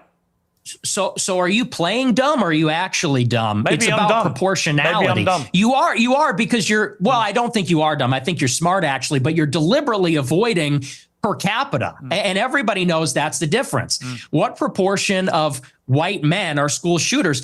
It's probably 0.00001%. What proportion of black men have committed violent crimes? It's probably like 5%. I don't know what it is off the top of my head, but it's very high. And I would add to that, even as it concerns schools, why do you think parents pay a super high property tax to live in a school district where there's white people? Because they know that if they go to the black school, it's going to be the Bloods and the Crips. It's going to be gangs. It's going to be, you talk about school shootings. Nobody talks about all the school shootings that are committed by gangbangers in and around the school and all the other violence that's associated with that. I mean, these schools in the south side of Chicago, it's just not livable. I have an answer for you, Nick. So the proportion of the population who carry out mass shootings is actually the same for black and white. For white people, the proportion of the proportion again, of the population. Are you hearing it? No. So I think the trouble with your statistics is a lot of them don't bear much scrutiny. We have a bunch of fact checkers checking all this in real time because you do have a tendency to just come out with a lot of old baloney. And when you say, well, it's true. And when you're confronted what's so sad about what's happening in this exchange is that everybody knows what Nick is saying. Everybody knows what Nick is saying, but you'll get this liberal Democrat argument from Piers Morgan trying to explain something, and black people will typically get behind it and say, see, and it will never address the issues that are actually happening in the black communities. I don't know what a mass shooting is considered. I don't know what the difference between a mass shooting and a school shooting compared to some little homies in Chicago killing their ops down the street. I don't know the difference, but I'm pretty sure and maybe I'll be corrected with the statistics, but there's more crime in black areas per capita, which is Nick is saying proportionality compared to other white areas. Maybe that's wrong. I don't know. But especially when you look at our prison system and who makes up the people that are there, it would seem to, I would assume, tell that story rather than something else. But maybe the prison system doesn't truly show that. But my understanding was that black people within our culture, we have a problem with violence in a different way than white people have. Now, people will sit here and say, well, white people, they had slavery. They did. So yeah, they're more violent. I understand all those things. Christopher Columbus, we talk about him all the time. But do I need to keep explaining it, or is it coming across to where you think people can understand, BK? Yeah, I think they got it. Okay. All right, let's keep going. Confronted with reality, you don't like it. What's the figure? What proportion of white people have committed school shootings? With white people as the denominator and white people that have committed school shootings as the numerator, what's that percentage? For both black and whites, the proportion of the population who carry out mass shootings generally is about the same. No. Yet, tell me the number, and then the only focus of your attention is the black shootings, the black crime. You don't want to live around black people. You want to avoid black people. You don't want interracial marriages or relationships that may produce black people. And yet, when I point out to you that there are many parts of crime in America where actually there's a majority of white people that perpetrate them, you don't care. You don't have any interest in that. It doesn't exercise your mind. Maybe because no one's buying this. This kids. argument lost. No one is buying this. Everybody understands per capita, and people can even see what you race ahead and say, well, we're comparing the proportion of white and black school shooters. I said, no, compare the proportion of school shooters that are white versus violent criminals that are black, because that was the basis of the monologue, is that you're very likely, if you encounter black people or a young black man in the city, that you're going to be the victim of a violent crime, of a robbery, a mugging, a car theft, a carjacking, or a murder. That's the difference, and it's about proportionality. And everybody sees past that because we all live in reality. You want to talk about product of your environment. People that live in New York, Chicago, LA, we live in reality. We live in this environment, and we see what it's like. And the threat, the danger, in terms of probability, it's not even comparable. And I would say this, to your point. If you're in a high school and truly, if you see a white person who looks like a little autistic, he's got the SSRI stare and he reaches for a backpack, people joke and say, run. Similarly, if you see a jalopy pulling up with a bunch of black people in it and they got their pants around the ankles, you're going to run also. And I'm saying the same thing. The difference is, the latter happens much more often. It's much more common. In Chicago, there's like 10,000 carjackings and car thefts every day. It's in the thousands. It happens all the time. How many mass shootings committed by autistic SSRI white people? I don't even know. I mean, it's probably in the single digits in the last decade in this city. That's the difference, and everybody knows that. But you're really just trying to carry water for liberal ideology. It's an ideological position. No. Let's actually hear from somebody that I would say represents black culture in some ways. You mind if I share this clip real quick, BK? Boosie. Yeah, who's that? That's Boosie. Oh, okay, gotcha. So, and shout out to Robert real quick. Robert Polson. Shout out to Robert Polson. Hopefully I'm pronouncing it correctly. Piers Morgan pearl clutching and moral outrage might have worked in the 2010s, but I don't think it works anymore. What do you guys think? It doesn't, bro. It doesn't. And this is, I think, one of our issues, that it's either Piers Morgan doing all the pearl clutching and the moral high ground, and then it's Nick. And it's like when you have just two people that are having the conversation, it's going to be polarizing, where it's this person, and both sides end up getting more and more extreme to stand firm in their points. This is why we're coming in and saying, like, bro, like, there's different ways of looking at it than just looking at it exactly in an extreme way on this side and an extreme way on this side.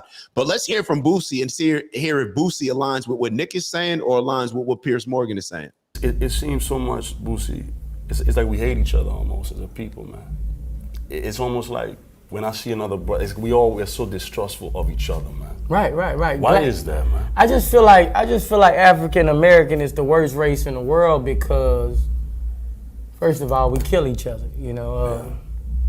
People always talk about this racist stuff, but the white man ain't waiting in your bushes with a chopper. Nah. The white man ain't trying to take your rims off your car. No, he's not. The white man ain't doing all this wrong. We doing this to each other. So how can we say F the white man? He ain't doing nothing but when you get in trouble doing his job. Guilty. He ain't doing nothing wrong. And you don't think he created that system for us to destroy you? You kind of think that's old now. We can't keep using that excuse. That he kind of created this. I can implicate on that too. I really do feel like they brought drugs in the country. Yeah. And gave it to the big dogs in the black neighborhood, because they gonna put it in their culture. And we gonna smoke up all the drugs.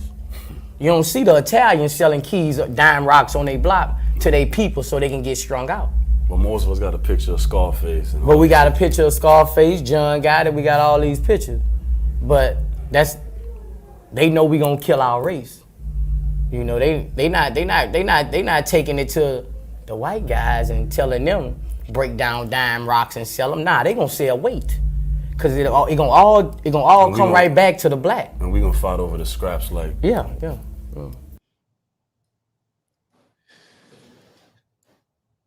Shout out to Mickey. We're going to get back to it. I don't think we need to even, I don't know. Do we need to comment on that or? No. Yeah. All right. Shout out to Mickey. Mickey said it's in these conversations following events like Nick's appearance on Pierce where we can talk about the men behind the curtain and slay dragons. Google Jonas Salk's Survival of the Wisest. All right, hold on. Let me, I'm going to take a picture of that just to make sure that we get back to that. Yeah, shout out to you, Mickey, for sure. Yeah. Shout out to, hey, coming through. Yeah, Mickey, like you tapped in for sure. Coming through. Let's keep going. I guess we will only watch like a few more minutes, and then we're gonna have to pick this up at a later date or later. I mean, it's 100 people in here. I mean, we'll keep let us know in the chat. Do y'all want to, cut a break? Pick up this evening, tomorrow. Let us know in the chat. We'll keep playing some more of why. I'm really not. I can absolutely say, yes, there is way too much black on black crime, for example, involving guns in Chicago. And black on white also. Yes, but there is way too much gun violence in Chicago. Right? I mean, it's indisputable. I've got no problem saying that. The difference is I don't then lead myself into a thought process where I have to avoid all black people in case they shoot me. And you've already conceded that you are a racist. So when people hear you then say, I don't want to be living anywhere near black people, they already have heard you say, I'm a racist. So they assume you're doing that because of people's skin color. I don't think you would probably dispute that, right? Well, you're separating two different things. The monologue when I said I don't want to live around black people, that was after Irina Zarutska got shot. And it's true. I mean, they are a largely in this city, in Chicago, the South Side, the West Side, huge criminal population. And I don't want to live anywhere near it. And I do. I want to live in a white neighborhood. I think that that's extremely desirable. And I think even black people do. Nick, you're perfectly entitled to that view. But when you have obviously prefaced all this by saying, I am a racist, unashamedly, then people will assume that all your thought processes about all of these issues are driven by an aversion to people based on their skin color, which is the purest personification of racism. Well, it's not an aversion. I would say it's the opposite. I like my own people. My own people are familiar to me, and I think that's true across the board. I think that people seek out other people that are like themselves, and every other group does this, whether it's blacks, Hispanics, Asians. I get a lot of attacks when I talk about that I'm against interracial marriage. And what's funny is that every other group is against interracial or interethnic marriage. Jews, but you're the Chinese, you're the product of an Hispanics. interracial marriage. Yeah, I mean, that's debatable. Not Let's really. Say for the sake of argument, sure. No, you're the product of an interracial marriage, and your father is part Mexican. You're literally, for the sake of argument, the very person you've just told me you want to avoid. What race is Hispanic? Is that a race? Well, what do you think it is? I'm asking you, what race is Hispanic? Hispanic, of course it's a race. It's called Hispanic. It's a mix between two races. It's a mix between indigenous Americans and Europeans. It's not white, though, is it? It's not white. Well, you're more of a racial purist than me. You got like not a really. one-drop You just rule keep thing saying you going. only want to Kind live in of. a white neighborhood, but you're literally from a mixed race background yourself. You've literally got Mexican blood. I know, and I live in a non-white neighborhood too. I'm trying to get out of here, though. But I'm trying to get out. But here's the thing: Do you have any non-white? Do you have any non-white friends? Genuine question. Most of my friends are non-white. Most of my friends are not, and non-white people love my show. How many because are they respect black? the honesty. How many of your friends are black? Oh my God. Many of them, like at least a dozen. Wow. Ye being one who you know, Sneeko being another who you also know. Yeah. So how do they feel when you say you just want to be away from any black people, walk away from them? Well, you know what Ye told me? I'll tell you verbatim what he said.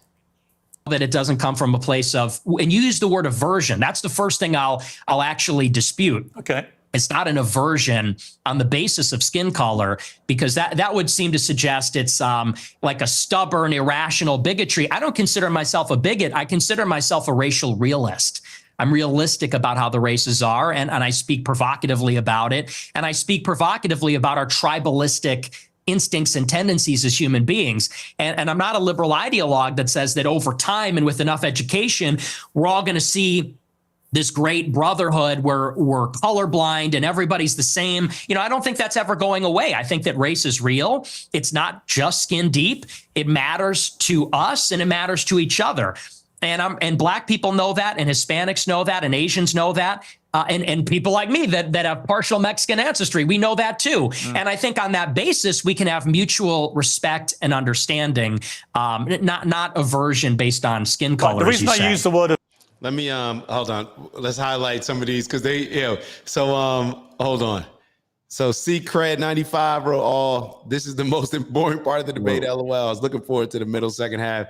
Well, if you guys ended, I'll have to come back. Good stream. All right, I guess we just go keep rocking. We keeping it rolling, CC Cred. All right, and Mickey wrote, Mickey, hey, how can we shout out to Mickey? Mickey wrote, Salk, a Jew, developed the polio vaccine and reveals himself to be radical racist eugenicist who developed a long-term plan to depopulate most and engineer evolution in the selected survivors. That eugenics, who else was with that? Whenever I hear the word eugenics, I always think about, was it Margaret Sanger, the Planned Parenthood lady? That's who I always think about. Yeah, so that was that whole eugenics experiment. Man. So they've been running that play with the V words and vaxes. They've been running that play. All right, let's keep it going. The version is you literally said that you should walk the other way if you see Black people. That is. Oh, you get this one, BK. All right, shout out to Mickey Shaw. Shout out to you, Mickey Shaw, for sure. So Mickey says, I think the synagogue of you-know-who is trying to end run judgment. What do you think about that, Dad? I think the synagogue of we know. What's run judgment? And Mickey, I'm not just asking it because you got to send it in another super chat. Mickey, explain what run judgment is, and then and just in a regular chat, and I just want to make sure that we can unpack it with a proper understanding. But yeah, send that over. If you send it, BK, let's look out for that yeah, message. I got you. And then well, I looked at going all day. Secret said we going all day. Okay, the phrase "run judgment" isn't a standard term in English. You might mean wrong judgment, rough judgment, random. Yeah, I'm not sure. So yeah, just unpack that for us, and then we'll definitely do a deeper dive into that. Oh, C-Cred said he with it. Let's fucking go. Shout out to C-Cred. All right, let's keep it going. We'll keep rolling. An aversion to Black people based on their skin color. No, that's called economy of information. That's economy of information. That's safety. And I said in the same monologue, if you watch it, it's like, I feel sorry. The problem is you clip the 10 seconds. I don't know if you watched the whole show, but in that monologue, I said, most Black people are not violent or criminals. I said, and it's unfortunate that we're going to offend them when we turn and walk the other way. I said, but the problem is we don't know. We can't tell. And someone like Irina Zarutska, she sat down in front of a Black man with her headphones in and wasn't paying attention because she was being a good liberal and said, I'm not uncomfortable by this. I'm progressive. Then she got stabbed in the neck. And I said, it's unfortunate that you would have to sit behind the Black man to be safe. And if he's not violent or schizophrenic, he might be offended by that. I said, but I would rather offend him how many deranged, than die. How many deranged white? Before Piers mentions that, I want y'all to hear something. It reminded me of something that Nick just said. Let's hear Muhammad Ali speak on it from a different. I believe everything. Now, I think that's exaggerated. Obviously, it's performative, but I think they make very similar points. Yeah, I can appreciate it. You know what I'm saying? I think they make, and this is why. And when Piers is doing all this, when it's pressing Nick on certain issues, this is another reason why I don't like Piers and a lot of these white liberals that do this, and Black liberals. But when Piers makes this all about race and Black, and you shouldn't say that about Black people, all it does is piss off a whole bunch of white people. To now, where Black people, we're not the ones up here saying, Nick, you should watch your mouth. But Piers Morgan wants to come up here and act like he's speaking to defend all black people. But all you're doing is making the issue even worse when you're playing games with the words and trying to present it as one way and trying to get him locked into saying something radical, get him emotional. Bro, we get what he's saying. Yeah, like it's just like it's unfortunate, but it's just like the racist conversation turns into becoming weaponized. And now it's like you've got these alleged white individual who all of a sudden is so concerned about how black people feel and now pressing the white guy about it. So it looks like he's in defense for black folks when we know he goes home, closes his door, go to sleep, and don't give a fuck what's going on outside. Mm-hmm. So it's like, don't try to leverage the issues in your benefit for this conversation. We're not playing into that, but that game has been played for so long. So now we recognize this pattern, like you said, for sure. But what I do like in this moment here is now I'm feeling like we've turned the corner with Nick. Like Nick is giving that explanation to the clips that Pierce is trying to put him on. Mm-hmm. And so it's like at the end of the day, I can love Nick for his theatrics just as much as I love him for his perspective of just being a white nationalist in Chicago. Like I can appreciate his stance, especially when you can sit here and listen to what he's saying. And I'm not moved personally, emotionally by it. And I can say, you know what? I can understand where he's getting this from. I can see why he's saying what he's saying. I know, no, same thing. We're noticing that even me and you have this dialogue. We're discussing so much similarity to what Nick's saying. It's like, yeah, like there's so much opportunity here. Like we're not against each other. We are complaining about the same issues in these communities, et cetera, as the people that may not look like us. And so when he's explaining this, to me now he's in his bag. He's like, look, and then when you pull that clip out on YouTube, it's like, just in case you only saw color, here's somebody else with the same speech decades ago, with the same in his same bag. So it's like at the end of the day, just because as time goes on, it's become somewhat dormant to speak about this stuff publicly or on news, or it's been censored now. Like we almost like it's this taboo thing when it's like, nah, bro, whether or not you don't speak on it, just know that it's being thought.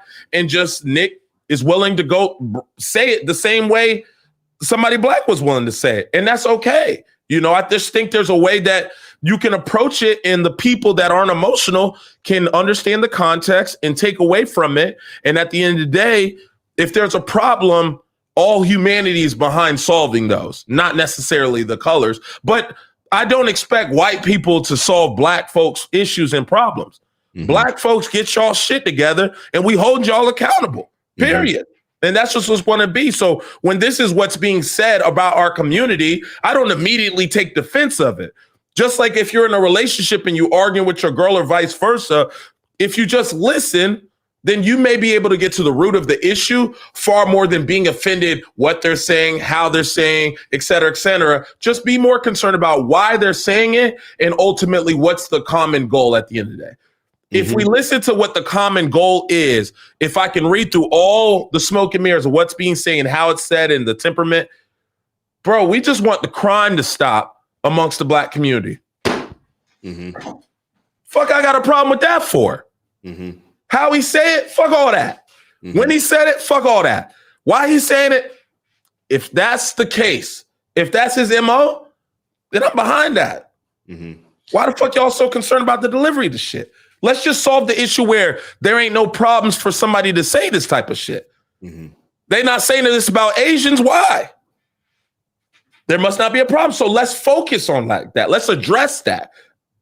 And let's hold ourselves accountable. So just as much as we're using the word racism and racist so freely, okay, well, let's do this.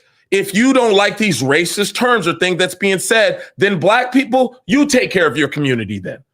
Mm-hmm. So you don't have to let somebody who's alleged racist call this shit out. You address it. Mm-hmm. But if you're not addressing it, then who you leaving to address it? Somebody else.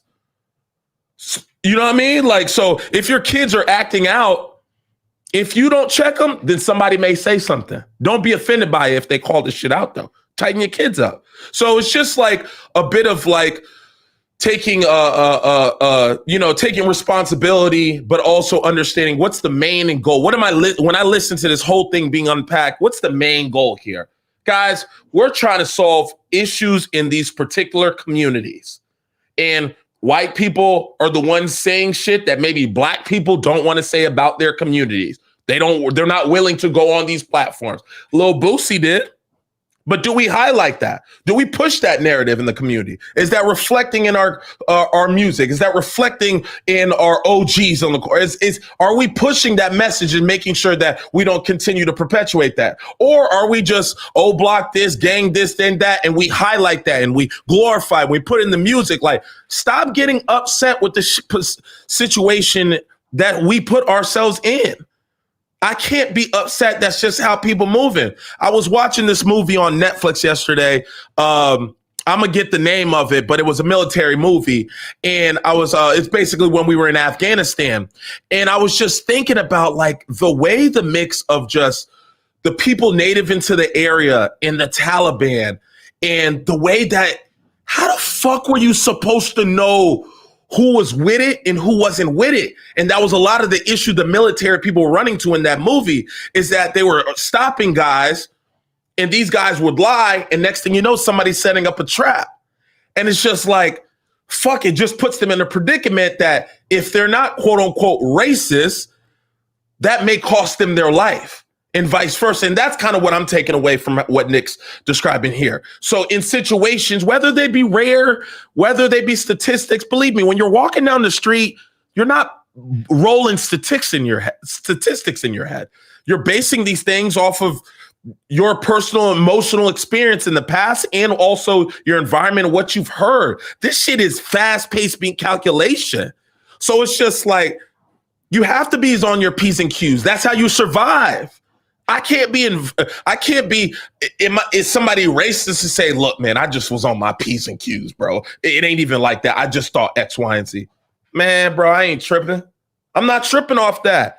I be on the same shit. Don't act like when I run down into certain areas, I'm not making sure shit, this and that, third, and I'm looking, making sure I'm pumping gas, or if I got, shorty ain't allowed to go to the gas station by a certain time, or, this is survival.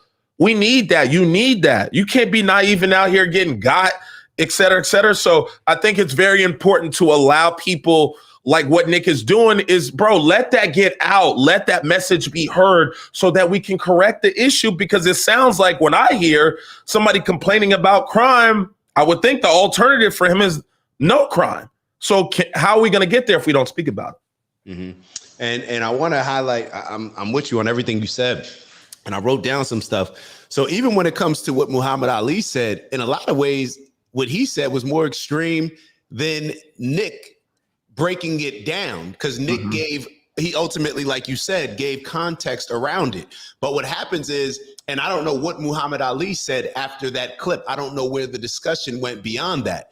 But I almost feel bad where this type of thinking that you have to avoid an entire group of people because you may not like what some of them are doing, bro, that's a very limited way of living life, in my opinion. Like that's what actually got me to finally see things in a different way. Because you remember, I used to be one of these blackety blacks. I'm out here standing with everything black. That was the energy that I'm on. The same energy that Muhammad Ali was on.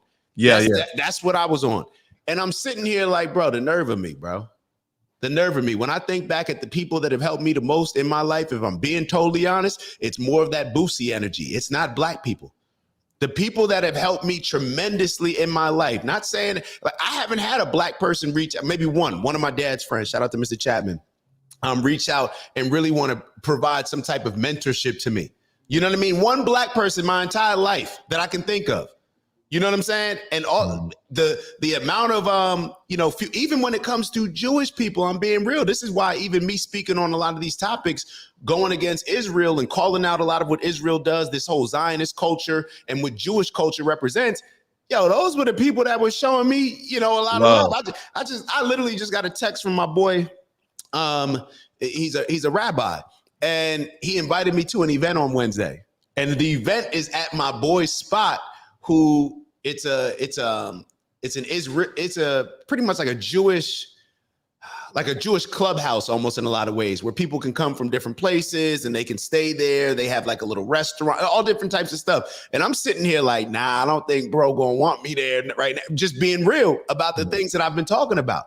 I don't think bro's gonna be comfortable with me there. Now, I have an event that night, so I didn't even have to address it really. I just had something else. But if you limit yourself to seeing the world through different people, and this, I can only work with this type of person, I can only work, you're gonna have a very limited life, very limited life. And for me, to each their own for everybody, to each their own for everybody. But when it comes to me specifically, that's what got me out of that mindset where it's like, yo, the nerve of me, where I'm now gonna prioritize doing just black stuff first and not prioritize my big bro, Jim Dory, who has helped me tremendously. You know what I'm saying? Like, no, I'm not doing that. I align with people based on morals, principles, and values. So I disagree with what Muhammad Ali is pushing, even though I understand in that time period and that perspective, I understand why you would have that perspective. Right. I also disagree with Nick when it comes to the rhetoric, because it's like, yo, you understand where people are going to go with this. Like, you don't just open up and tell a bunch of kids like, hey, there's a bunch of candy here, but don't eat the candy, eat your vegetables. I know that they're going to eat the candy. You know what I'm saying? They're not. So when Nick uses a lot of this rhetoric, I think that it's when he doesn't give context. Now, he gave the context in this area, but I think that's what happens with a lot of the rhetoric. And something that I also had to perhaps correct myself in, or I'm always calling out, a lot of the liberals. And I think I just said something specifically about white liberals. One thing that I will say about white liberals, when I think of, my town and certain areas where people are not in a rush to go live in that particular area of town, white people will move over there. Oh, they got a train station. It's in the hood. They got a train near it. Those white liberals will go right over there, move smack in the hood. Doesn't even matter. Maybe that's just a specific portion of people. But when you think about gentrification, what exactly is that? That's white people move. That's white liberals, I would say majority, moving in a lot of these black neighborhoods. So maybe, I don't know if that's adding anything to the conversation, but I don't know. Maybe that was me just pandering to the white liberals. I don't know what it is, but it's just something that I thought of in my mind. Meanwhile, black people trying to get out the neighborhood. White people see an opportunity and they like, oh, nah, we're going to move in there. We're Get this real estate. I see Starbucks. I see Whole Foods. We good. Like, you know what I'm saying? Then they're going to move in, fix up the property. And then black people, we going to complain and say like, yo, they're outpricing us. Well, that's on us. We should have owned the homes. Gentrification is an amazing thing. It's just bad if you don't own. So therefore, if you own your home, gentrification is exactly what you want, because now the property value is going to go up. Now you could sell for a higher price, either move somewhere else or do whatever else that you want to do with it. But random thoughts that have absolutely nothing to do with anything. So I'm gonna stop talking and get back to the video. Hold on. Let me get Darrell Hammond. Stop ATL. You grew up in Black Hollywood. You good. ATL grew up in the best city in America for black people. He see America different than most black people, and it's okay. I got two-part answers for that. If you don't understand that you don't know Atlanta because you look on Instagram and you see all your little fans with CEO behind their names riding around in Lamborghinis selling horses, doing fraud to get involved, to get into the high rise, and now you think that's Atlanta, you're exactly the issue. Stop going on social media and pocket watching black people. Because if you were living in Atlanta, you would know they ain't got it like that. Out here talking about Black Hollywood. So once again, you've been this guy all day in the comments acting like this, and now I'm really you really showing your card talking about some Black Hollywood. But second of all, it's like I don't care what environment I was in.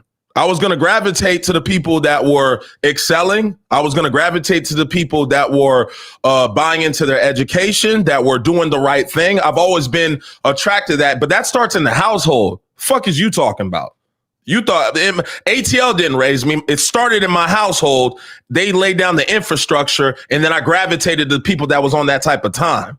So when you have a good father in the house, we don't have to ultimately be too concerned about environment as much as you may have been. So I understand that you're still growing and you're still trying to see through a different lens that maybe you've never experienced yourself or never seen people outside of your house who may look like you experience that as well. But for us who have a good established foundation in the home, we don't have those similar struggles of whether or not we pick up a pound and we try to sell it all the time. Or my father made sure to lay down that infrastructure. So I encourage you to not make the same mistakes that you may have experienced yourself and make sure that you are a foundational individual in your home, and you'd be surprised how much you could deter environment and habitat by you being that. But, if you didn't experience that, I'm just going to give you a little bit of feedback in that sense that you don't have to become a product of your environment. You can become whoever you want, but it may start with the father being in the home. But like I said, if that wasn't made apparent in your household, then I completely understand why your comments are what they are. And, I wish the best moving forward for yourself. He said he had a military dad. Oh, did he? What's that mean? So did I. My dad was in the Air Force. So shout out to you. So you definitely feel me, my guy. Yeah. Fathers, man. Shout out to fathers. Shout out to the pops, appreciate the fathers, man. Let's keep it going. Did we have to address anything else? Let's keep it moving. Men have committed atrocious acts of murder in the last 10 years in America. Hold on, let's back it up. How many deranged white men have committed atrocious acts of murder in the last 10 years in America? Proportionally, far fewer. But how far many? fewer. How many? Do you know how many? You have a research team. You pull it up. I mean, don't have you're it in very front of big me. on. You're obviously extremely exercised by that one story, which was horrific, for the record, absolutely horrific, and should never have happened. The person who perpetrated that evil act had a string of previous offences and should have been picked up more, and it should have been amplified more. I completely concur with all of that. But I just suspect you have no idea how many white people have committed similar crimes, do you? No, because I know it's far fewer from experience. Okay. Because it's like you said. Well, and hang on, and I would add to that, Irina Zarutska wasn't the first one. That was also after Austin Metcalf was killed in Texas. Sure. After But Carmelo how many Anthony times has it stabbed been him in the neck. perpetrated by white people? Well, hang on. Let me finish my point. But you're And then implying not that only white people don't do this. And my point to you, Nick Fuentes, is of course. Oh, I never said white people don't do it. Of course, deranged white people commit heinous acts. But you don't either know. No disagreement. You neither know nor care, or maybe both. Maybe you do know but don't care. You only seem to be focused on black people who commit crimes. And again, if you hadn't prefaced the whole debate about racism by openly conceding you are a racist, I could read other connotations into what you've been saying. But once you've said, I'm a racist, and then you only talk about black crime, I think people can watch this and they can say, yeah, he's a racist. And everything that he says about crime is driven through the prism of being a racist who judges people according to their skin color. Well, it's funny because it's quite on the contrary. And I said this in a similar monologue. The problem is not that I wake up and I walk down the street and I see someone that doesn't look like me and it makes me angry. The problem is there's a pattern of behavior, which we've all seen. Blacks in America have become narcissistic, and they become narcissistic because they've been told they're victims of racism, they're victims of slavery. They've been told, really, there's no accountability. If they're rude, if they're inconsiderate, if they're criminal, they are told that they have no agency for their actions. They're being told, if you act in this way, it's because the white man made you that way. It's because the system's rigged against you. And so we have been telling black people this for a generation, and now there's no rules. Now they go, and what we hate to see as decent people, not even as white people, but decent people, even black people too, what we hate to see is rudeness, obnoxiousness, inconsideration, criminality, violence. And that's that pattern of behavior that we see all over social media, on so the just body to be clear, cam footage, you don't like black people who play the victim and are rude. Is that your position? I don't like that pattern of behavior. And who are narcissists? I see where this is going. Yeah, you're ahead of me. Turn this around on me. You're ahead of me, aren't you? Because when I said, Very clever. what black friends have you got? You said, I am kind of black, aren't I? No, not that. Oh, Ye I'm not also. saying you. I'm just saying your choice of black friend is Ye, who is arguably the #1 black victimhood narcissist in America. Do you understand the problem? So he's your friend. He's one of.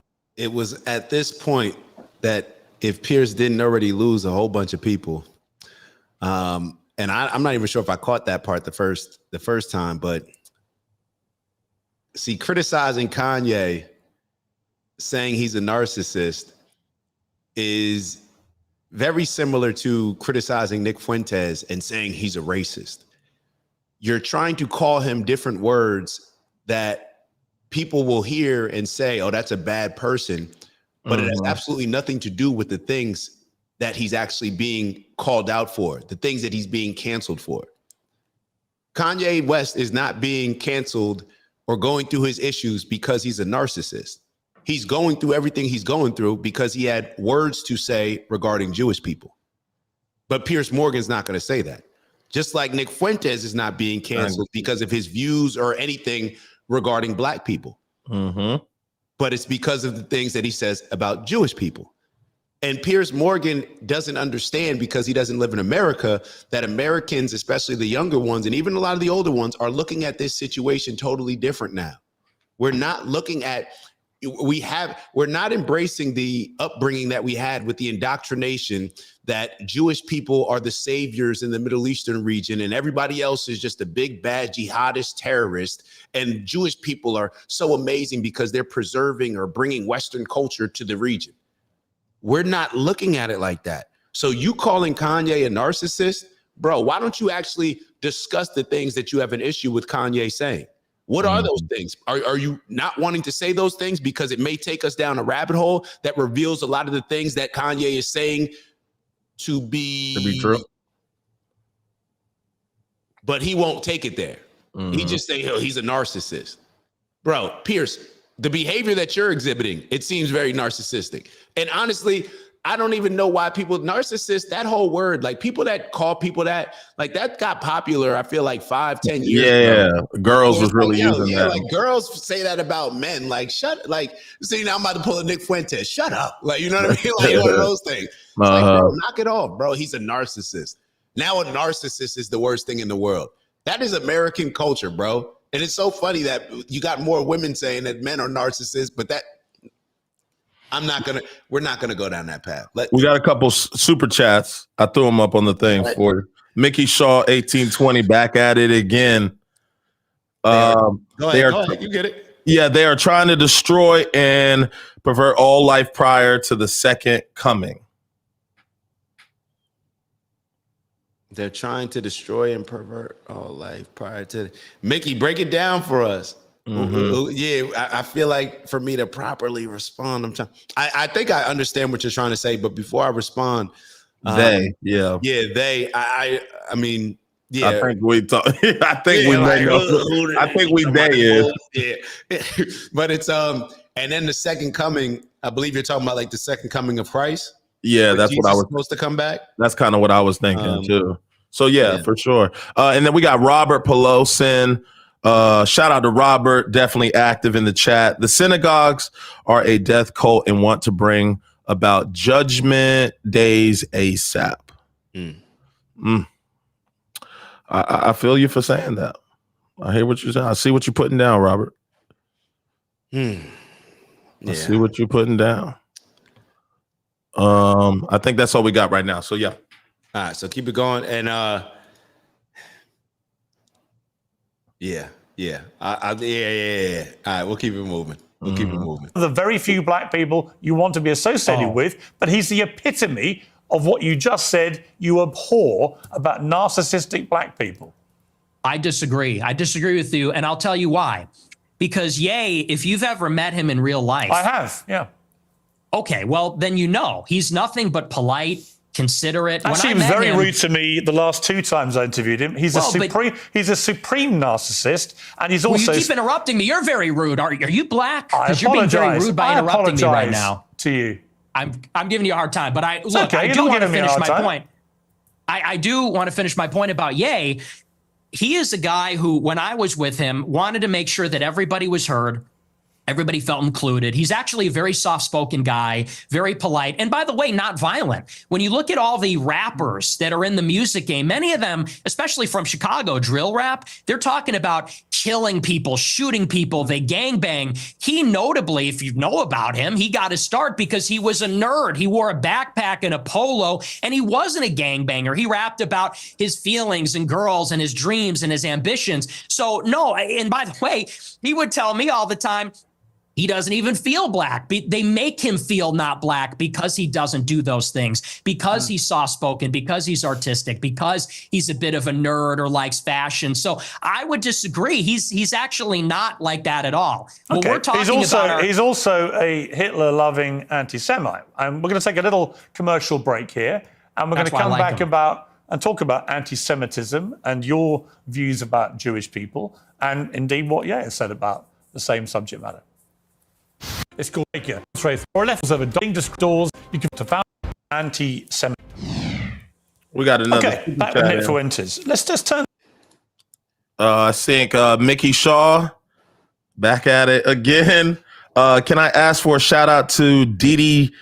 Didi got a podcast YouTube channel, please. Hold on, let's pull it up. I'd like to see a collab. Got a podcast. Let's pull it up real quick. Yeah, let's see what she got going on, or he or she got going on. Is it DDG got a podcast or DD got a podcast? DD got GOAT. Yeah. Let's see what this is. DD got a podcast. Just subscribe. We tapped in. Okay, just subscribe. Truth every week. Yeah, we'll tap in. Okay, we'll tap in. We'll tap in very quickly. Dr. Martin Luther King Jr. and his legacy. And this is DDG. Y'all make sure y'all tap in. Y'all make sure y'all do whatever Mickey said to do. Feel me? Mickey pulling up. Mickey, the reason why we still on here. Yeah. No, I'm joking. Everybody's the reason. All right, everybody's equal. You know. Oh yeah. But definitely appreciate you, Mickey. Yeah. Shout out to you and shout out to DDG for sure. Thank you, Mickey. All right, let's get back to it. And of course, we'll do something with DDG. We'll reach out. Anti-Semitism. In your interview with Stephen Crowder last week, you answered emphatically that you don't hate all Jews. Is that correct? That's your position? Yes. Okay.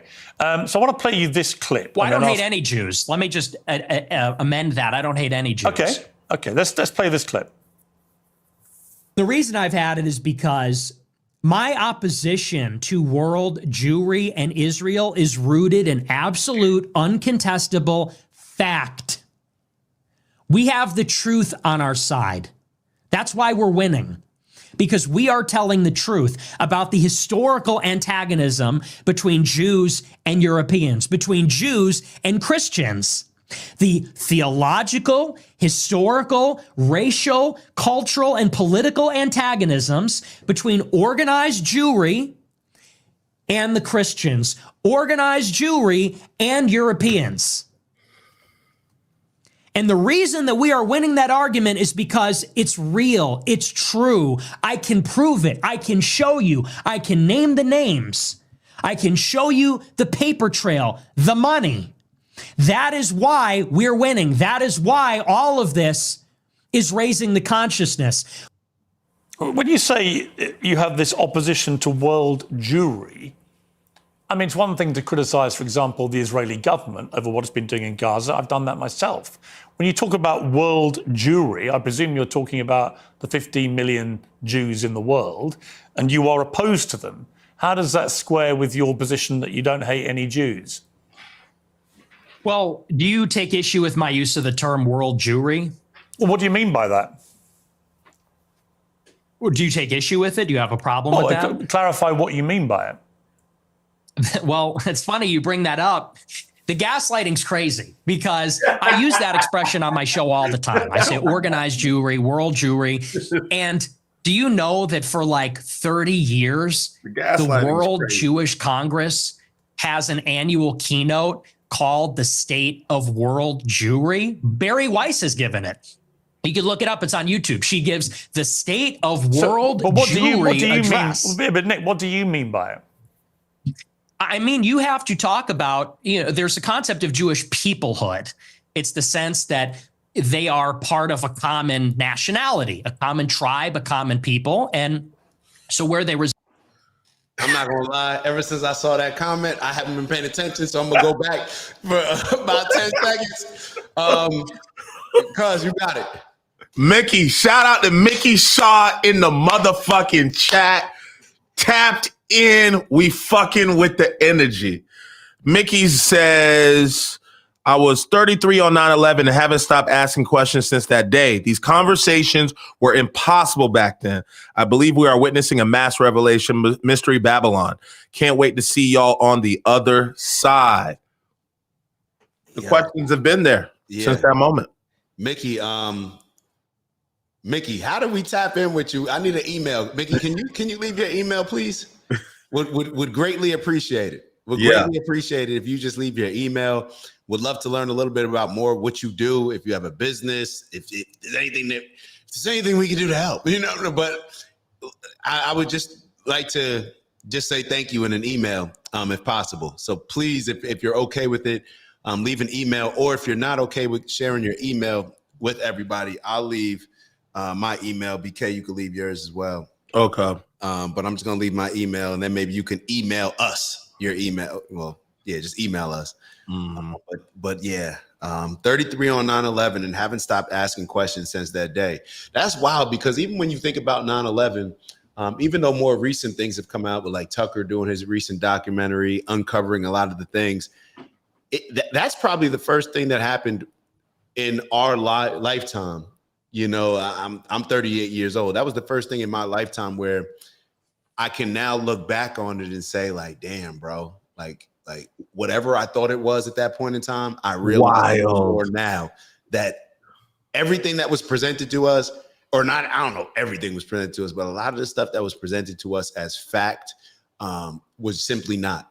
And a whole lot of question marks around that people are scared to death, literally, to uncover, to unpack. And a lot of the stuff doesn't make sense, especially like finding a random passport. Everything else is blown up in the building, but you just happen to find the passport to one of the pilots of the plane, not burned up in the crash. You get what there's just a bunch of stuff, man. Everything, uncovering all that stuff. The dancing Israelis across the board. There's just a bunch of stuff that comes out when it comes to us doing our due diligence on 9/11. And I think you definitely, like, everybody knows in America where they were at that time. I remember being in, like, I think I was either second or I forget what grade I was in, but I remember my teacher. I remember what I saw on the TV series back in the day when you're in your school and every school had a TV in the corner where you watched. You were in 8th grade.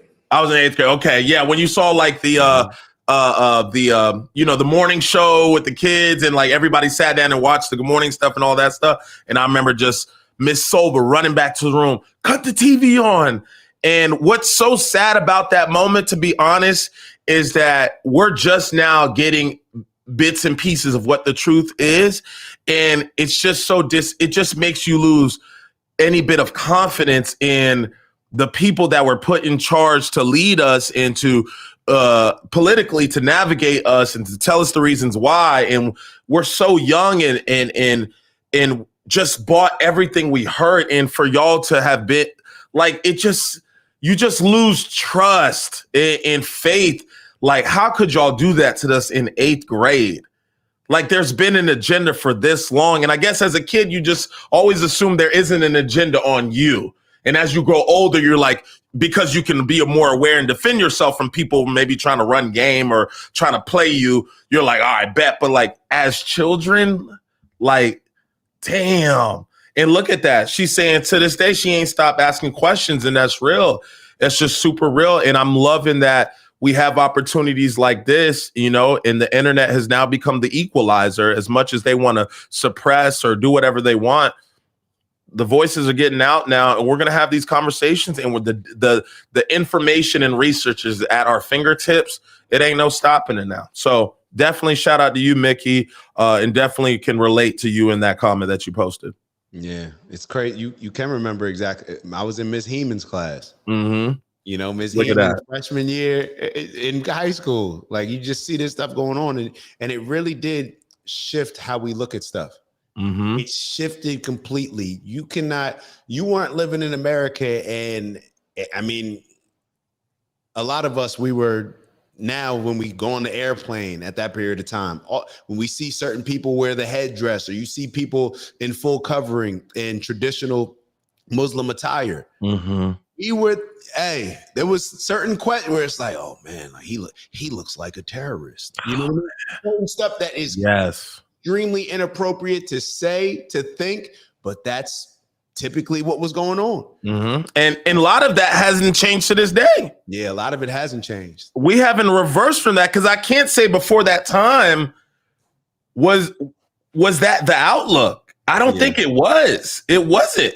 It wasn't always associated with some, radical person or some bombings and things that wasn't a thing. But look what ended up happening. It changed the course in the outlook on those people in the culture to this day. Something that was that long ago, still to this day, it haunts their community still to this day. Yeah. Wild. So, yeah. Yeah, it's something. That your people have been fighting for 400 years. Man, your peoples too. So I just want you to explain what you mean by that. You know what I'm talking about. Y'all all know what I'm talking about, man. Don't sit up here and try to bait and not know what I'm talking about. Y'all know what the I talk about when I say these things. Your people too. Explain it. Not everybody knows what you're talking about. Radio Raheem, I don't have to explain what's understood, man. You know what I mean by that. You know what I said by that. I ain't got to go further. And if anybody don't understand that, then God be with them. Go look up the history. Go look up the history. Don't everybody believe in Google? Go Google that. See what I'm talking about. You know what I'm talking about, man. You know what. I dare you to sit up there and say, explain. You know what I'm talking about, man. He's fighting people. You know we've been fighting 400 and still fighting to this day. To this day. To this day. To this day. That's all I wanted to show. I didn't realize it was going to be that much leading, but let's get back to the show. We got another super chat in. When you said to this day, that's the first thing I thought about. Yeah, he definitely got that joint. He got that joint branded. Shout out to Roll That Beautiful Being footage. Absolutely nothing has been the same since 9/11. By the way, would love to see y'all collab with Ian Carroll, the Cartier family, etc. You know what's funny? So Cartier family, when I was talking to Nick in the group chat, I asked him, I said, have you collaborated? Because he hasn't collaborated with a lot of black podcasters and stuff. And I said, you never looked into that? Like, get on some black platforms? Because, the things that you said, I think it'll be an interesting conversation and open up people to hear a lot of, what you're saying, rather than just getting clips or certain things that Piers Morgan is saying or whatever other influencer is. And he was saying that the Cartier family, that's the only group that has reached out to him. So I believe that's the 3 young brothers. Dope. Yeah. So the Cartier family, they're dope. And then Ian Carroll, he's becoming, like, I just watched a certain clip. He came at Nick a little bit, or I shouldn't say came at Nick, but he's one of those historians, bro. He's going to dive into a lot of these things, and he'll be labeled as a conspiracy theorist. But I like Ian Carroll a lot from what I've seen thus far. So I would love to do something with Ian Carroll. Ian Carroll, BK, that's the one that took over Candace Owens' show for a bit. Oh, okay. Gotcha. Yeah, Okay. Yeah. And and my dad just reminded me that this is how crazy this is. So my dad just sent me a text, and because of course my parents, they're gonna be tuned in and making sure that I'm not saying too much to anything crazy. They're gonna be protecting me still. But he brought up, he said, Yusuf, one of your best friends at the time. So my neighbor, he was like 4 doors down. His name was Yusuf, Muslim. And this is before I even knew what Palestinian was. I didn't know. I used to ask him where he's from, and he'd say, like, I'm from Jerusalem. And I'd be like, so you're Jerusalemian? Like, I didn't know, you know what I mean? As a little kid, like, I didn't know, well, what do you mean? Like, you're from Jerusalem? Like, okay. I didn't know what it meant. I never even heard him use the word Palestine. Maybe I did, but maybe I didn't. And what's so funny is you think back to those times in your upbringing, and now I also think back to certain instances that happened right before that time that I was not even aware of. I remember, how can I say this? So there was a Jewish family in my neighborhood, at a Jewish family in my neighborhood. And I remember something happening where I was with Yusuf. You know, this was, you know how you wake up in the summer? We were like Dennis the Menace. We wake up, we meeting up and we gone the whole day. That was my right-hand man. And he, how can I put this? I remember we were playing basketball at a neighbor's house. And this neighbor was Jewish. And I remember the neighbor told me, he said that, yeah, hey, you know, no problem. Or he either said it to me or my parents. And he said, no problem. I know my parents sitting here like, don't say no names. Don't say no names. I just want to make sure I'm being very respectful and with this type of situation. And they came to me and said, hey, or my parents, and said, Dak, you know, it's okay. We love him playing basketball in front of the house. No problem at all. You know, we love being able to see him, you know, practice on the hoop, all that. Cause I was out there every day. And they said, but yeah, you know, we don't want, you know, that particular friend, you know, playing at the house, if that's okay. The Yusuf. And I had no idea. I thought more so at the time, it was just like, oh, they don't want other people that they don't know. Obviously, these are my people. This was, and I'm probably downplaying the extent of how close I was with these particular group of Jewish people, because I don't want people to know who they are. Yeah. Certain people that may be from that know your block. Yeah. That know me. And so I'm downplaying a little bit, but that's how I didn't even see anything wrong with it. You just thought it for face value, like, oh, they just want somebody. They don't want, you know what I mean? But then as that always stood, like, it stands out to me so much where I'm like, damn, here you got grown-ups not allowing a kid to play basketball with his friend at the crib because of something deep-rooted thousands of miles away. Damn. And that just showed me, it's like, damn, this is where we are as humanity. It's heartbreaking. I'm like, yo, and I think back to a lot of these issues, and that's why I should emphasize it again. When I'm critical of Israel, Jewish culture, Zionist, or anybody else for that matter, yo, I'm with humanity first, bro. Like, I'm locked in with people. Like, I want us all to live in harmony. I want us all to live peacefully. Like, that's always who I've been just in my life. Like, I want to bring a bunch of different type of people together who wouldn't typically be together. And I want us all to just enjoy life. So when I call out certain things in the Jewish community, I'm calling y'all out as my brothers and as my sisters. And I'm saying what we're doing right now, what we as humanity, this is wrong. And I'm pointing it out and addressing the issue as directly as possible, just like with the genocide that's being committed. So I don't like to be indirect. I think address the issue, bro. We come from a sports background. Address the issue. Don't beat around the bush, address the issue. But I don't even know where I'm going. I'm going off on a tangent. My apologies. But my dad did text me that. My dad said they didn't say it to me. They said it to, so they didn't say it to my dad. It was said to me. And my dad emphasized that they're good people. I wish we would have had a lot of real discussions with them. I wish we even, maybe now is an opportunity to go back and have some of these discussions with them, because when I tell you, these were some of the most, like, when I think about my neighborhood, this was my family, bro. I call people uncle and aunt, and I didn't want to elaborate on it because like I told you before, I didn't want people to know exactly who it is, but this is my family, my uncle and aunt that did this. And I'm not proud about it. And I don't really want to expose it, but we got to address truths as they are, bro. We got to address it. And especially when it's a culture that's creating a lot of these problems. So let me keep going. My fault. I didn't mean to. You got rolled that beautiful. I popped it up there for you. Nothing, absolutely nothing has been the same since, my bad, my chat's blocking it. Nah, we already did that one. Oh, we did. By the way, we'd love to see you collab with Ian Carroll. Oh, no, my bad. I had my cursor on. I didn't click on it. Oh, okay. All right, my bad. All good. All right. Let's get back to the video. I guess that's why y'all are here. Let's get back to the interview. Clarify what you mean by it. Well, it's funny you bring that up. The gaslighting's crazy because I use that expression on my show all the time. I say organized Jewry, world Jewry. And do you know that for like 30 years, the World Jewish Congress has an annual keynote called the State of World Jewry? Barry Weiss has given it. You can look it up. It's on YouTube. She gives the state of world but what Jewry do you address. mean? But Nick, what do you mean by it? I mean, you have to talk about, there's a concept of Jewish peoplehood. It's the sense that they are part of a common nationality, a common tribe, a common people. And so where they reside in Israel, the United States, or Europe, or elsewhere, they see each other above, or maybe on a different level, alongside their nationality, their state, wherever they reside. If they're in Germany, France, the United States, they see themselves as part of a transnational nation, of an international nation.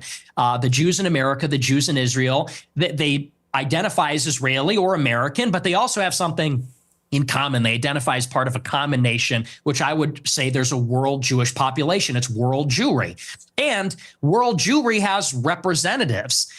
There is such a thing as the World Jewish Congress, where they actually elect, it's democratic, all the local Jewish organizations elect representatives to represent proportionally the Jewish population in their area at the World Jewish Congress. And it's sort of like Davos. It's like the World Economic Forum, but it's exclusively for members of the Jewish nation that exists across the world. And so that's a real thing. And I didn't make that up, and that didn't come from 4chan. It's like I said in that clip, I read what they write. I read their books. I watch these speeches. I watch a speech from Barry Weiss. I pay very close attention. So that's what I mean by that. There is such a thing as it's a nation that exists across borders on a global scale. They're organized, and they have a national self-interest as that nation, as that tribe. So if you don't hate any Jews, what do you like about them? I like a lot of things about them. I think they're funny. I think they're smart. I think that they're pretty remarkable people. And as Christians, especially as Catholics, we say they're remarkable. And this has been adjudicated in Catholic doctrine for thousands of years. We say that they're a witness people.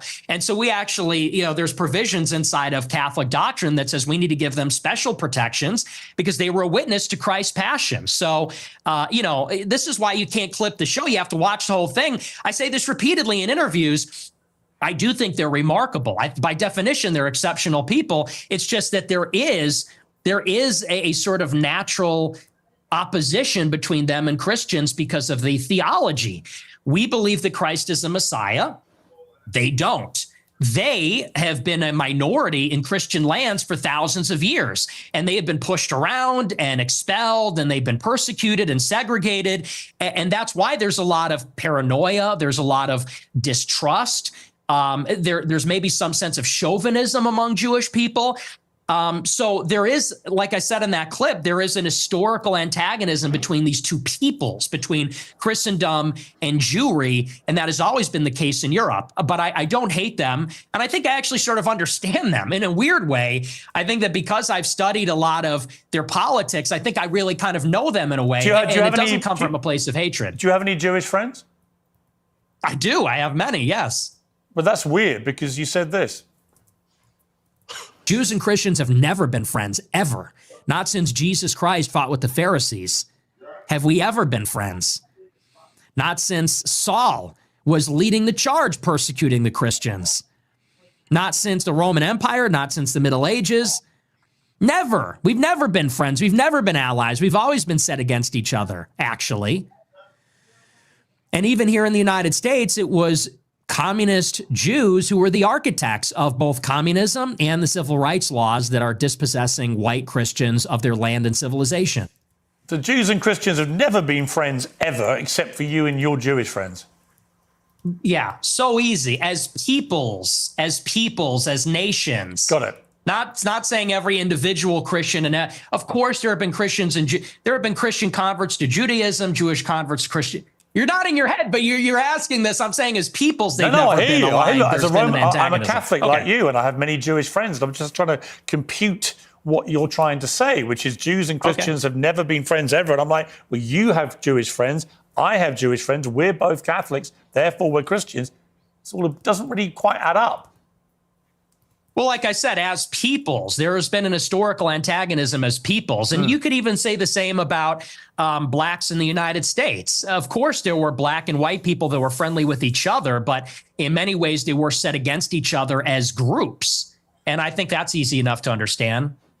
The reason that many people think you're anti-Semitic is that you have regularly downplayed the Holocaust, and in particular, the number of Jewish people who were murdered by the Nazis. It's been said that you believe no more than several 100,000 have been killed. And I want to play you this clip. People talk about, well, what about the gas chambers? Well, to the extent that that's real, I find that hard to believe, but to the extent that's real, there have been atrocities committed and genocides committed in all times and all places. Let's acknowledge why Hitler casts the long shadow. Because that confers a political benefit upon Jews. That's why. It doesn't really sound correct to me. Wait a second. It takes 1 hour to cook a batch of cookies, and you have 15 ovens, probably in 4 different kitchens, right? Doing 24 hours a day, every day for 5 years. How long would it take you to make 6 million? I don't know. It certainly wouldn't be 5 years, right? The math doesn't seem to add up there. You think that's funny? It's funny. It's amusing what you're doing because, that one was a joke. But do you want to talk seriously about the Holocaust? I do, actually. I do, because I just find it extraordinary that you would think the Holocaust could ever be something that we could joke about. Why, too soon? Is it too soon to make jokes? How many people do you think died in the Holocaust? How many Jewish people? I don't know. I'm thinking maybe 7 million. What's the number? 6 million, something like that. So you 8 million? You concede that 6 million Jews died in the Holocaust? Possibly more. Possibly, we're discovering all the time. So it could maybe even be more than that. So why have you doubted the numbers in the past? I'll tell you why. I really think that every death is a tragedy, however many Jewish people died in the Holocaust. And I'm not a World War II historian, so I'm actually open to believing the official narrative, and I've read some of the conspiracy theories. And to tell you the truth, it's a rigorous debate. But what's interesting about this is in many countries, it's not even legal to talk about it. And that's really where my interest in the Holocaust begins and sort of ends, to tell you the truth, is that if you wanted to question the number, you would be put in jail in about, 17 or 18 European countries. And I think that's really the more interesting conversation, which is that this is almost like a religious dogma in the West. No other genocide, no other atrocity is treated like this. Could you imagine if in the United States they said the number of Palestinians killed in Gaza is 100,000, and if you don't say that, you're going to jail, you're banned on X, you can't have a job? That's the part that's totally insane. And a lot of people, they can't even make up their minds. I think it's actually done a disservice. If your goal, and I'm not saying you as Piers Morgan, but if your goal, if you're an advocate for awareness about this, if your goal is to convince everybody that this is the way the Holocaust happened, I think the last thing you'd want to do is say that everyone that disagrees is in jail and is banned and you're not allowed to say it. So there's really been no open debate about the subject since the scholarship started to be produced about 60 years ago. But there is no... 100%. It's one of these things where we can't question certain things. We can't ask questions. I question the transatlantic slave trade. Am I racist for questioning the transatlantic slave trade as it was taught to me in public school? Am I racist to question what potentially happened with the transatlantic slave trade? Is it racist to suggest that, hey, I don't think that many black people actually came over from Africa? Is that racist? Why can't we question certain things? Why can't I ask questions about the Holocaust?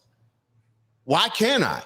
Matter of fact, this is just you know what's so wild about the Holocaust is you almost grow up where, at least in school, you tell me, BK, if this is your upbringing, where I didn't even associate it with World War II.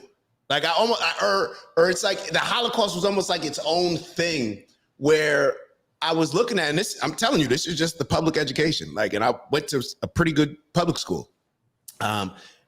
Or maybe I wasn't paying attention. Who knows? Yeah. But when I look at the Holocaust, it's like I had no idea that anybody else died during, you know what I mean? When you look at World War II, when you look at these things, and let me be very, hold on. Let me look this up real quick. Before I say anything else, let me look this up. Hold up, Dak. You might have just put me on game. Go ahead. Hold on, something's up with your mic. Oh no, I was changing the battery on the Okay. Oh, okay. But go ahead, and then I'll finish. Go ahead. But I was gonna say, this is gonna look wild in front, but more than just Jewish people died in the Holocaust. That's my point, bro. The Holocaust happened during World War II, bro. So who else passed? There were 85 million other people that died. That weren't just 6 million, apparently, 6 million, they say, were Jewish people.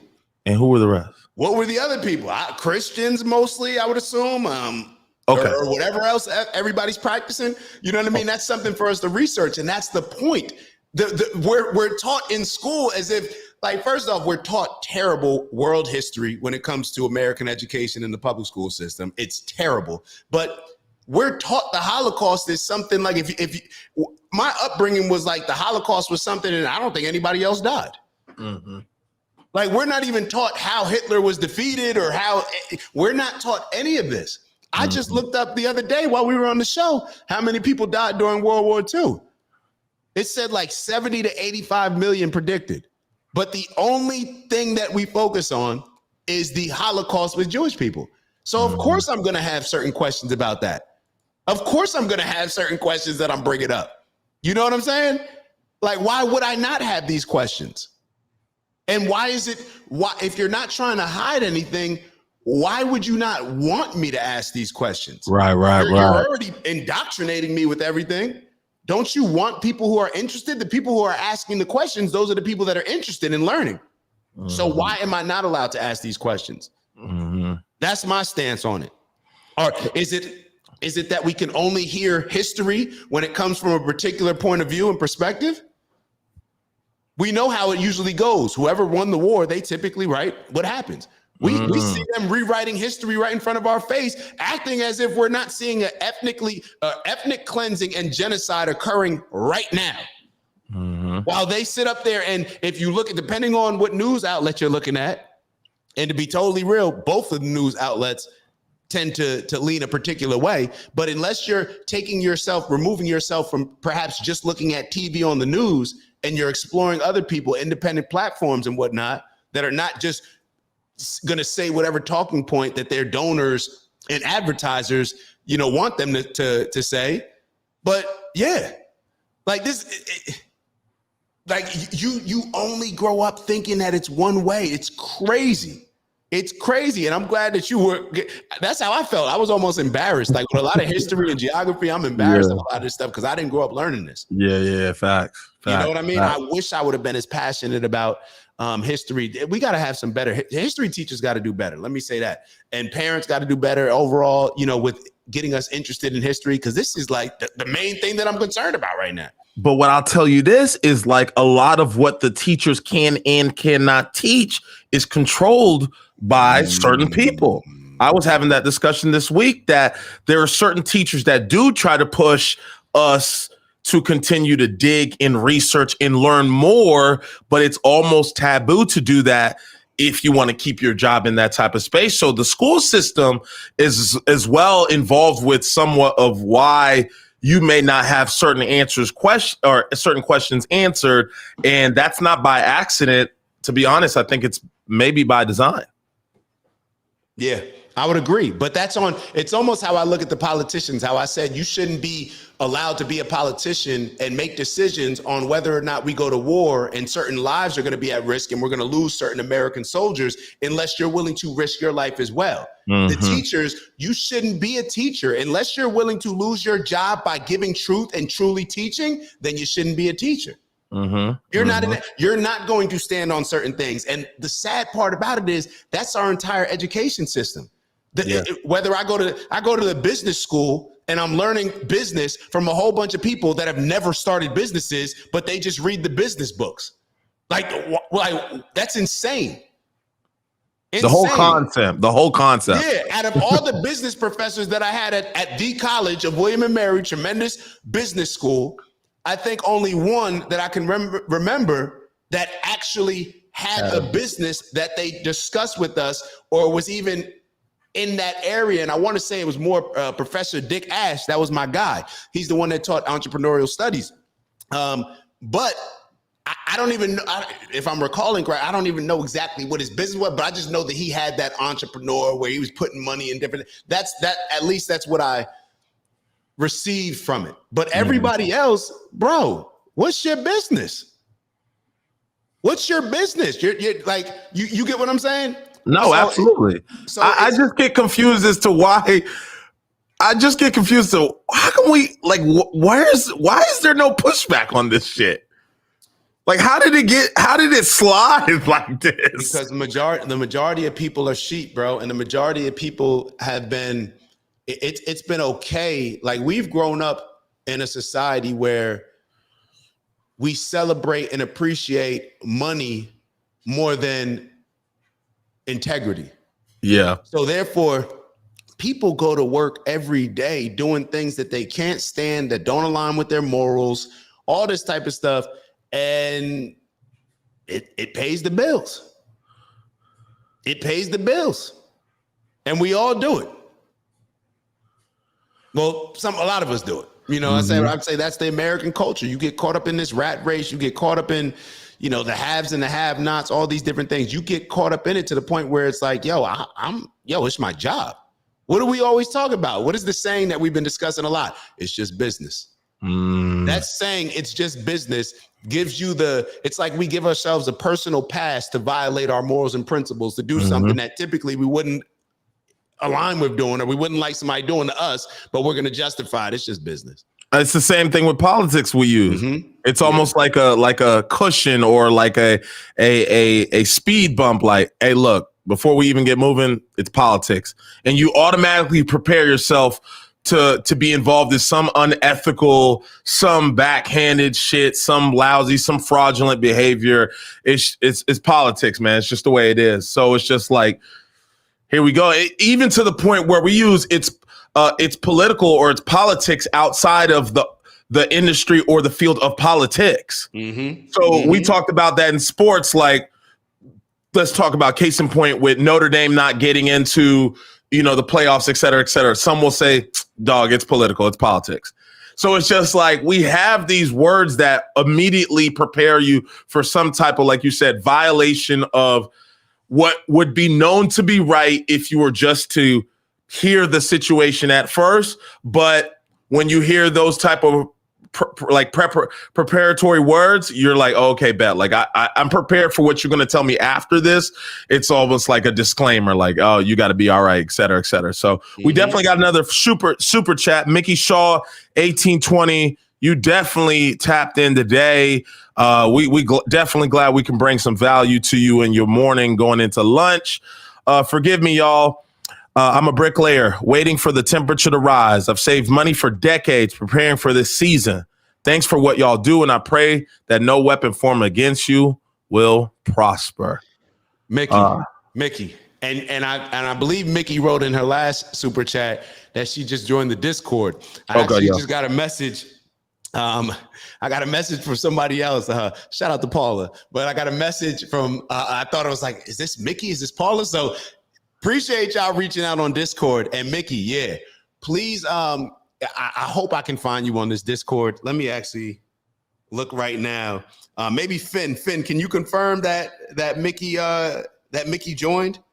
I know Finn's been like really good when it comes to they know I don't have any idea how to really use the Discord, but you know what I'm saying? I'm trying to learn.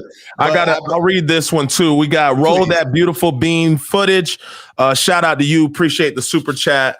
So we got, man, all we're missing is the barbecue and a few whiskeys in here. And in my opinion, Nick is going to be present in the next 10 to 15 years. Guy is too good. Yeah. Wait. Let me. All right. So let me. Well, not if we running against them now, but let me. Well, we'll decide that later on. But yeah, Mickey is in it. Mickey's in it. So Mickey, shout out to Mickey. And Mickey, yo, we need to tap in. We need to tap in because maybe we. I don't know. With all this support that you're giving, we got to figure out a way to bring this together. So maybe we can figure out a way to. We'll talk a little bit later on. But yeah, appreciate you. Appreciate Roll That Beautiful Beam footage. Appreciate everybody, man. Appreciate y'all. Appreciate the 100 people that are watching because that doesn't go unnoticed. It's appreciated. We've been on here for, it's almost 4 hours. Almost 4 hours.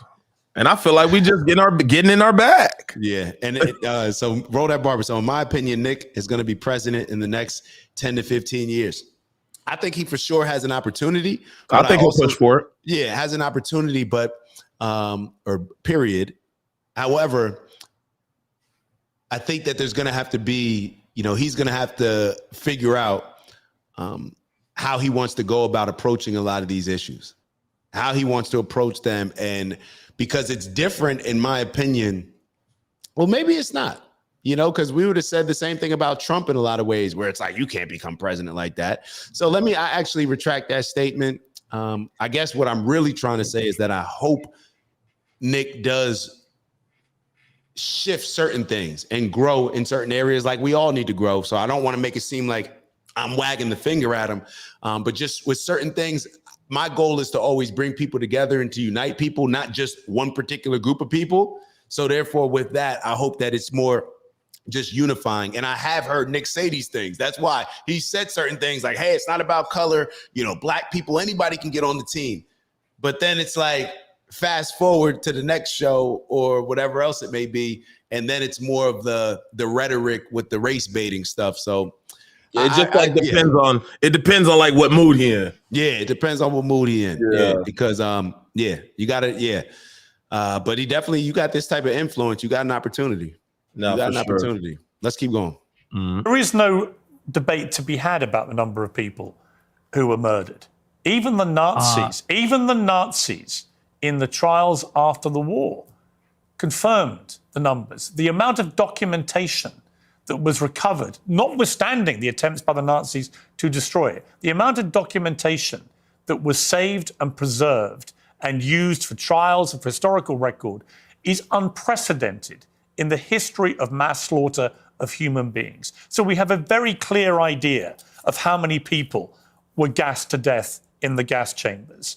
We have a very clear idea of how many were starved to death, were kept in ghettos, died of disease, of forced labor, of death marches. We know how many Jews were slaughtered. It's at least 6 million.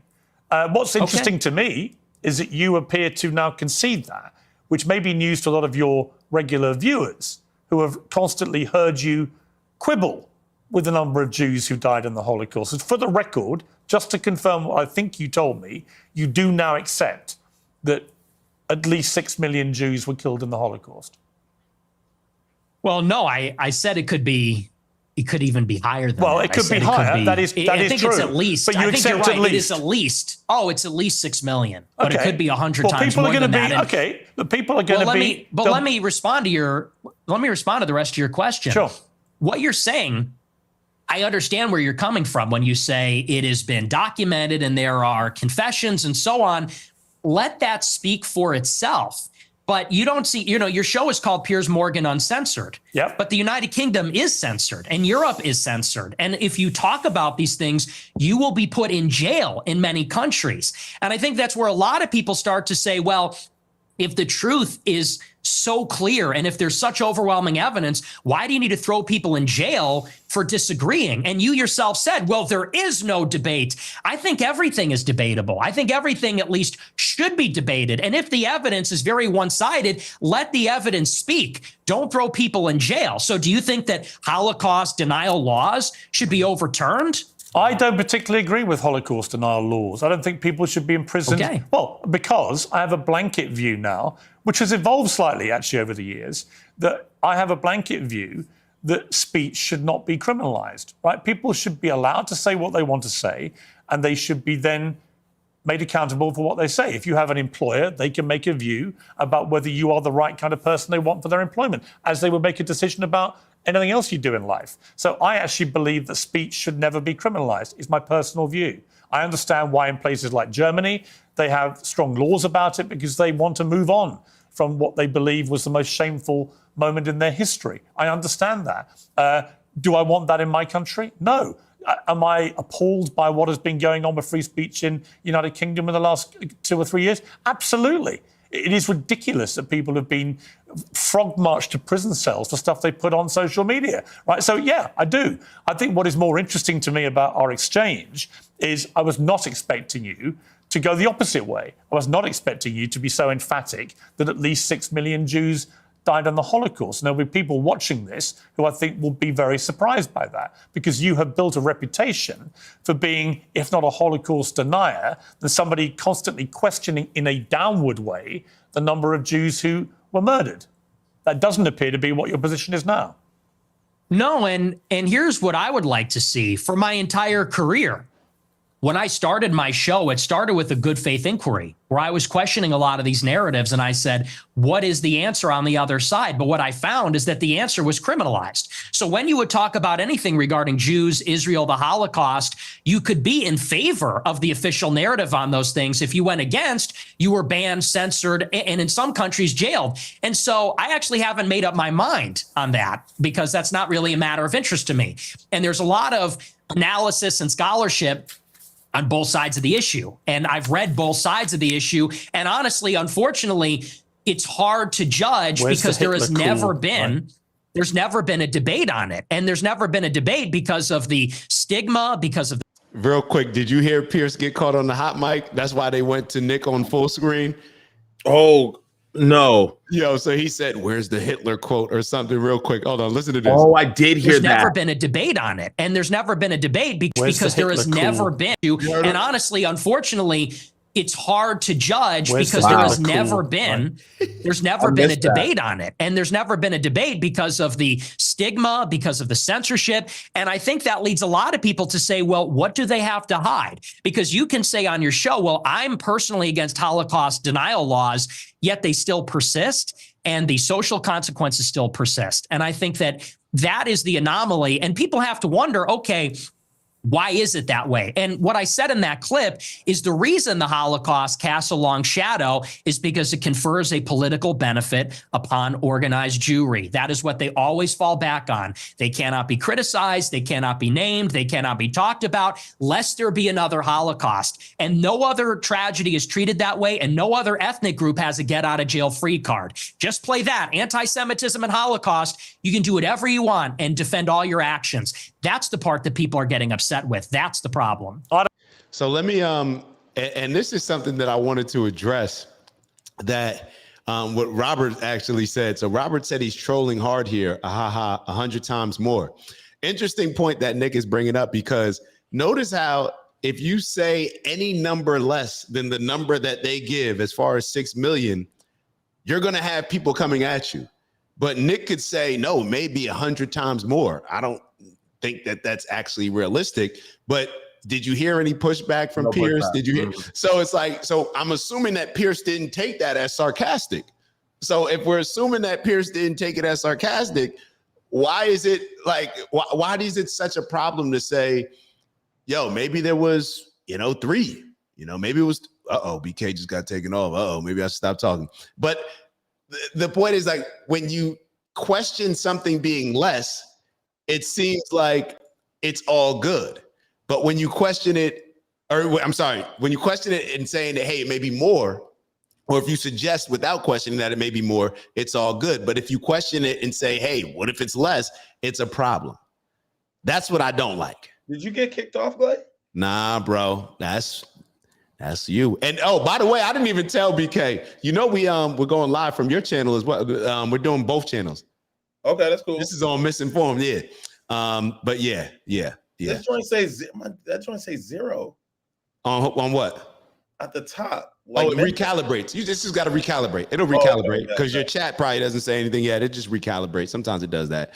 So Murph, shout out to Murph. He said, hey, gentlemen, can you get Norman Finkelstein on? That's my guy, man. That's my guy. I would love to have Norm on.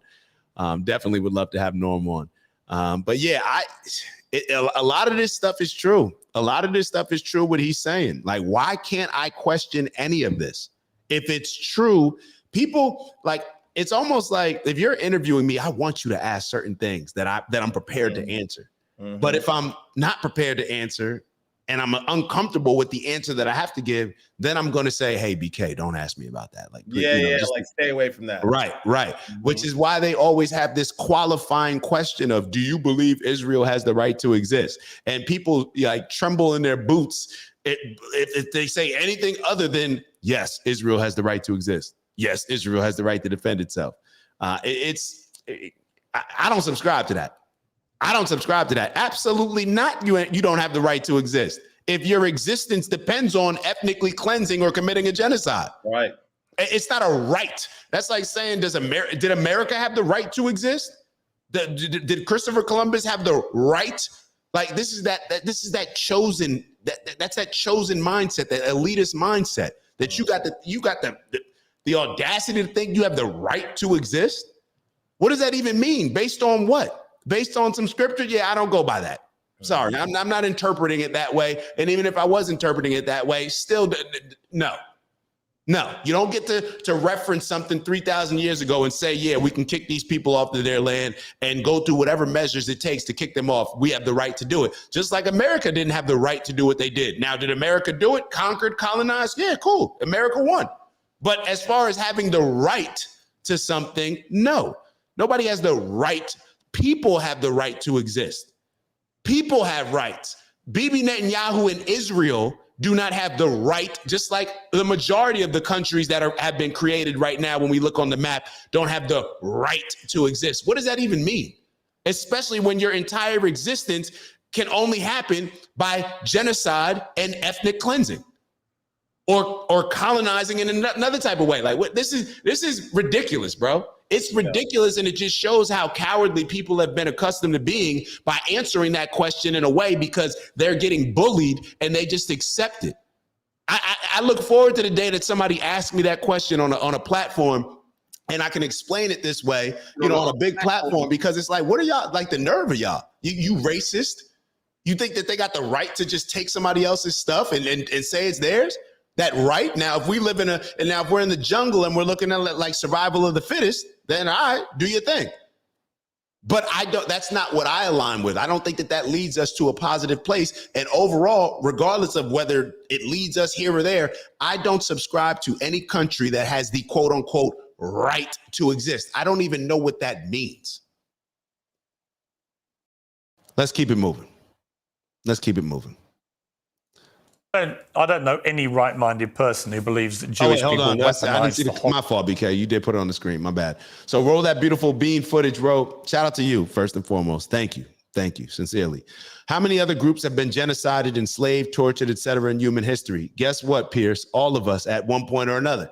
I agree. Like, and then this is the thing. See, I think I'm not saying, like, we'll save the whole victimhood, like, oh my God, these colonizers, we'll save that for a different day, that conversation.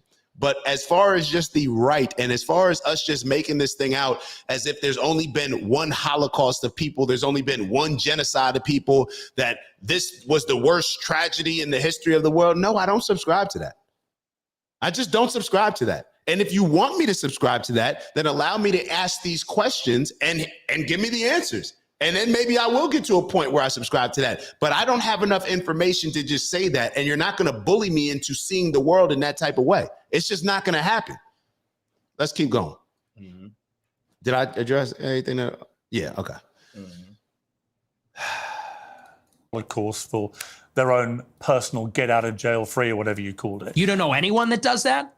That believes that? I'm sure there are some people that do that, but it's such a ridiculous generalization. You know, the truth is that most Jewish people have lost relatives in the Holocaust. In fact, I want to play you two clips. One is where you talk about Adolf Hitler. Hitler was a pedophile and kind of a pagan. It's like, well, he was also really fucking cool. So, time to grow up. We're not children anymore. Am I right? Am I right? Am I right, boys?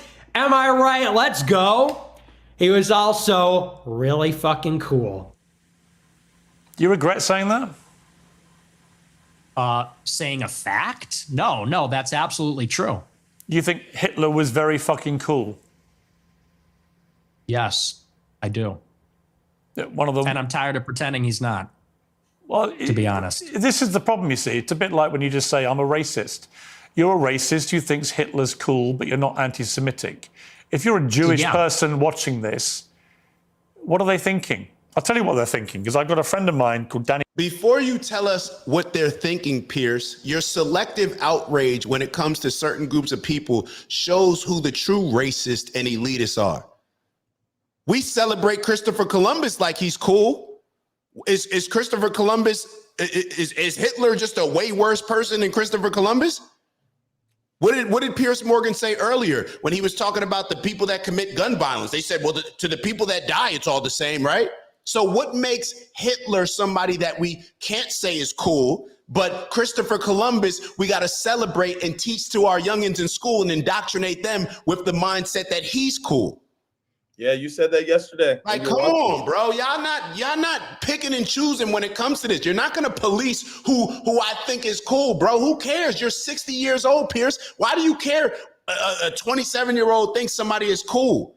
Now people, because you're trying to police his language, now you know what this is gonna cause, Piers? The people that you're trying to cape for, they're going to be upset with you, because at the end of the day, all this is going to do is now open up a whole lot of other people who now may think Hitler is cool. There's a reason why a lot of these Hitler translated speeches are going viral now. There's a lot of people who had no idea what Hitler was saying or was about, and we only learned it through our indoctrinated school system, who now we're doing our due diligence. And guess what, Piers? There may be a lot more people that think there's certain aspects about Hitler that's cool.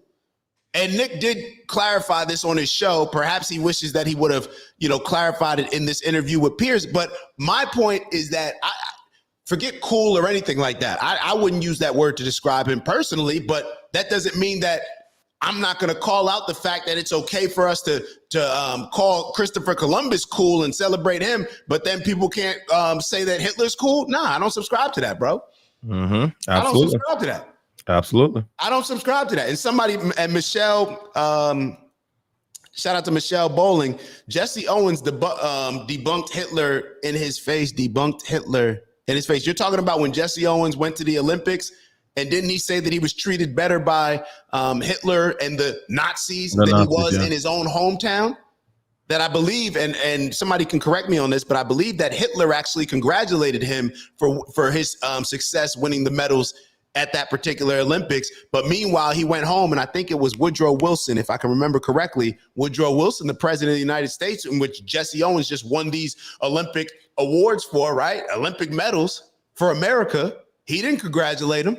Mm-hmm, mm-hmm. So now, oh, I get it. We can only see the world through a particular group of people's lens, because it's not okay for Jesse Owens to say that Hitler's one thing. We have to see it through only a particular group's lens and them seeing it. But when it comes to Christopher Columbus, Piers, are you concerned with, let's say, what some indigenous people feel about it? Do you stand up against Christopher Columbus Day because, hey, that's offensive to some of the indigenous people who had their ancestors killed by it? Or is it just when it comes to Jewish people? Bro, we're not buying into this anymore. You're not bullying. You're not scaring us. And you look very weak when you present yourself in this argument this way, Piers. Let's, what did Roll That Beauty say? Yeah. Roll that beautiful bean footage, bro. Preach, say it louder for the ones in the back. Solid takes, my guy. Appreciate that. Appreciate you. Sure. Shout out to you, Roll. Yo, we just saying what's right in front of our face, yo. You're not gonna bully me into seeing this person is cool, that person's not cool. Bro, stop it. We sound like the goofies that look at these politicians like fanatics as fans. All of these people are corrupt. All of these people are cruel. All of these people have murdered massive amounts of people, whether it's Barack Obama, just because he gets up there and he's the cool guy and he's going to, be able to speak to you real nice and come across real, make you feel good. Like, nobody's buying into any of that. Mm-hmm. He's killed a crazy amount of people drop bombs with drones. He's the drone guy, dropping all these bombs on women and children. Like, stop it, bro. We're not buying into this smooth talking, like Pierce, because he presents himself as the non-racist, and Nick is just a little bit more or a lot more direct and straightforward. We're not buying into that, bro. We're not buying into that. So yeah, I'm sorry for going off on another tangent, bro. No, get in your bag. Get in your bag. I just don't like that. Because you're trying to play me. You're trying to play me like I'm stupid. You're insulting my intelligence, and I don't like that. Finkelstein, who, when he heard I was interviewing you, he's a Times journalist, Finkelstein. What are they thinking? I'll tell you what they're thinking, because I've got a friend of mine called Danny Finkelstein, who, when he heard I was interviewing you, he's a Times journalist in the UK, very eminent journalist here, and author, who wrote a book about his own family's experiences at the hands of Hitler and Stalin, because you also told Tucker Carlson that you admire Stalin. But let's just take what Danny said here. Hi Piers, it's Danny Finkelstein here. As you're interviewing Nick Fuentes, you might try suggesting to him that he reads my book, Hitler, Stalin, Mum and Dad. It's called Two Roads Home in the United States. Since he says he's on Team Hitler, you might like to ask him about the fact that Hitler arrested my mum, tried to starve my mum to death, did starve my grandmother to death, sent my great aunt to the gas chamber, my great uncle, my cousin. My grandmother on my father's side ended up being 1 out of 7 children, the only one that survived the war. So you might ask him whether he wouldn't rather be on Team Mum rather than Team Hitler. And as for celebrating Stalin's birthday, well, Stalin took my father, sent him to a state collective farm, sent my grandmother and to a state collective farm, sent my grandfather to the Gulag. You might try asking him why he doesn't celebrate Dad's birthday rather than Stalin's. It may all be a big joke to him, but he complains that he was 18 when someone tried to cancel him. Well, Stalin and Hitler arrested my mum and my dad when they were 10 years old. So perhaps he might like to reconsider his joke. Or perhaps you want to call out the people that actually tried to cancel Nick Fuentes. Who are those people? Wasn't the blacks, wasn't the women. This man, this was the weakest point of this interview, bro. You're bringing up somebody who's talking about my mom and then talking about his dad. You're talking about, oh, you've been canceled, so you may want to get online with it. Bro, why don't you call out the people that have tried to cancel him? Call out Ben Shapiro. Who is he working for? Who does he represent? This is embarrassing, bro. This is an embarrassing piece of journalism, in my opinion. See, that's the reality of your jokes, although I haven't ascertained yet whether you are joking when you say that Hitler was very fucking cool. Are you joking, or do you actually think he was very fucking cool? The most genocidal monster of the last 150 years? Yeah, the thing is, my generation, we're just done with the pearl clutching. You know, yeah, you might be, but then your generation hasn't gone through what Danny Finkelstein's family went through. So maybe the pearl clutching has a way to go for families whose family members oh my gosh, were murdered. Yeah, we got all that. Me mom, like we're. You know, I don't even know who this person is. Why is this person talking to me? This old British guy is saying, me mom got killed by Hitler. Because he doesn't find it funny when you say Hitler's very fucking cool. I don't care. He finds I don't care. I know you don't care. That's fine. You don't have to care. But he does care. Does that guy care about America? Does that guy care about me and my country and my family? No. He cares what you, a prominent conservative in America, has to say about Adolf Hitler. Now, what do you mean by Hitler is very fucking cool? Because I think he's very fucking a monster. Okay. That's a clip. I think he's very fucking a monster. Do you hear yourself? Yeah, I mean, can we all grow up? I do. Can we all grow up? He murdered 12 million childish. people. He murdered 12 million people. What is very fucking cool about that? Tell me. The edits, it's just cool. The uniforms, the parades, it's cool as a guy. You look at World War II, and it's fascinating and it's interesting and it's compelling and it's cool. And, you know, we're just tired of saying these kinds of things. We want to talk like real people and give our honest opinions. And then we literally get an old Jewish guy from England who's going to say, oh, that's not very funny, mate. Me mom. And it's like, shut up. Like, You know, no one is in favor of genocide. So let's just get that out of the way. We're not in favor of a Holocaust or genocide. Do you think if half your family had been, you think if half your family had been wiped out by very fucking cool Hitler, you'd still think he was very fucking cool? Or would you think that actually he was a despicable monster who murdered 12 million people, who targeted people because they were disabled or Jewish or Romani Gypsy or whatever it may be, and that he systematically destroyed people, incinerated them in gas chambers? Do you think that you would find it very fucking cool if your family had been through that? Or do you think you would find it very fucking disgusting? And perhaps moderate the number of times you laugh about it, or want to joke about it, or want to abuse someone like Danny Finkelstein, who's written incredibly powerful books about what happened to his extended family at the hands of the Nazis and your other hero, Stalin. See, my point to you, Nick Fuentes, is that in parts of this interview, you try to come across as moderate, but every now and again, the mask slips. And it slipped again here with what you say about Hitler. There's nothing very fucking cool about Hitler. We know that from history now. We know what he did. You've already conceded that he murdered at least 6 million Jews. So when you say he's very fucking cool, Jewish people watch this and go, this guy's disgusting. Why would he say this about someone who perpetrated such an evil? And what's the real answer? Why do you? Is it just for clicks? Is it for money? Is it just for fun? For shits and giggles? What is it? What motivates you to say something like Hitler was very fucking cool?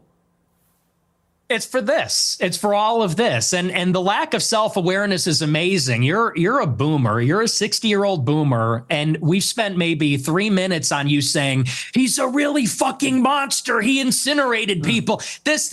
And I'm sitting here saying it's not that serious. It's not that deep. And not that what serious. I'm getting at. Not that serious. Do you want to say more about he's a monster? You're not a kid yourself anymore. You're not a teenager. I know. Right? You're nearly 30, to be clear. Yeah, okay? You're a fully formed adult who has a brain, right? And at some stage, that brain is taking you off these rabbit warrens. Is this an interview or is this a lecture? Can I respond to what you're saying? I want you to explain why you think it's fine to say how fucking cool Hitler is and to dismiss the very powerful 90 seconds from a British journalist who lost a lot of family members to the Nazis in such a callous, dismissive manner.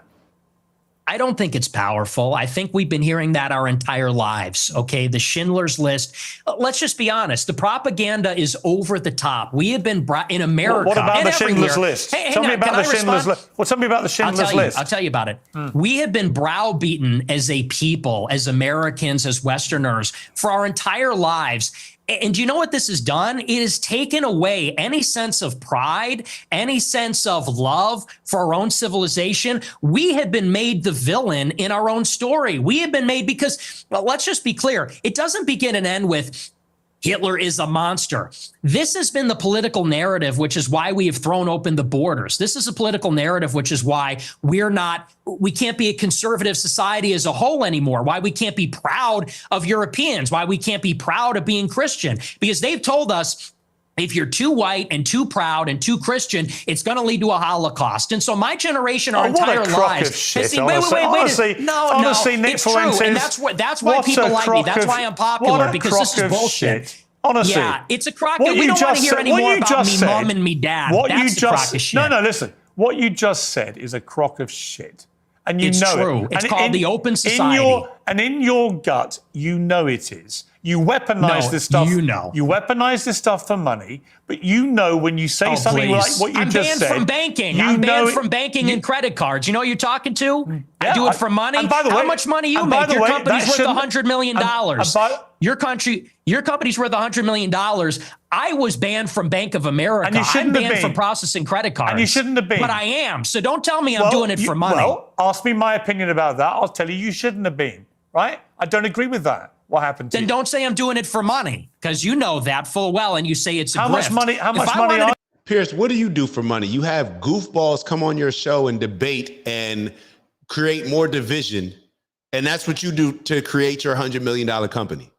Like the moral high ground, bro. Boomers, how did this get here? Like how did we get to this point?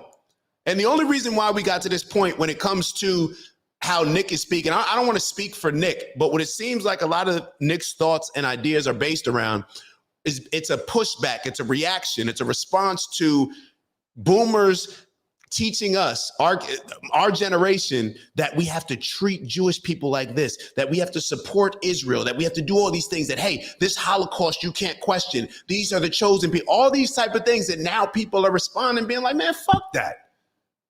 And this is what we're hearing. I don't see it. See, I don't see this particular issue the same way. This is why I said, like, I wouldn't call Hitler cool. Just me personally, I wouldn't call Hitler cool. Based on the things that he's done, I would not call Hitler cool.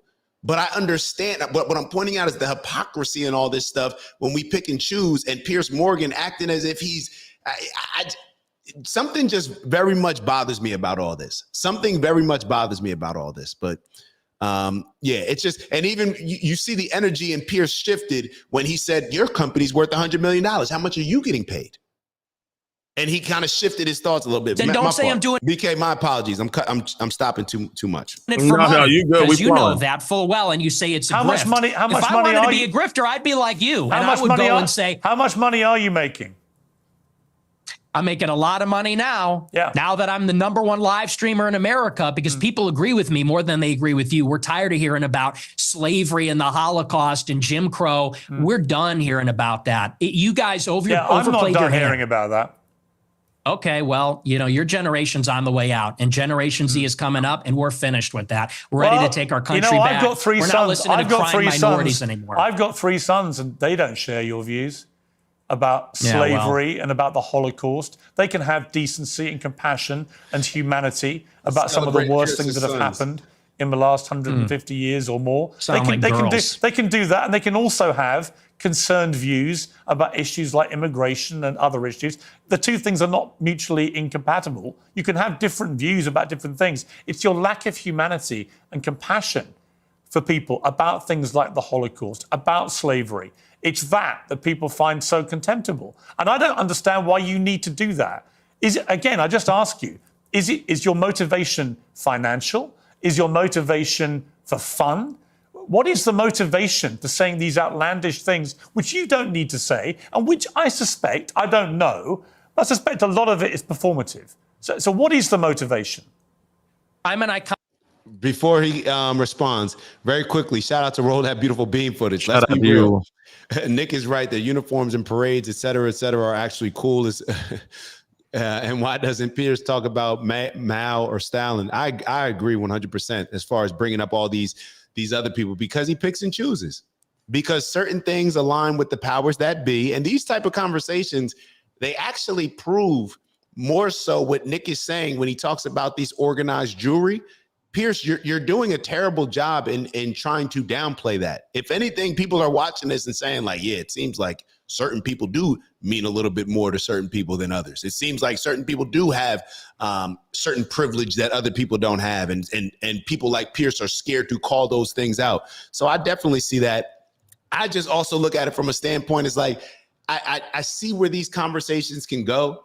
And I see where if you call Stalin, if you say certain things about Stalin and say, like in the Tucker interview, what Nick did when he said, like, yeah, that's a date that I remember. And I think that it was December 18th. The only reason why I remember is because my mom's birthday. I think it was the same date. And yeah.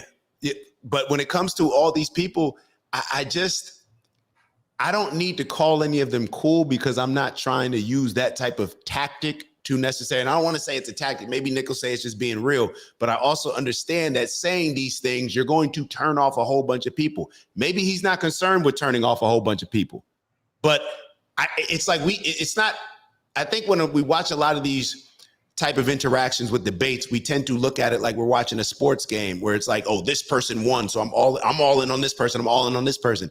We got to be able to critique all different sides of this and understand that the things that are being said have an impact, whether you intend it or not. So do I need to say that Hitler's cool? Where there's certain things that about Hitler that were cool? Yeah, there's certain things that are cool about anybody.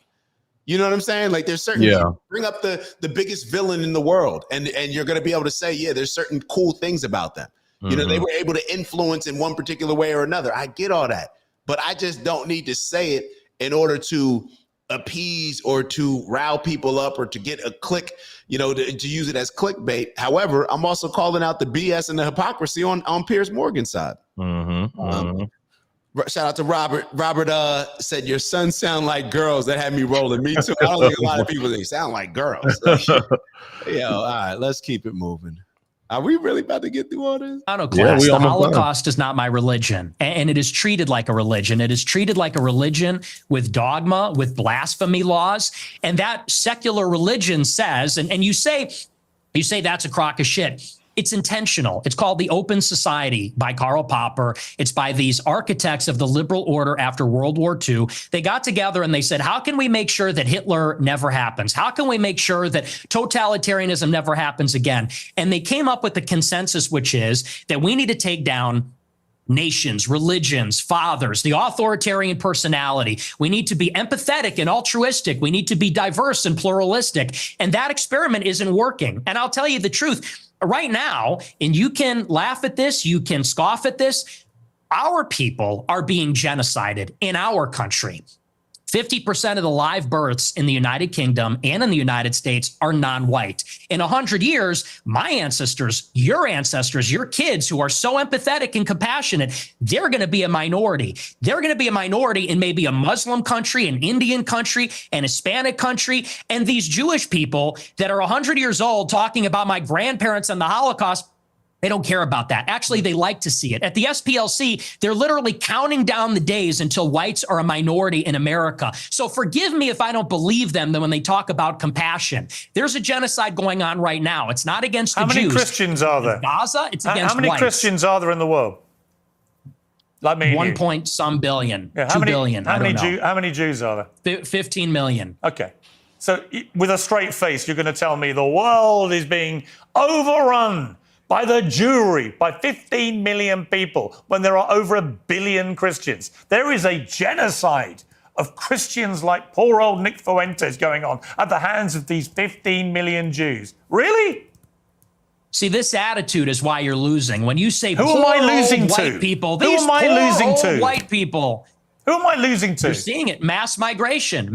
Oh, you're losing to me.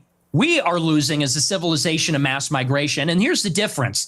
In Israel, they have my politics. In Israel, they want to maintain a Jewish majority. If they had it their way, it would only be Jewish people. They're fighting like hell so that Jewish people can have as much territory, a Jewish state. They can be proudly Jewish in their own land. Whereas in America, we are being besieged by 10 million illegal immigrants in 4 years. And then whites and Christians are going to be the minority. And that's true in Canada, Australia, all the countries in Europe. So you could say there's 2 billion people, but what's the proportionality? What is the percentage of people being born that are white? Where's the arrow pointing? Where are we going to be in 50 years? In 50 years, there might be in Israel. In 50 years, there isn't going to be a white. I want to, BK, tell me if you thought this when you heard this. Yeah. Piers Morgan either thinks that we're fools or he's just trying to portray it a certain way. I don't know what he thinks. But when you say that, and he used the word overrun, that the world's being overrun, but they're talking about power. And what Nick said earlier, as far as, this organized Jewry running the world. Mm-hmm. I don't know about you, but when I look at power, it's usually a small select group of people that are extremely united, a tight fist and united on purpose. And they control the majority of the masses group of people. Mm-hmm. That's what I typically see. So for Piers to present it in a way where it's like, you telling me that only 15 million can control 2 billion? Absolutely. That's how it goes. Yeah. A small organized group of people, they have the power. You telling me that these slaveholders could control all these slaves, all these niggas on this plantation? You telling me that you see where we're going with this? Yeah. It's a power play. But you kind of got to get deep for that though. Yeah.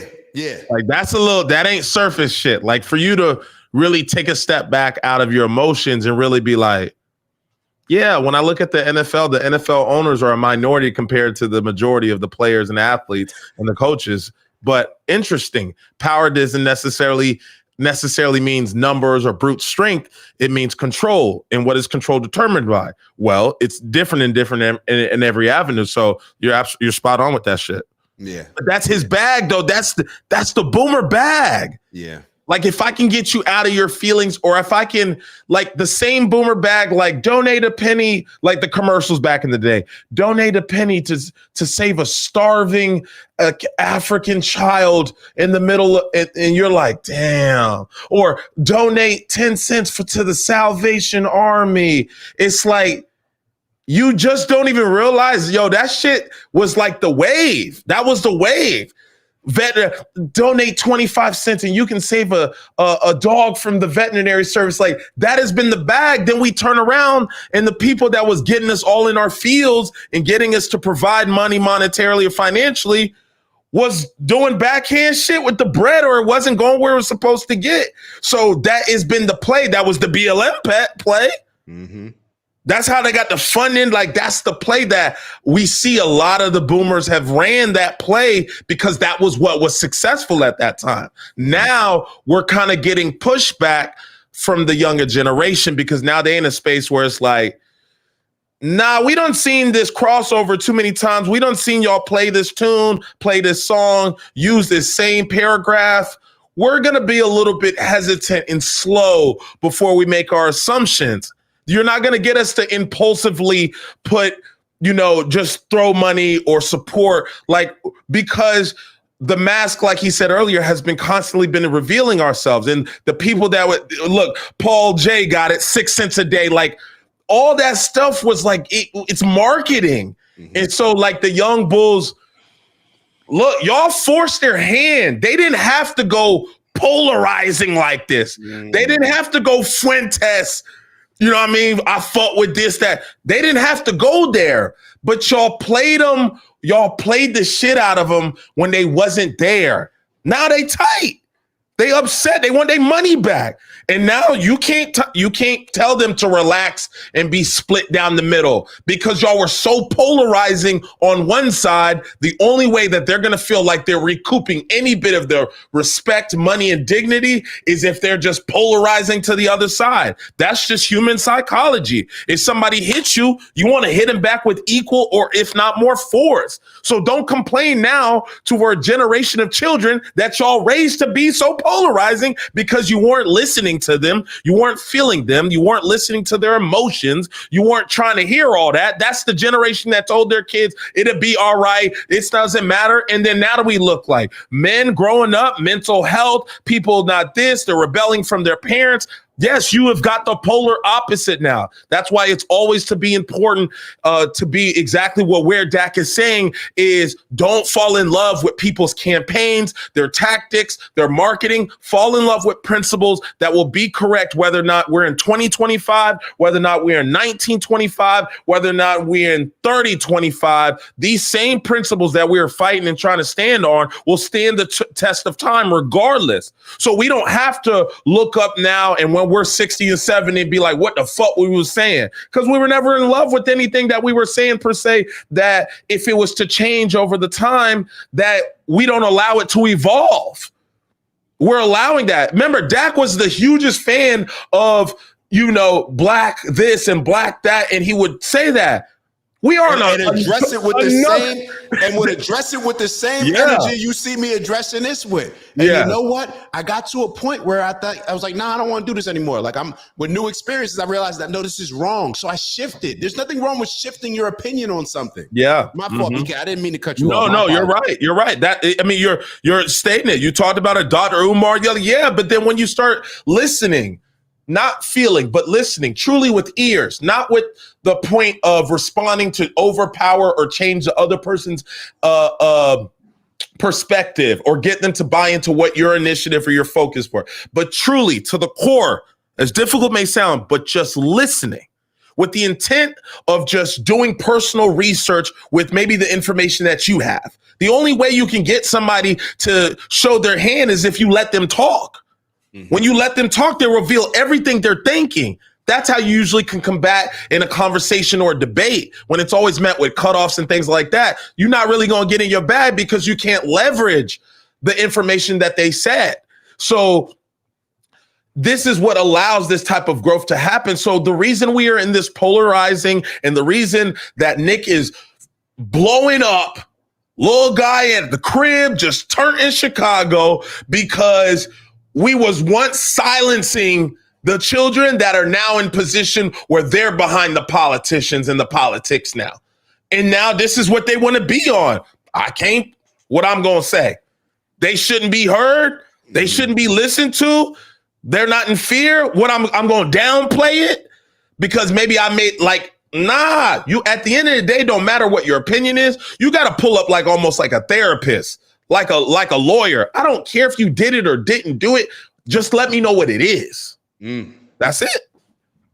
I love that you brought up all those points, especially with the growth, man. We gotta drop the ego and grow a bit. And I want to address what Robert just wrote and also a comment from Steph Rod in a second as well. So Robert wrote, watching Pierce own arguments collapse live is hilarious. And obviously, thank you for the super chat. Thank you. Absolutely, Robert. Appreciate it. Pierce has his own fact-checking crew and is getting totally schooled by a 27-year-old. That's definitely something that when I heard him speaking in the background and him confirming facts and statistics, yo, Pierce, keep it over here. You should have rolled up no gloves on type shit. It's it's hilarious. It's hilarious. Let me bring up what Steph Rod said. Shout out to Steph. I understand, but if you listen to his live last night, Nick really thinks he went harder than he did on his responses. He feels like he schooled Pierce. I don't know. This is a problem that I have. And this is why I said earlier, and I saw maybe an hour of Nick's live, last night. I was trying to get some rest. I was going to go to bed early, but then I ended up just happening to tap that Rumble button. And I was like, oh, he's actually already live. He just went live. I was like, let me record. Let me start looking at this. And I was recording the live. And I agree with what you're saying. Because this is the problem when you go into this as a fan. If you're going into this interview and rooting for Nick or rooting for Pierce, I'm not saying that you're wrong, but I am saying that it is going to alter your objectivity when you're looking at it. It's going to alter it because naturally you're going to see more things in Nick's favor. You're going to see more things in Pierce's favor. And even when I went to look at the comments on the show, it's all pro Nick. Nick washed him. Everything is showing Nick washed him. You and I, BK, I reacted in real time. Then I talked to you and reacted afterwards. Nick did not wash Pierce because it's not Nick versus Pierce, in my opinion. That's not what I'm looking at. I'm looking at it as what is Nick expressing to the people? What is he, how he's using this platform? Did he best use it to get across whatever it is that his goal is? So that's how I'm judging it on. I think that Nick, there's a lot of things that when he went back to the drawing table, and it's no different than sports. We can win a game. How many times you played a game where you win, you may get a couple sacks. And I can remember vividly me going out, taking forever to shower, and then going out, and my parents are there, Maya there, whoever, Justin there, whatever. You was always the last one. Last one there. I get out, and they may say good game. They may say, but in my mind, I may be like, there's a couple plays on film where it's I'm not looking forward to seeing that with the rest of the team. That was not a good look. And you know that inside. So I think Nick, if he's being realistic with himself, he may feel that he has to portray that to his people and whatnot. But it's you can fall victim and it become almost intoxicating when you have so many people that are just yes manning you and just pushing you to say Nick washed him. No, there's a lot of areas that Nick could improve. And if you want Nick to be as influential as he has the potential to become, then I would say look at it from a more critical standpoint, call out the certain areas. Call out, Nick got to do better in this area. Nick got to control the narrative in this a little bit better. He let Pierce control the discussion. I don't care who's asking the questions. He's interviewing me. So I dictate the words that are coming out of my mouth and I control the flow of this interview. That would be more my mindset. No different than, like I said, interviewing with a company. I'm switching it up. I'm interviewing you. You think you interviewing me? Nah. I'm interviewing you to make sure that this is a place that I want to bring my talents to, almost. And you get what I'm saying? So I think that people should be more realistic, but people just look at it through a lens. If you are a super fan of Pierce and you're a super fan of Nick, then y'all both may be missing the boat. You know what I'm saying? I think we should be critical of those. And if you are a super fan, the only way for you not to be missing the boat and to be as objective as possible, in my opinion, is to be as critical as possible with the people that you're actually rocking with. if you're a fan of something, be as critical as possible of that. It just keeps like you I balanced. want to be, just like I want to be my own personal, I want to be my harshest critic. That's how I'm going to get the most out of myself. So if I finish up a show and my parents are saying, you know, how they typically send us in the group chat, hey, great show. Y'all did y'all thing on this one. We may be thinking like, all right, bro, we got to, you know, there's certain areas, or at least in our individual minds, we're like, all right, we could have done this a little bit better. We could have, what did we jump on the call right after the live show yesterday? All right, maybe if we make this improvement, we do this. Yeah. Like it's different when you have a certain level of criticism. This is why it's like, we don't value a lot of times the criticism that comes our way because we take offense to it because we have fragile egos. I need my parents giving me feedback. I need Maya giving me feedback because I don't want to jump out here and say something wild that may not necessarily be aligned with how I live my life. So I need the people around me who know me the most, who are able to give me that criticism, and I want to receive it. And I also have to be very careful in how I respond to their criticism, because you could say something to where now they don't even want to give you criticism. Now they're just going to say, oh yeah, you did a good job. You know, no, I need that criticism because just like you said earlier, BK, how I used to go super hard with the blackity black stuff, and I don't see the world like that. And I understand that cost me a lot of friendships, relationships. People still probably looking at me some type of way because of it. It's all good though. That's part of my growth and development. However, I perhaps could have grown faster or been a little bit more efficient in my understanding if I would have been a little bit able to get criticism and to listen to it and take it in a more constructive way. It only improves me. So hopefully that's coming across the right way. But yeah, and what I'm noticing here with even you presenting that, it's like that is an emotional journey. And when I say emotion, that don't mean like not on no soft shit, but like it does require your psychological, your nervous system to experience what it feels like to be polarizing. What it feels like to double down. A lot of people go their entire life and they're very split in indecisive or non-confrontational about things that they personally feel. We always hear that. Hey man, speak up for yourself. Hey man, keep your head up. Hey, don't accept that being walked over by people. These are things that we're having to teach people from age in high school all the way up to grown-ups. And it's because it's a true testimony to where your emotional development stands. And if you're not perfecting that and challenging that and pushing that and controlling that, then you will always be concerned about what the comments say, what the family says, et cetera, et cetera. You must be stoic. You must be balanced. You must be down the middle. It's not to say that we don't love to hear the stuff that mom and pops tell us, because we need that also. But we also have to be grounded in understanding I'm never going to get too high off of what I hear or what's being said towards me, nor will I ever get too low. That must and always be in control of me. And depending on how I'm feeling that day or where I'm at in my bag, I will lean to whatever I need that particular day. So when you in a down, it's good to see the text message be like, hey, OG, man, you doing your thing. But like maybe you was off one key and you like, or maybe you felt like you was on your shit and you had a couple critiques in that joint. It's all beneficial. That's how you become the best player, the best athlete, the best musician, the best worker at your company. It's constant feedback. We're constantly going through life and responding to feedback and data that we're getting through our experiences. So as you go and push yourself through this journey, the ones that are going to be critiqued and criticized are honestly the ones that will continue to push the narrative and push innovation in these type of spaces. It's the one that to play devil's advocates, it's the Piers Morgan that's willing to get on here to be scrutinized by the younger generation is where the development stands. It's not standing where keeping his beliefs hoarded in his community, in his circle, and being surrounded by them people. It's constantly putting himself in faces of people like Nick, because what we see or hear is this ain't Piers Morgan's first rodeo with somebody who doesn't align with his beliefs.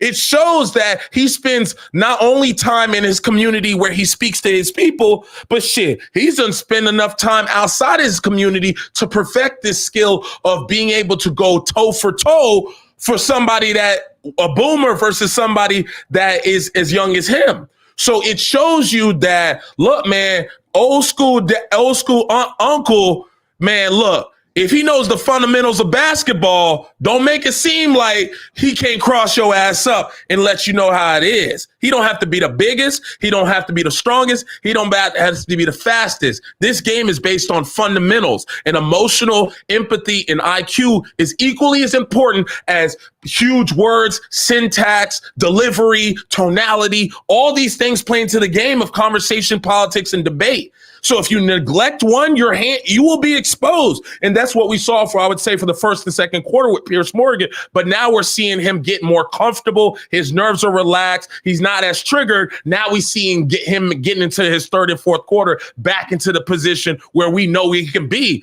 These are the public duels we need. We need an audience watching, looking for you to fuck up publicly so you go back to your fucking house and you go dig in to the roots with your team and analyze how the fuck we get back to the same position and we don't fall victim to the play that he just ran.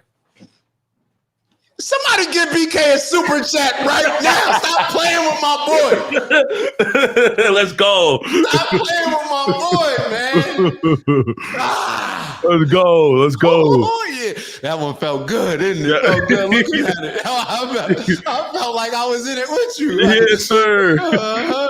Let's go. Shout out to Roll That Beautiful Beam footage. It's good to see more and more of us waking up to the establishment's agendas and bullshit. Is good versus evil, not Dem versus Republican, black versus white. Salute, guys. That's a fact, bro. We fighting a different battle, bro. Mm-hmm. We fighting a different battle. And it's amazing to have everybody join together. And like I said, we may argue over different strategies to go about it, but we all having the understanding of what the establishment and what our true enemy is trying to do against us. That's foundational, like BK said. Mm-hmm. So,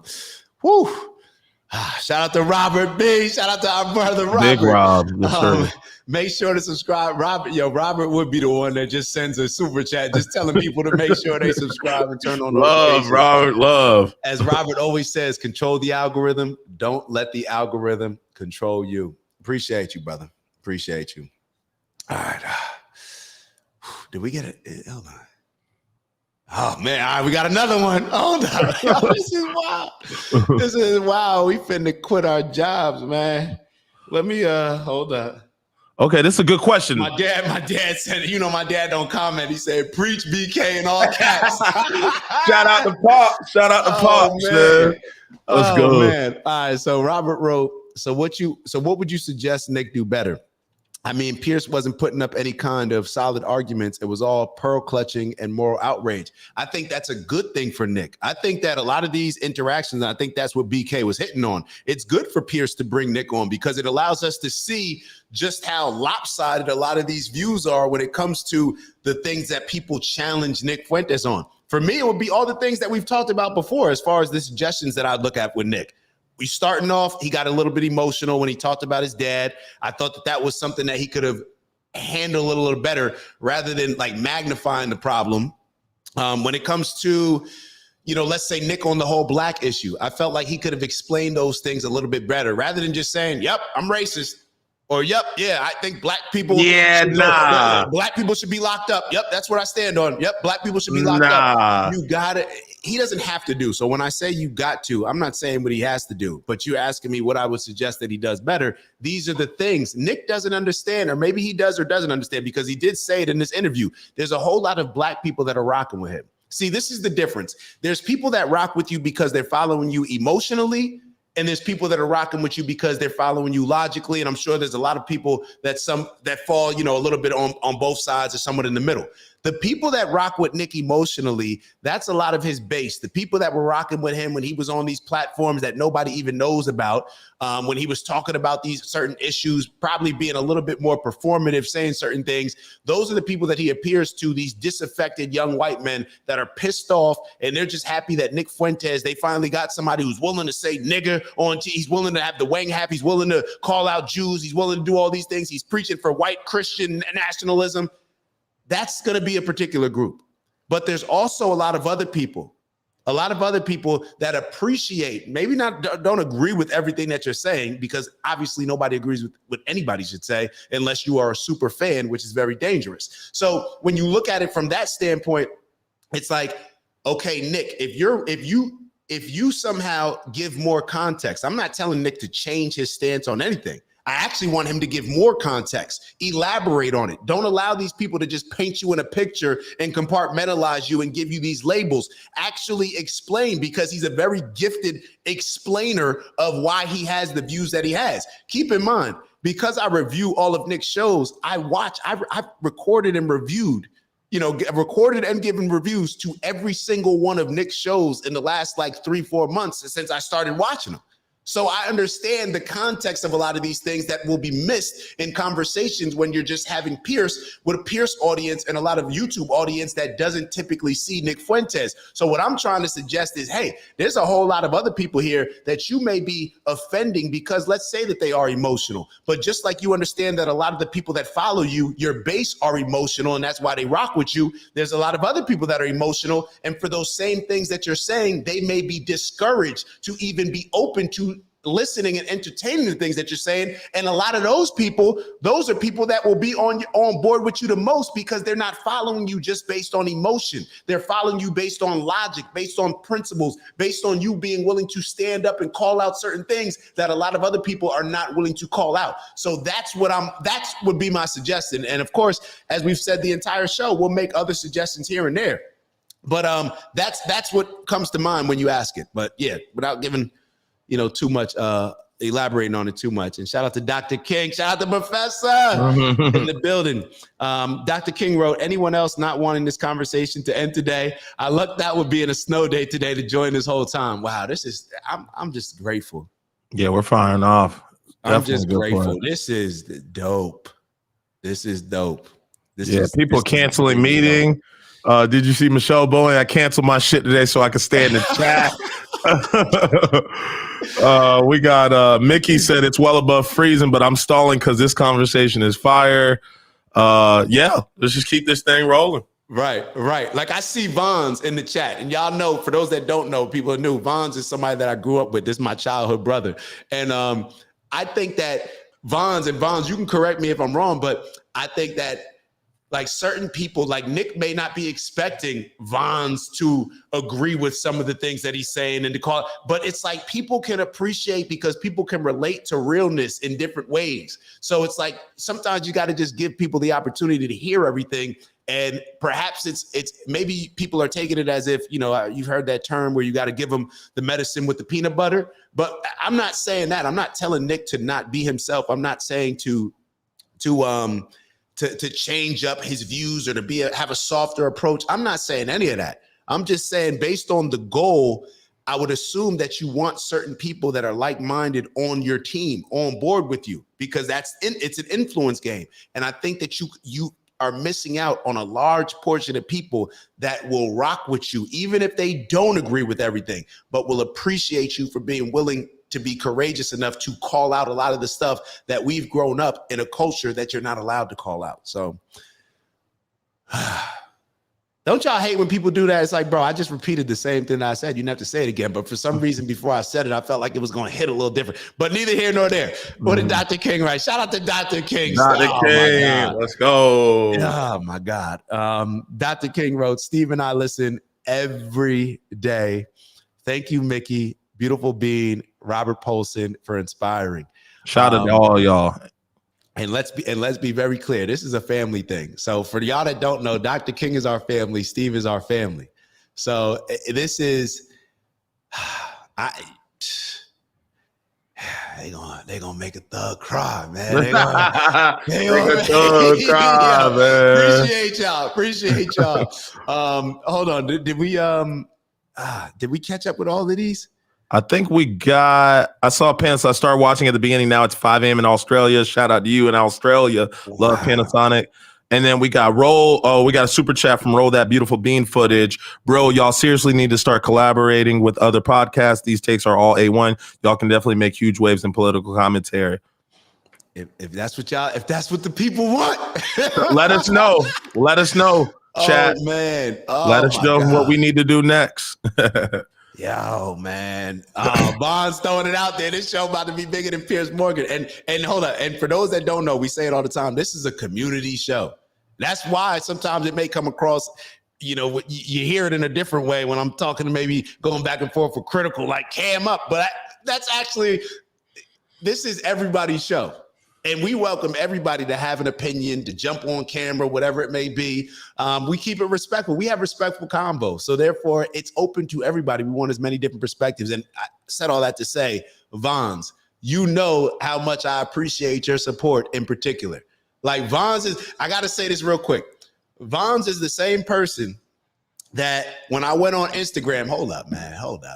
Let me shout out Vons, because you got to celebrate your people. You got to celebrate your people, because if you don't celebrate your people, who is? So let me show y'all something real quick. And hold on, please bear with me. Please bear with me. 1 second. This is and for those that watch the show on a regular basis, y'all know Vons and I, we go at it. We go at it. But let me highlight this very quickly. Oh man, hold on.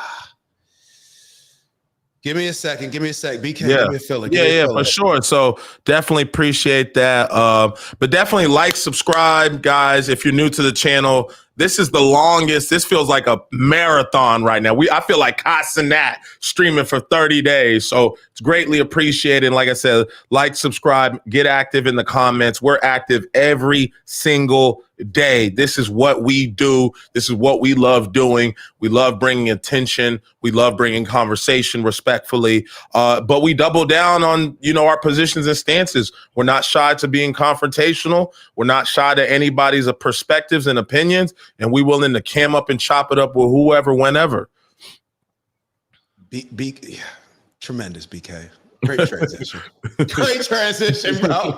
I appreciate it so much. All right, so I'm gonna look at the date. Can you see it on the screen, BK? So it's January 9th, 2016. We were doing our OG Foundation program, a Kings and Queens program, which we fed the kids in the neighborhood. We had them working on their speech, teaching them real estate through Monopoly, all different types of stuff. We were doing this 2 to 3 days a week, and it was just family, really. It was my mom, it was Vons, it was my brother, it was my dad. It was just our family doing this, and the Board of Education wouldn't allow us to send out flyers because we were doing a free program to help a lot of the I don't know. I don't even know how I feel about this word now, but a lot of the underprivileged kids in our town, in that area. So when the Board of Ed said, parents have been complaining about receiving too many flyers, and I hit Vons up, and Vons was like, yo, let's just go walk around and hand out the flyers. So what did we do? Hold on. Can I turn up the volume? Hold on. To have your positive program send out flyers to all ignore the what was I doing with that goofy? I forgot you had that. Hold on, is this the second video? Parents, because they're too busy worried about what the parents of the kids who don't need the program think. Worried about having too many flyers sent home. Knock it off. Where Vons? Hold up. Where Vons at? We hitting every crib. This is what you got to do when the mom play Board of Ed won't. What EMS? What is EMS coming straight from work? Yo? Hey yo, let's go. Bro. I just had to show that. My apologies. I hope we didn't lose too many people, but that's Vons, community. That's community, bro. Love you, bro. For real. Shout out to Vons for sure. All right, let's get back to the show. Mm-hmm. You don't believe people should get married, right? I think people should get married. I'm a Christian. You're basically anti-marriage, really. You've talked about this. You've talked about. Are we done talking about white genocide? Well, no, I'm coming to the same part because you seem very resistant to the idea of marriage. You've never got married. You've talked very scathingly about henpecked husbands. Just take a look. That's true. Guys get to a certain age and they're like, you know what? Women suck. Like they're talking too much. They're not hot anymore. Like, you're fat, you're chubby, you're not as hot as you think you are. You fucking talk too much, you're a bitch. So we'll obviously get to the brazen misogyny part of that a little later, but I'm just curious. Did you just say preach in the background? No. You didn't hear that? Or was that Nick? I really thought you... No, that was Nick. I was about to say. Elaborate, BK. I know where you want me to stop. Talk too much, you're a bitch. So we'll obviously get to the brazen misogyny part of that a little later, but I'm just curious. On the one hand, there's this terrible genocide going on of white people. On the other hand, you want people effectively to stop going near women because they all turn out to be so ghastly, so they shouldn't presumably procreate. So how does that work? I mean, aren't you, with your rhetoric, actively encouraging men not to associate with these ghastly women, therefore not have any more children? Therefore, you are contributing, Nick Fuentes, to the diminishing white population? I'm confused. I tell my followers to get married all the time. I tell them that it's best for everybody to get married. And I think that's the only way that you can have sex. I think that's the only licit way as a Catholic, as you know, to have sex is within marriage. Why don't you get married? I'll get married later. It's been difficult for me because people are shooting at me at my house. I don't know that I don't want to have kids and a wife. You know, my wife would be screaming about that. Me, you know, I have to be able to take risks and be able to say these things. It's difficult to bring a family into a life that's like that. But for my followers, I tell them to get married. But what's happening with women? You literally just told your followers, well, hang on, in that clip, you literally told followers, women, they get old, they get fat, they get ugly, they get very annoying. So where's the incentive to get married to women? There isn't one. You're actively telling them the opposite. You're extrapolating. This is what we complain about from time to time. There's certain people that are willing to, and it's so rich coming from, and obviously, as Mickey says that Mickey's 57 years old, obviously when we say boomers, I always feel a little bad because I feel like my parents are going to think I'm talking directly about them. It's not that. We're just talking about a generational way of thinking. Mm-hmm. Piers Morgan is telling, well, why don't you get married? Well, Piers, we're living in a society where there's not as much of an urgency to get married, where let's say generations before, our grandparents, our great grandparents, there was an incentive to get married and have kids because kids could work. You know, you needed them for different reasons. There was an incentive for women to get married because in those days, a lot of women couldn't survive on their own. So when you couple that with what we're going through right now, with the generation of women who have now been brought up to be more like men, if we're just looking at it from a cultural standpoint, then you can understand how the dynamics of our relationships are thrown off, especially when we're also growing up in a society where that's not what we're taught. We grew up telling with music saying bitches ain't shit but hoes and tricks. We grew up in this type of environment where it's like a guy, we just want to get out here and have sex with as many women as possible. That impacts us as men, but it also impacts women. So all these different things play a role in why we're not able to, let's say, get married at the same rate that people were previously. But by not speaking on any of those dynamics that I just named, we're doing ourselves a disservice. Let's actually speak on the fact of why it's hard to get married. It's hard to get married for a lot of the reasons, and some of the reasons are what Nick just stated. But Piers Morgan's going to act like none of those things are true. We're going to act like when you look at American women compared to a lot of other women, the weight issue is not a thing. We're going to act like American women, the culture of it. What is the culture of American culture? It's literally like Sexy Red and like all of these other people. Like that's the culture of women that we're creating. That's what's being promoted. What is Kamala Harris? She has Beyonce. Beyonce's still trying to wear revealing clothes and appeal to YNs, it seems like. So we have to acknowledge that the culture that we're in is not necessarily promising or going to support a lot of the things that we should be doing. A lot of us are just realizing later on in life, like, nah, bro, we've been doing this the wrong way. We got to figure this out. Now, like any adult, we can't just rely on and blame what happened before us or the boomers. We have to make those adjustments moving forward and address those issues. But to address these issues, we got to be real about them. We got to be real about them. And it's a very interesting dynamic when you got the boomers who don't want to keep it real on their daughters, don't want to keep it real on their sons necessarily either. And now we're trying to have real conversations and unpack the dynamics that are preventing us from being able to have a lot of these relationships, or at least it being as easy. We can't even afford to live. We can barely afford to, like, all these different things. We're not brought up and educated on how to have relationships. And it's one of the most difficult things. No, it is the most difficult thing. Having a relationship has been more difficult than making the NFL. A relationship has been more difficult for me than making the NFL.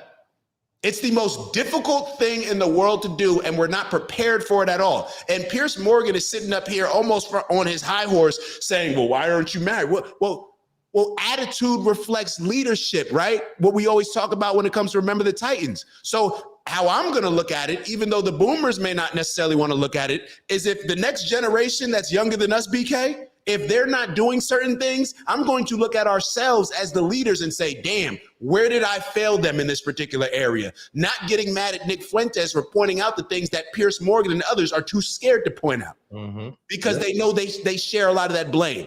I hope I'm saying it the right way. Shout out to Mickey Shaw. Jesus. Woo, Mickey coming through. One more. I'm a 57-year-old lad, father of 4 young kiddos. I'm so proud of this young generation. Folks my age had to fight through a lot of programming, and we have to give grace when it comes to that. I'm glad that you wrote that last part.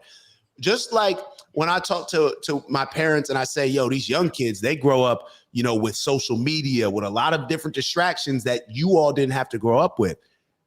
As I acknowledge that, I also have to acknowledge what you just said. As far as the older generation, the baby boomers, y'all grew up with a lot of programming where it's no different than when a lot of y'all go into the doctors. You look at the doctors much different than us.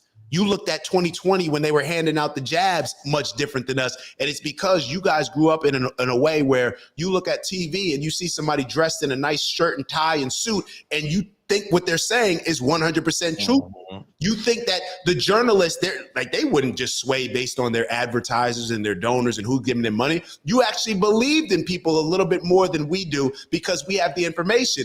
You actually believed in certain things, let's say Israel and Palestine, the issue with them, because all you saw what was being presented on the news. We got TikTok, we got all these other things. So we do have to give grace across the board, and it can't just be us picking on the boomers.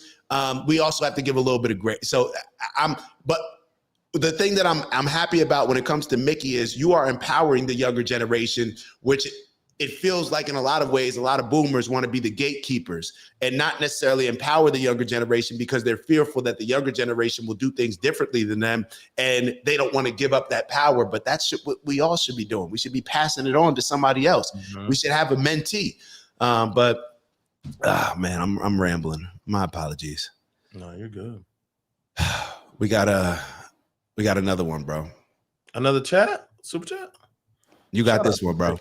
All right, so shout out to that girl Casey at Bring the Asteroid News YouTube, another great podcast. Okay, so we got to tap into that, Mickey too. Yeah, shout it out, Mickey, man. Mickey, you the big homie, bro. Showing love to everybody. Yeah, definitely appreciate you, man. We're gonna keep this rocking, bro. We're gonna keep this rocking. Let me make sure that we don't have any more. And I don't mean to scroll over. We're not scrolling over any of the chats and just highlighting the super chats, but we just want to make sure that obviously we want to make sure that we're just highlighting the support that does come, but we're trying to make sure that we pay attention to every comment. Yeah, this is a good one by Dr. King for your comment. NFL was easier because there's 100% accountability / commitment from both sides, daily dedication, whereas in some relationships parties don't come at it with that fortitude. That's absolutely that's spot on. When you don't have an area, I always found this interesting, like college to me, which I thought at the time was some of the more, I would say, difficult times in growing up. I always say like graduating from William & Mary is the hardest thing I've ever done in my life. And when I say that and I get into the workspace now and I'm like working and, whether it be entrepreneurship or finding a job, I said like, oh, this is a breeze compared to school. But what I do also find interesting on a college campus is you don't ever realize that you're surrounded by people that have a similar and common goal when you go to these more educationally first prestigious schools. These schools kind of do the filtration system for you. So when you're walking around on campus and don't nobody give a damn about the football team and all they care about is graduating with flying colors so they can go work in DC or work for the Fed or something of that nature, it really brings you up to speed, unlike maybe at a school that is more involved in their sports. Like I'm sure if Bama football athletes' experience is far different than mine. And so you get locked in these bubbles. So I was so accustomed to walking on a campus where all the Black people that I was around were highly educated, were extremely athletic, were extremely well-spoken, came from different backgrounds, different parts, from New Jersey to PA to Miami to LA. There were so many different places.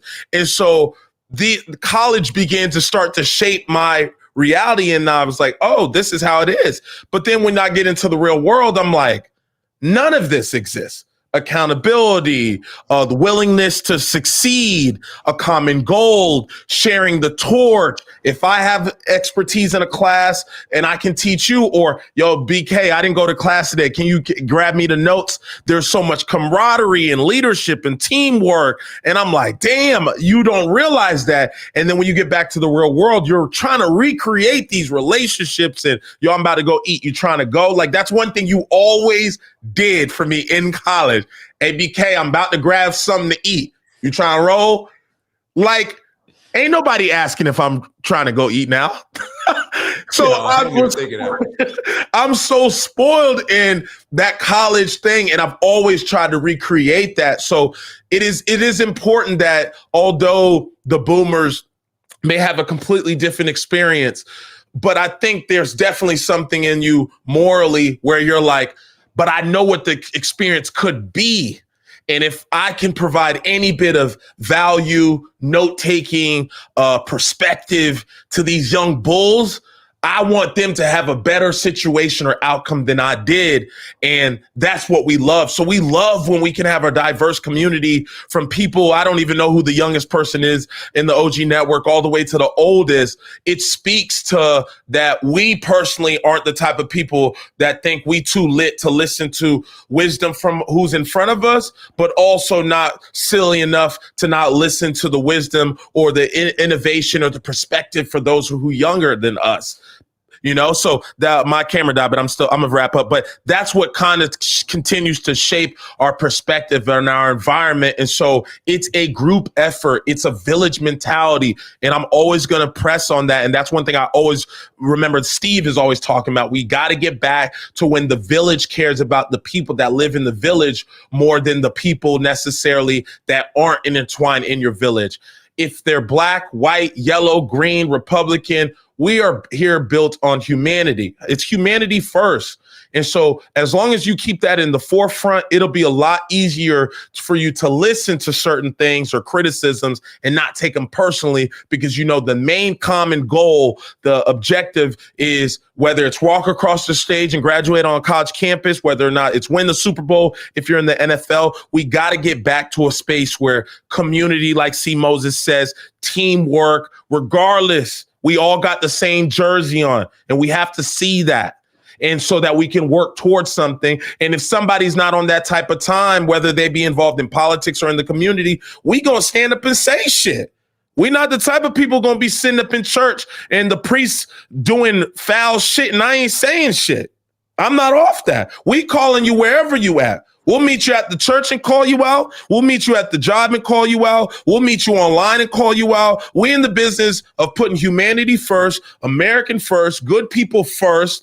And if you're not on that type of time, we gonna make the environment so uncomfortable for you, because we're gonna continue to empower and give a voice and a platform to the people that may not have had that. Nah, we gonna instill that value. We gonna instill that discipline, accountability, confidence. We'll do it then. Since their environment's not doing it, then they tap into the OG network. We'll go ahead and take care of that for them. And we're creating and spreading faster and vaster and stronger than any of me in a village could ever do. This is what looking at innovation and taking advantage of this platform can do. It's 77 people at this point in time for almost 5.5 hours. I don't care how many door-to-door shit I'm doing. Ain't no way I'm going to have this type of impact. So this is the combination of the old and new. This is the old school and the new school. This is what you're witnessing. And this is why there's a change. This is why people from all the way up to 80, all the way down to 20s they're feeling the energy. They liking where we're going with this. And we're going to keep the pressure on. If you about bullshit, we're going to expose it. If you about being a coward, we're going to expose it. And that's what we just going to stand on. So you better get real comfortable being uncomfortable, because we're going to continue to push this shit. Y'all heard what my man said? You heard what my man said? Stop playing, bro. Ah, man. Yes, sir. Oh, man. Oh, man. Man, all right, let's get back into it, man. Yo, man, this is, Steve about to have me shedding a tear in here. That's why BK turned his camera off low key. He over here wiping him down. So J-Lo brought up a great point. Shout out to J-Lo. Do you think part of what Nick does is to try to move the Overton window so much that less controversial conversations you formerly couldn't have won't even be viewed as extreme anymore? I'm sure whether it's intentional, and I've heard him mention this Overton window. I've heard certain people discussing the Overton window as far as what Nick Fuentes is doing. That's actually what made me look it up before, like a few months ago. I didn't even know what the Overton window was. But it definitely could be something where, you know, he's having, because he's willing to stand out and say certain things, it does open the door for a lot of other conversations. That's actually what, matter of fact, yeah, this is what I was talking about earlier as far as one of the things that I appreciate the most with Nick. Now, the only reason why I'm not totally saying that, oh, Nick's doing it for the Overton window is because I don't even want to say that what Nick is saying is wild or extreme. I don't even want to say, because certain things, I don't necessarily think that it's that wild or that extreme. Certain things, of course, he's using, you know, performative rhetoric. And we've talked about those things. But overall, I don't think that Nick's intent is to just wake up and say, hey, I'm going to just say the most extreme things to that way. I'll be the one that allows to open the door for everybody else to say extreme things. Perhaps it's funny. I almost think of Kanye in certain things that he's saying, which that may be more of his goal. I don't know, but it is accomplishing that. One thing that I will say, it is accomplishing that. It's opening the door for a lot of these questions, a lot of us doing our due diligence. And I think a lot of this is really based on us falling in love with doing our independent investigation and not just receiving the things that are given to us, whether it's on these mainstream news outlets or anything else that traditionally is how we've received our information. So definitely, I think he's opened the door for a lot of conversations, and more so maybe than even the conversation or what's rooted in the conversation is the foundation of him just being direct, him able to say whatever it is that he feels is his truth. And hopefully everybody else can say that and we judge accordingly. Sometimes you need somebody who's racist to speak and say like, I ain't rocking with that. Now, I'm not saying that at all with Nick. What I'm saying is that I appreciate people being their genuine selves and saying their truth more than somebody saying something nice just because they know that it's something that I want to hear. That's what I think about. That's what drove me away from the Democratic Party, if I'm being real. That's what drove me from like, you just telling me what I want to hear. This isn't actually productive. Matter of fact, when I look at the actual results of the things that you're doing, it's actually hindering us more than the people that you're saying are the boogeyman on the other side. So yeah, without getting too much into that, that's how I look at it. All right, let's all right. You're extrapolating a lot. We can complain. Just quoting you back yourself again. No, but you're By the way, total sides. I wish Corey was in on this combo. Oh, that would have been dope if we had Corey. Extrapolating and saying, well, you say women are annoying, so therefore, what's the incentive? We have to do it in spite of the fact that they are annoying. We have to do it in spite of the fact that they talk too much. We can get them to lose weight. We can put them on peptides. We can get them to the promised land. But it's going to be. Do you think this view of women may be why none of them want to go near you? Oh, you should see my DMs. It is quite the opposite. They're called the Groibettes, and I'm actually batting them away. Granted, not all of them are attractive. Some of them are attractive. Are you actually? Look, just to clear up one of the many theories about you, I've no idea what the answer is, and you haven't got to answer. But are you actually attracted to women? I am attracted to women. You're not gay? No. But I will say that women are very difficult to be around. Okay. So there's that. And do you think they should have the right to vote? I do not. No, absolutely not. They should stay at home? Well, yeah, absolutely. See, basically, you're just a misogynist old dinosaur, aren't you?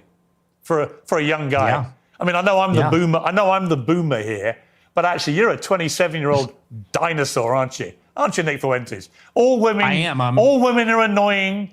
All women grow old. They all get fat. Says the guy. Have you ever had sex? No, absolutely not. Wow. Says the guy who's never got laid. Wow. That's the thing, though. You boomers, it's always you're an expert in women, free love. Given you've never got laid? Yeah, we are going back to the Stone Age. You're absolutely right. This, you're talking about empathy, and your kids are empathetic, and they would never laugh at a joke about the Holocaust, and you're a misogynist. You're a simp yourself. You're totally henpecked. That's the problem. So we are going back to the way another clip of yours about women. A lot of women want to be raped, and when I say raped, I mean like. All right, before we get into that, I wanted to play a little bit more. But before we get into that, we got to address very quickly. Just think about it. Pierce does Pierce identify as Christian? Any type? I wouldn't know. Okay. I would. The chat would. Right. So it's just very funny how I think that we have a problem in our culture. Is, as I said earlier, we've become and groomed sex addicts. It's in front of our face. Whenever you hear the saying "sex sells," it's with everything. Like literally, I'm gonna go turn around and look at the pool as I'm walking by to go to the bathroom, and you're gonna see nothing but thongs in the family pool.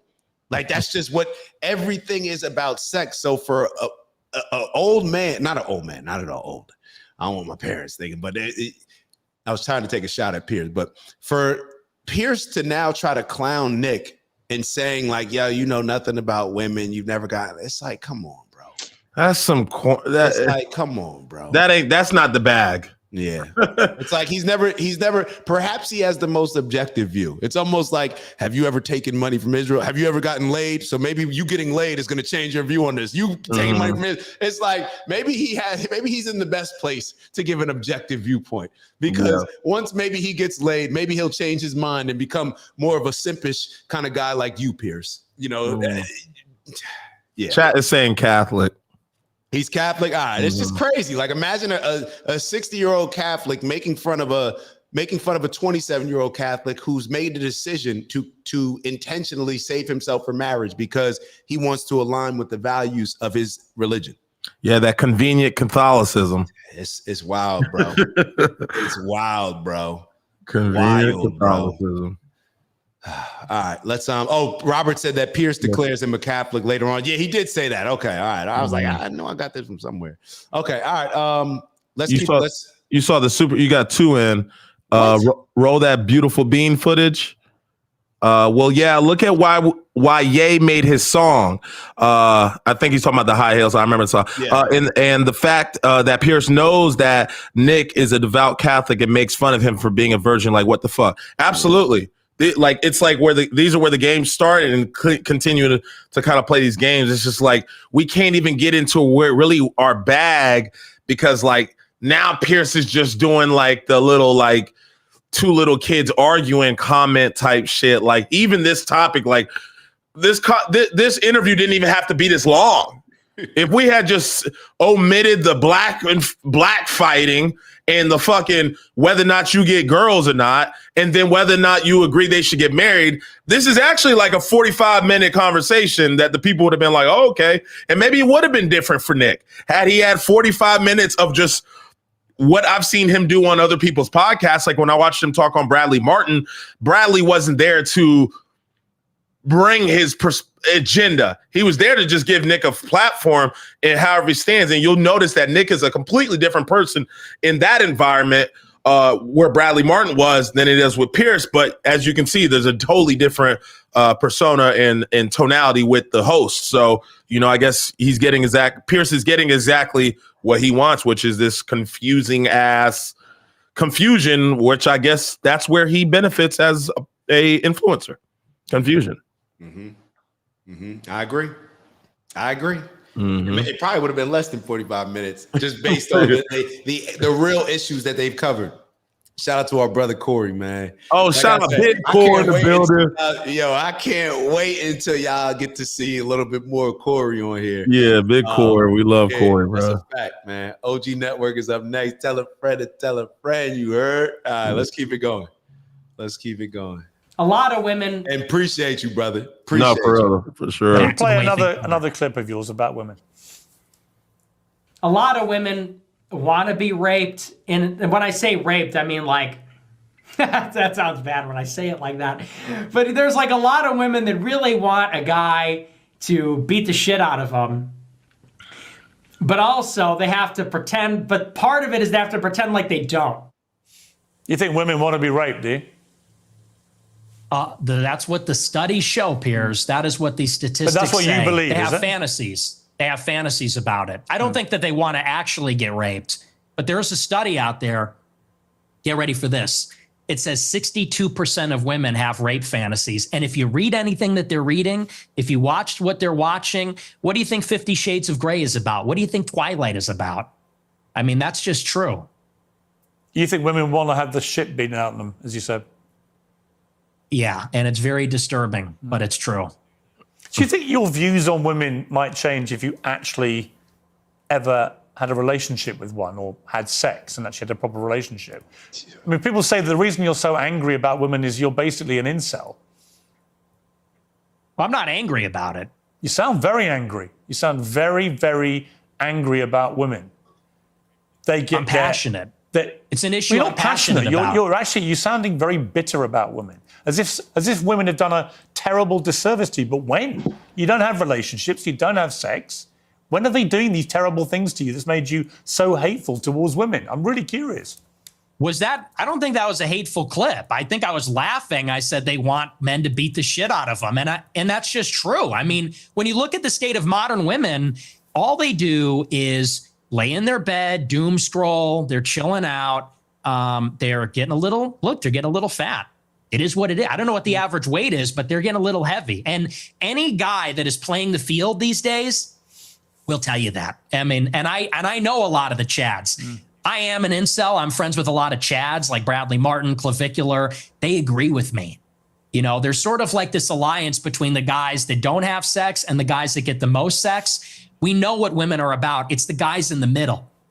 Guys like you in the middle. It's the beta male orbiters that say, she's amazing. You're a misogynistic pig. Because I don't know what that is. I guess well, come on, let me explain to you what I think it is. I think when a 27-year-old guy who's never got laid, never had a meaningful relationship with a woman, says that women shouldn't be allowed to vote, they should stay at home, that all they do is fantasize about being raped and being beaten up, that's what they want, that they're annoying, that they get fat, that they get ugly. That's a misogynist. Now, you may not understand it because your knowledge of women is so incredibly tiny, but actually you are the embodiment of a misogynist. It couldn't be clearer. And if I was in a way, you have the deep-rooted misogyny of some of the actual boomers I know. Yet here you are, 27 years old. And most of the current studies show that a lot of men are really disenfranchised from society, no longer have physical relationships with women if they've ever had them, never associate with women, and build up instinctively misogynist views about women. And I fear you're in that position. I want to stop very quickly because there's something that we skipped over, and I don't want people to think that we're running from it. When Nick said that women don't have the right to vote, or he doesn't think that women should have the right to vote. See, I think a lot of what we're experiencing right now is due to limiting rights for certain people. So now when I see certain things that I don't like about Black Lives Matter, it's because you limited certain things. And now because people are marching for their rights, you can emotionally get people on board to pushing whatever Black Lives Matter is pushing. It's very the same thing when it comes to women. Like the women's empowerment movement was born out of, it was a reaction to women not having certain rights. So I don't think that women not being able to have the right to vote is going to be a positive for us. When you take away somebody's rights, they're only going to be fixated on that. So I disagree with that aspect. And I just wanted to make it clear before we moved on, because we did kind of zoom past that point. And I know that I didn't address it. And it was something in my mind that I wanted to address. So, but You're just a bit of a lonely guy who wants to get laid and can't for whatever reason. And it's made you bitter about women. And I don't know where that's come from, but it's fascinating.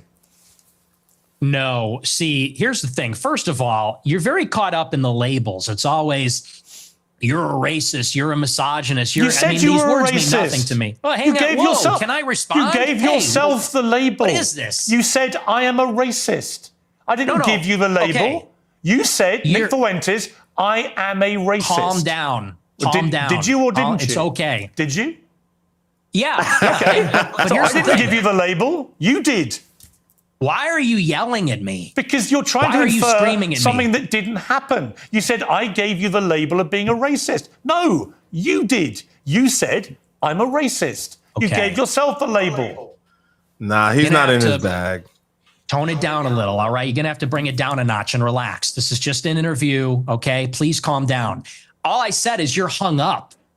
I didn't say you gave me that. Maybe I did. You did. But here's what I mean. What I mean is you're just hung up on proving you're a misogynist. Okay, you're a racist. Okay, you denied the Holocaust. And I'm not about the labels, You man. didn't deny I'm the just Holocaust. past that. As I said to you, look, Nick, as I said to you, I just wanted to go over the stuff that everyone uses out there about you and get you to respond. And we are getting, I think, a long way in this interview. Right? Okay. You didn't deny the Holocaust. You accepted there's been a Holocaust of at least 6 million Jews. I'm a maximalist. I'm a Holocaust. That is significant. I think it's more. You did admit you're a racist, and you have spelled That's out a true. thought process about women, which is the purest definition of misogyny that I've ever seen. And you've said you're not gay. So we're getting somewhere. Yeah. Well, look, and I own the labels, okay? But I just don't care that much about them. That's fine. I feel like the whole I'm not saying this you is have- like a weird. I'm not saying you Yeah, go have to ahead. care, Nick. You don't have to care about any of it. I Here's promise the- you. he's not Right? in That's the not why I got you on the show.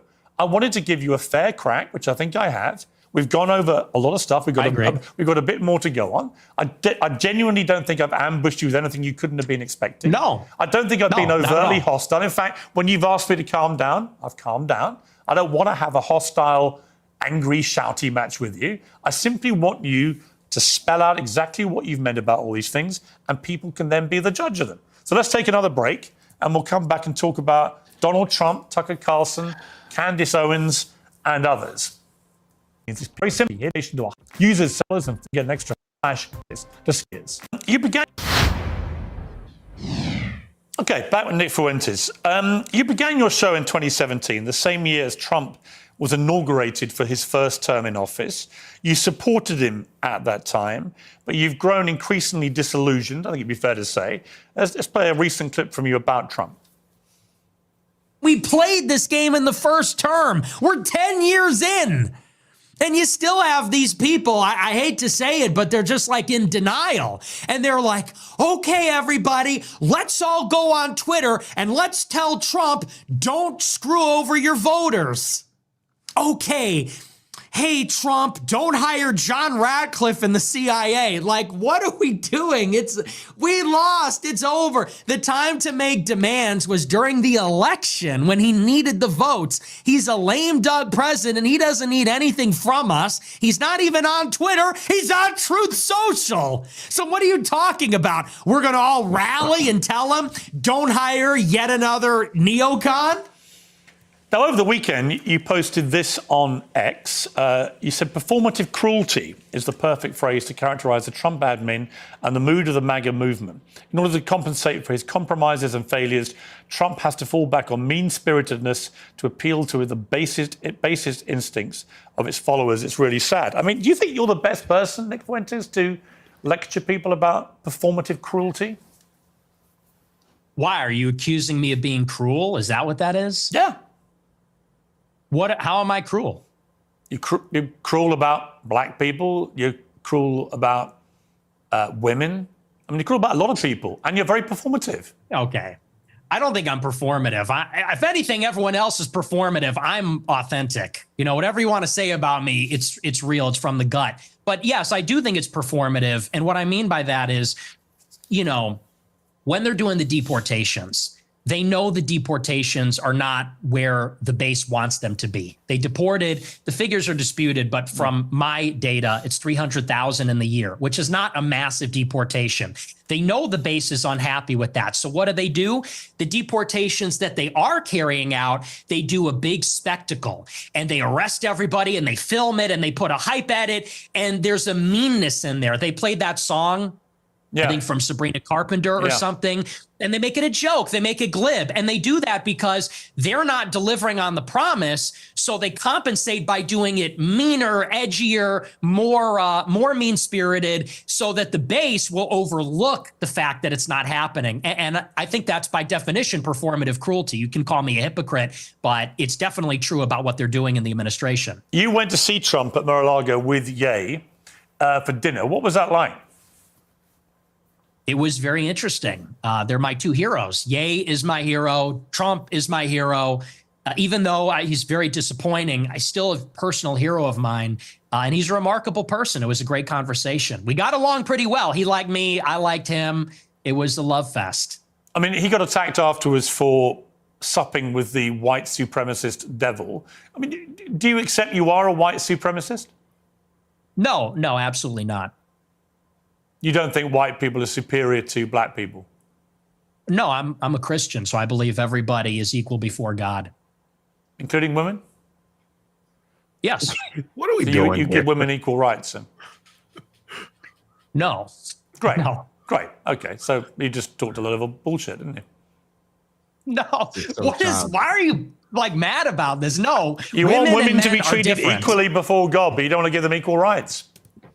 Yeah, because women and men are different. Look, do you believe there are two genders? It's your view. Do you think there's two genders? I do think there are two genders, yes.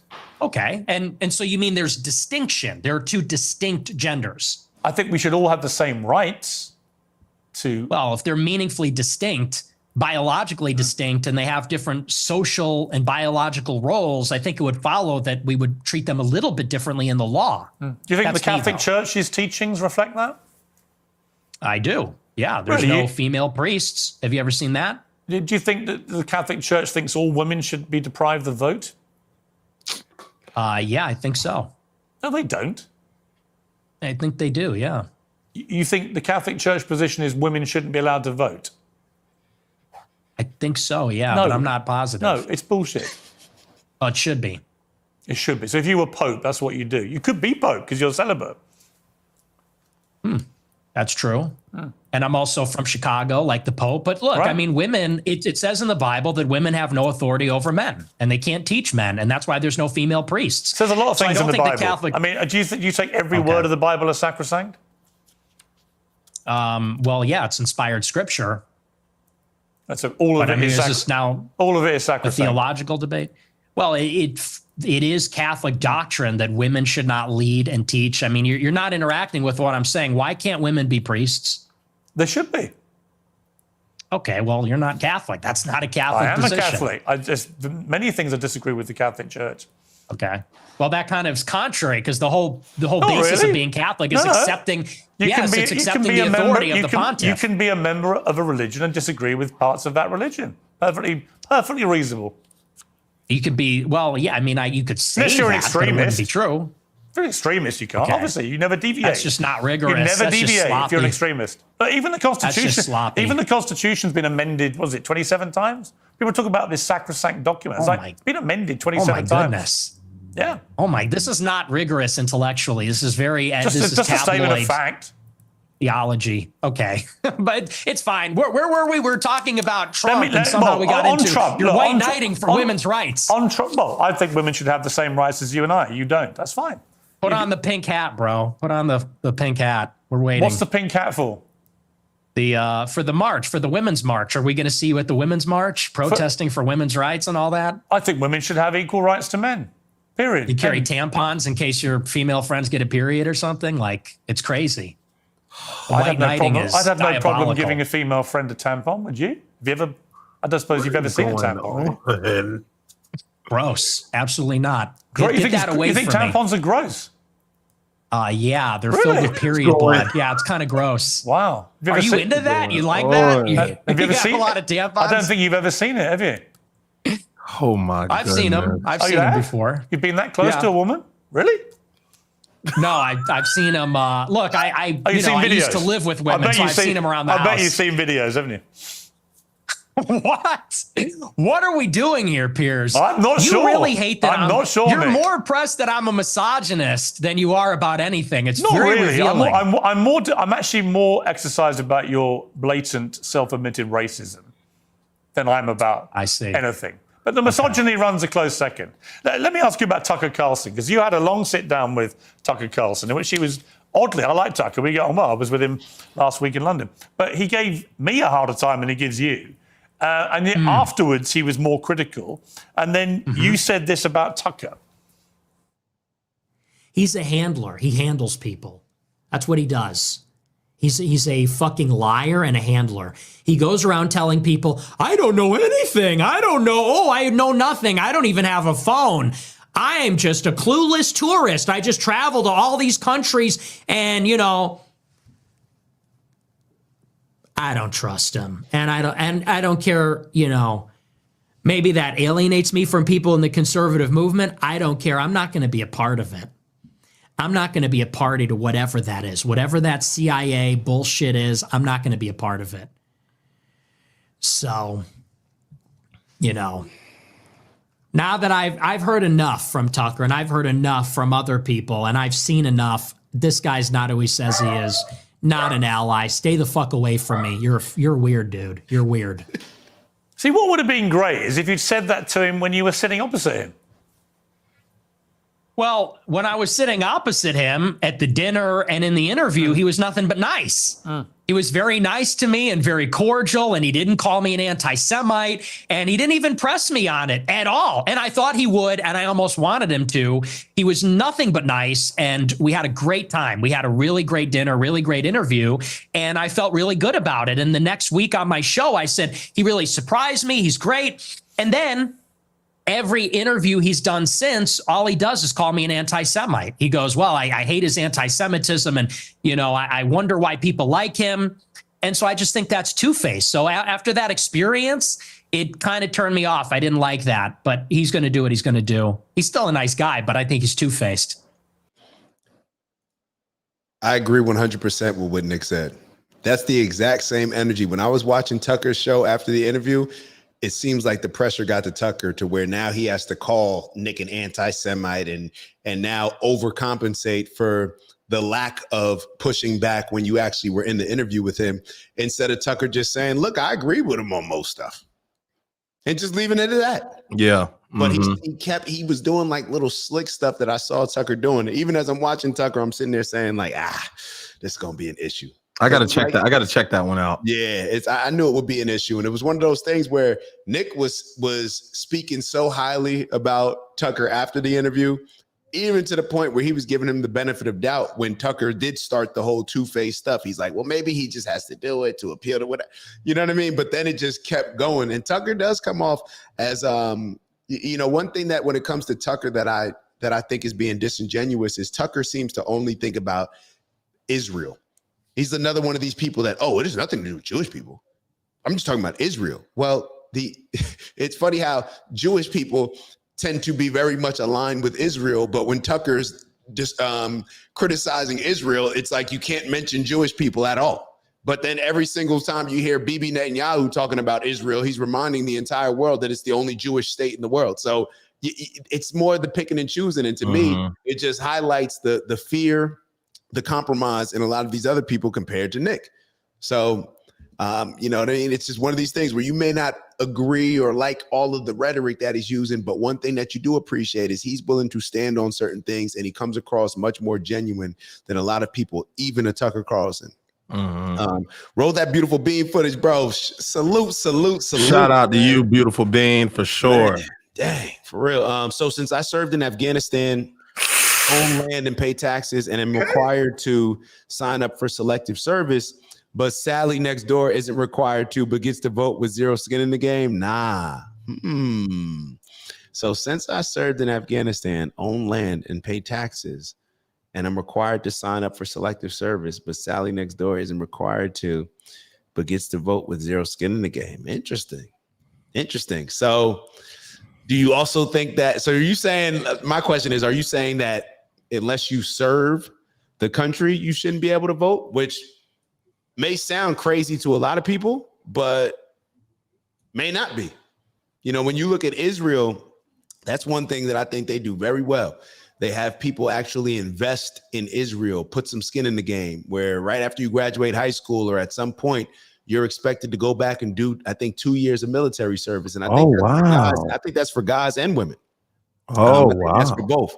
And they also encourage the whole birthright trip, which is, hey, when you turn a certain age, we're going to provide a trip for you to come back to Israel, learn about it, and go. So I think that all those things are very important. So I do understand when we talk about skin in the game, hey, I wouldn't be, hey, if you want to vote or if you're a politician, then you got to serve. I wouldn't. It would definitely level things out for sure. Know what I'm saying? Maybe we own to something. If you want to vote, then okay, here's some things that you need to make sure that you're doing. Making sure that you're paying your taxes, making sure that you're doing these things, making sure that you have at least 2 years of military service. I don't know. I'm definitely not opposed to it when it comes to the politicians. So does that mean that I have to not be opposed to it when it comes to people? Well, I understand that when you do serve, it creates, it shows that you're willing to sacrifice for your country. So yeah, I can't say that I'm opposed to it. I'd have to process it a little bit more, but I can't say that I'm opposed to it. Did we have something else come in? I think that was it. Let's keep going. We on the home stretch. What about Candace Owens? You had a sit down with her. She called you out on a few of your more incendiary comments. You've been attacking her quite virulently recently. What's going on there? Well, it's me and her. We're so complicated. We're on and off. It's very passionate on both sides. I think there's this intense desire to be friends, but a frustration where we disagree with each other. There's a rivalry. But I thought we were going to have a friendly conversation, and then she kind of did the same thing. We're going to go on a show during the war with Iran. We're literally in the middle of a war. And she texted me the day before the United States bombed Fort O. And she said, would you like to come on my show? I said, absolutely. I said, is this going to be about Iran? She goes, I don't do setups. I said, yeah, let's do it. I come on the show, and then she's got this weird hostile demeanor. She's doing the clip thing. Then she puts it behind a paywall. It was ridiculous. So that really was not nice. And then I think this whole Charlie Kirk thing, I think she's gone insane. I think she's absolutely lost her mind. So I feel sorry for her husband. What did you feel when Charlie Kirk was assassinated? Where were you when you heard about it?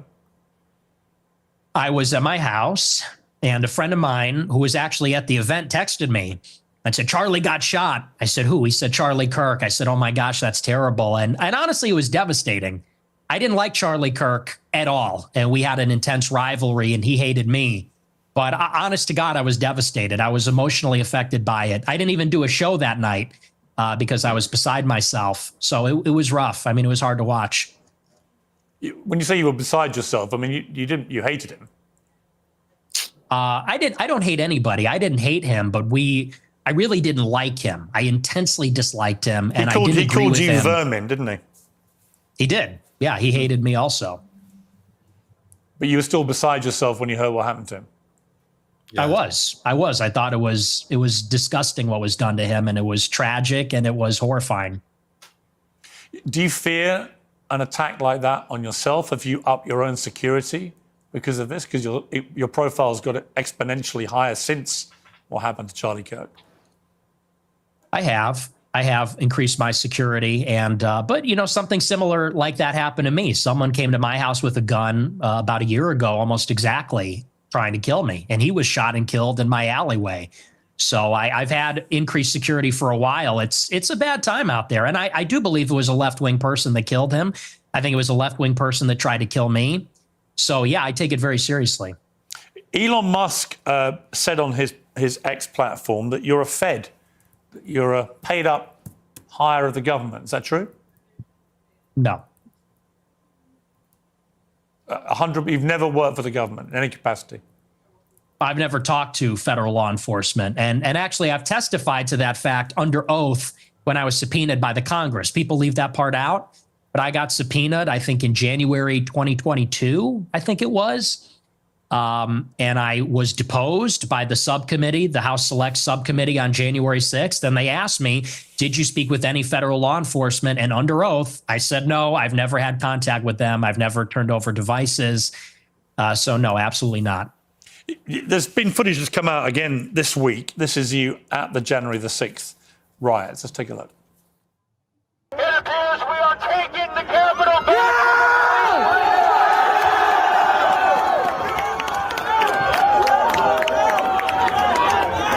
Keep marching and don't relent, never relent. Break down the barriers and disregard the police. This Capitol belongs to us. The police are evacuating the Capitol.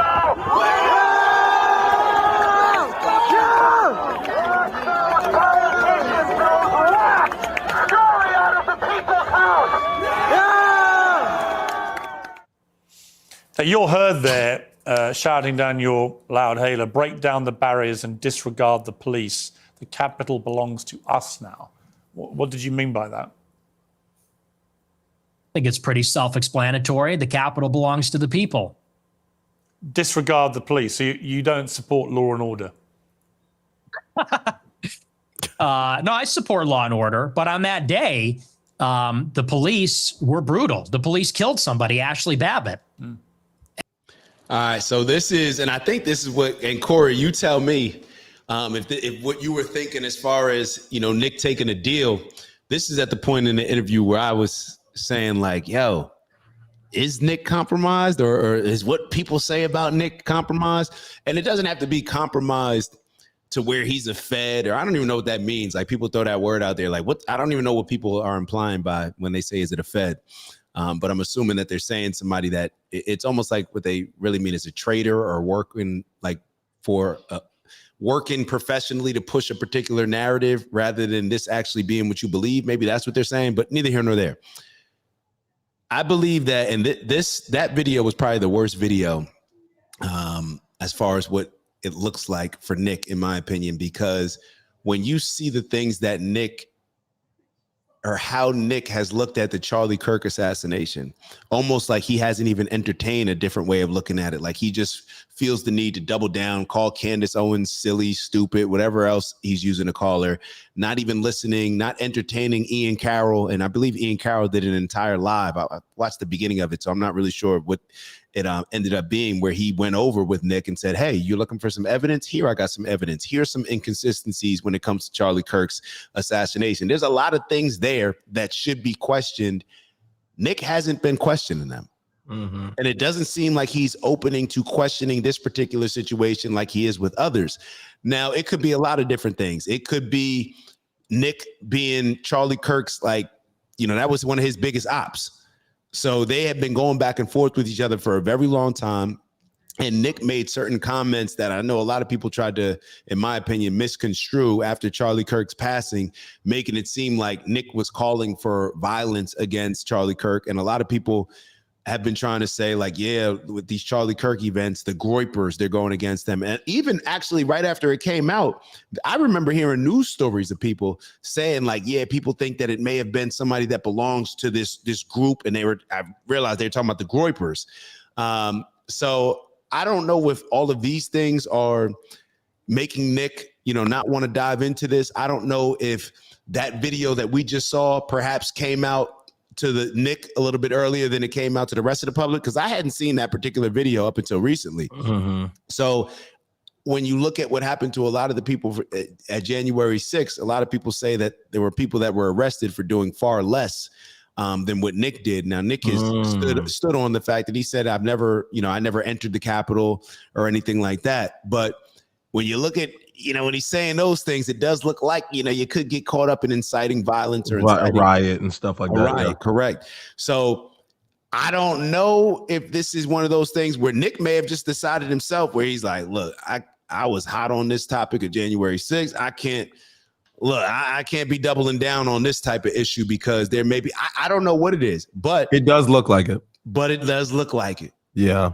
I could tell by even when he showed the video, you kind of saw Nick kind of be like almost like, bruh, like I'm trying to move off this topic real quick. Yeah. Like I got off. I'm not trying to get back in on that. Like I made it out of there. Don't like, let's move forward. So you see the energy though. Mm-hmm. And even when you start to think back to, what he's lashed out at it's been a lot of being called the Fed. You know, that's like seems to be something that gets under his skin, whether it's Tucker when he went on the crazy rant, or not crazy. I don't want to say crazy in a bad way, where he actually, this was, I think, one of Nick's best moves, where Tucker called him like a Fed and made fun of him for living in the basement.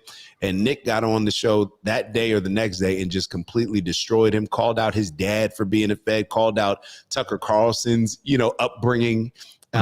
He was calling out a whole bunch of stuff, but now that I'm looking at it, I'm like, is he overly offended by this because it's a soft spot or there's something there? I don't know what it is, but when it does come to this Charlie Kirk situation, he does seem to be not as open to the government lying to us or manipulating us as he is when it comes to other situations. Just from my perspective, I could be told. Yeah.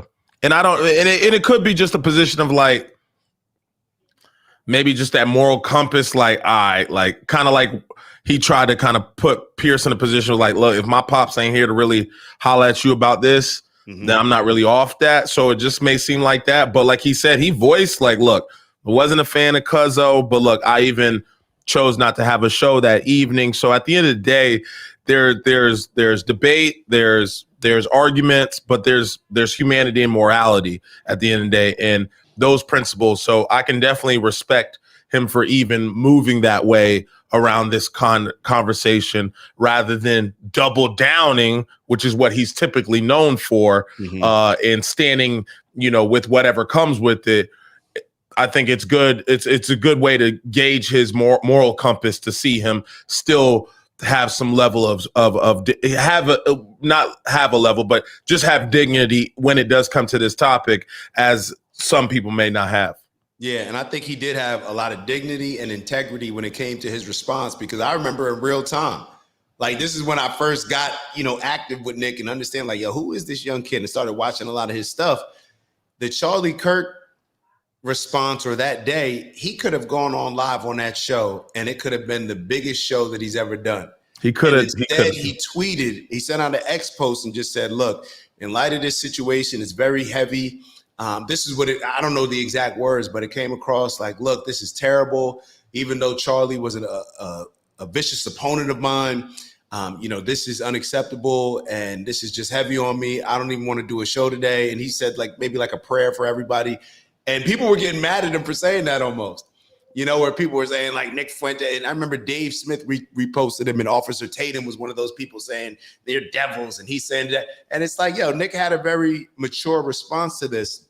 However, doesn't take away from the fact that we don't seem you having that same interested energy that you have in other things when it comes to this particular issue, which makes us say like, wait, is something going on here?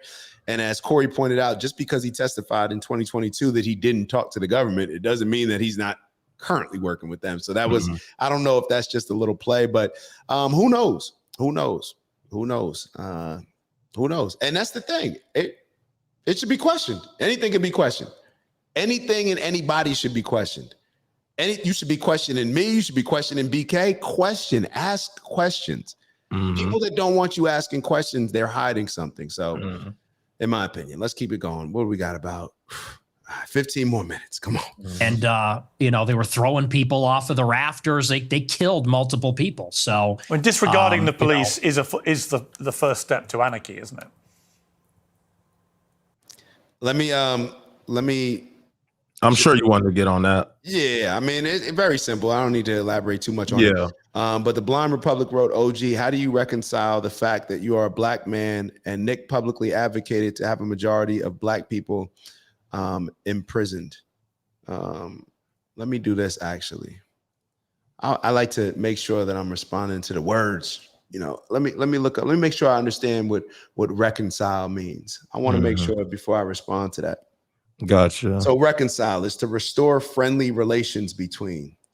Is that what your question is asking, or cause to coexist in harmony, make or show to be compatible, make consistent with one another, especially by allowing for transitions begun but not yet completed, to settle a disagreement. I don't need to do any of these things. I don't need to do any of these things when it comes to it. if you listen to what he explained and what I explained after he was talking about it, so Blind Republic may actually be in earlier on in the actual show. Some people will tap in and he's probably a few hours behind, but it is on the screen. So when you see it, you'll get the answer. I don't need to reconcile anything that he said as far as when it comes to black people. I'm pissed off that black people have been given an excuse in a lot of these areas to be out here committing crime. I'm pissed off that when the Democrats were pushing for defund the police, that all it did was incentivize a lot of people to commit crime. It almost reminds me of The Wire. Shout out to Bodie. I don't know if y'all are Wire fans, where he called it entrapment. It's almost like a lot of these policies that they're pushing, it's entrapment. Like you're incentivizing people to steal. When you say, oh, if you don't steal this amount, then it's just a slap on the wrist. You're incentivizing all these things. I also am pissed off as a black person about the crime that happens in black neighborhoods. This is where I think people really miss it when it comes to this. When you have a culture that is built on things that are going to land people, especially the men, either in prison or dead, then you become a little bit less sensitive to what Nick Fuentes is saying, especially when he gives the context, and a bit more sensitive to the fact that, hey, I'm more pissed off about young kids, 14, 15, 16 years old, killing each other in Chirac. I'm a little bit more sensitive to that and pissed off and passionate about fixing that than I am about what Nick Fuentes is saying in his rhetoric, to where he clearly summed up that he's talking about the people that commit crimes, but I'm assuming that you're talking about what he initially answered. So no, I want people to be held accountable for whatever crime that is committed. And I also want a lot of these policies that are incentivizing things like violence, or incentivizing, I should say, you to go and rob the Gucci store. Yeah, I want those things. I want people held accountable for the crimes that they're committing, period. So I don't think that it's my job as a black person to be sitting here, oh, you shouldn't be saying this. I'm not what Mayor Johnson is in Chicago, saying that locking people up for committing crimes is racist. I don't believe that. You may believe that. I don't believe that. So it's very simple for me. But based on the as far as oh wait, this is another comment. Yeah, I'm just keeping you flowing. So let me read this one. Yeah, I'm asking how you have these two ideas coexist in your mind. The fact that you are a black man and Nick believes the vast majority of black people should be in prison. Black areas are more crime ridden. I don't think, maybe you missed the Jesse Jackson comment that I put up earlier. We have a problem in the black community with crime. That's a problem. I don't understand why I should be more pissed off about the person that actually calls it out compared to the people that ignore it, like the Democrats and liberals. No, I want somebody calling it out. Nick's saying, like, I don't hear, this is the difference between maybe me and you. I don't know. When I hear Nick say, yeah, black people should be locked up, in my mind, call me ignorant, call me whatever you want. I don't really think that he thinks that I should be locked up. I think he's talking about specifically a problem of crime, which he described is in Chicago. The same thing that the Chicago residents speak out about it all the time when they're in the meetings, town hall meetings with Mayor Brandon Johnson, and they're saying, bro, you got to clean up the streets. They're telling Trump, bring in the National Guard. I know the liberals present it in a different way, especially the black politicians that don't live in those black areas to where they have to worry about the risk and the crime in those areas. I don't have an issue. I don't care, bro. I'm not emotionally engaged in this to where it's like, oh my God, this white guy said that black people should be locked up. Oh my God. Yeah, I don't think that he's talking to me. Let me ask you this. Do you think that he's talking about me? Do you think that he's talking about BK? Or do you think he's talking specifically about certain people that commit crime? Maybe I'm missing it. I don't think that he's talking about my parents. I don't think that he's talking about me. So I don't take offense to it. What's the saying? A hit dog on holler or whatever?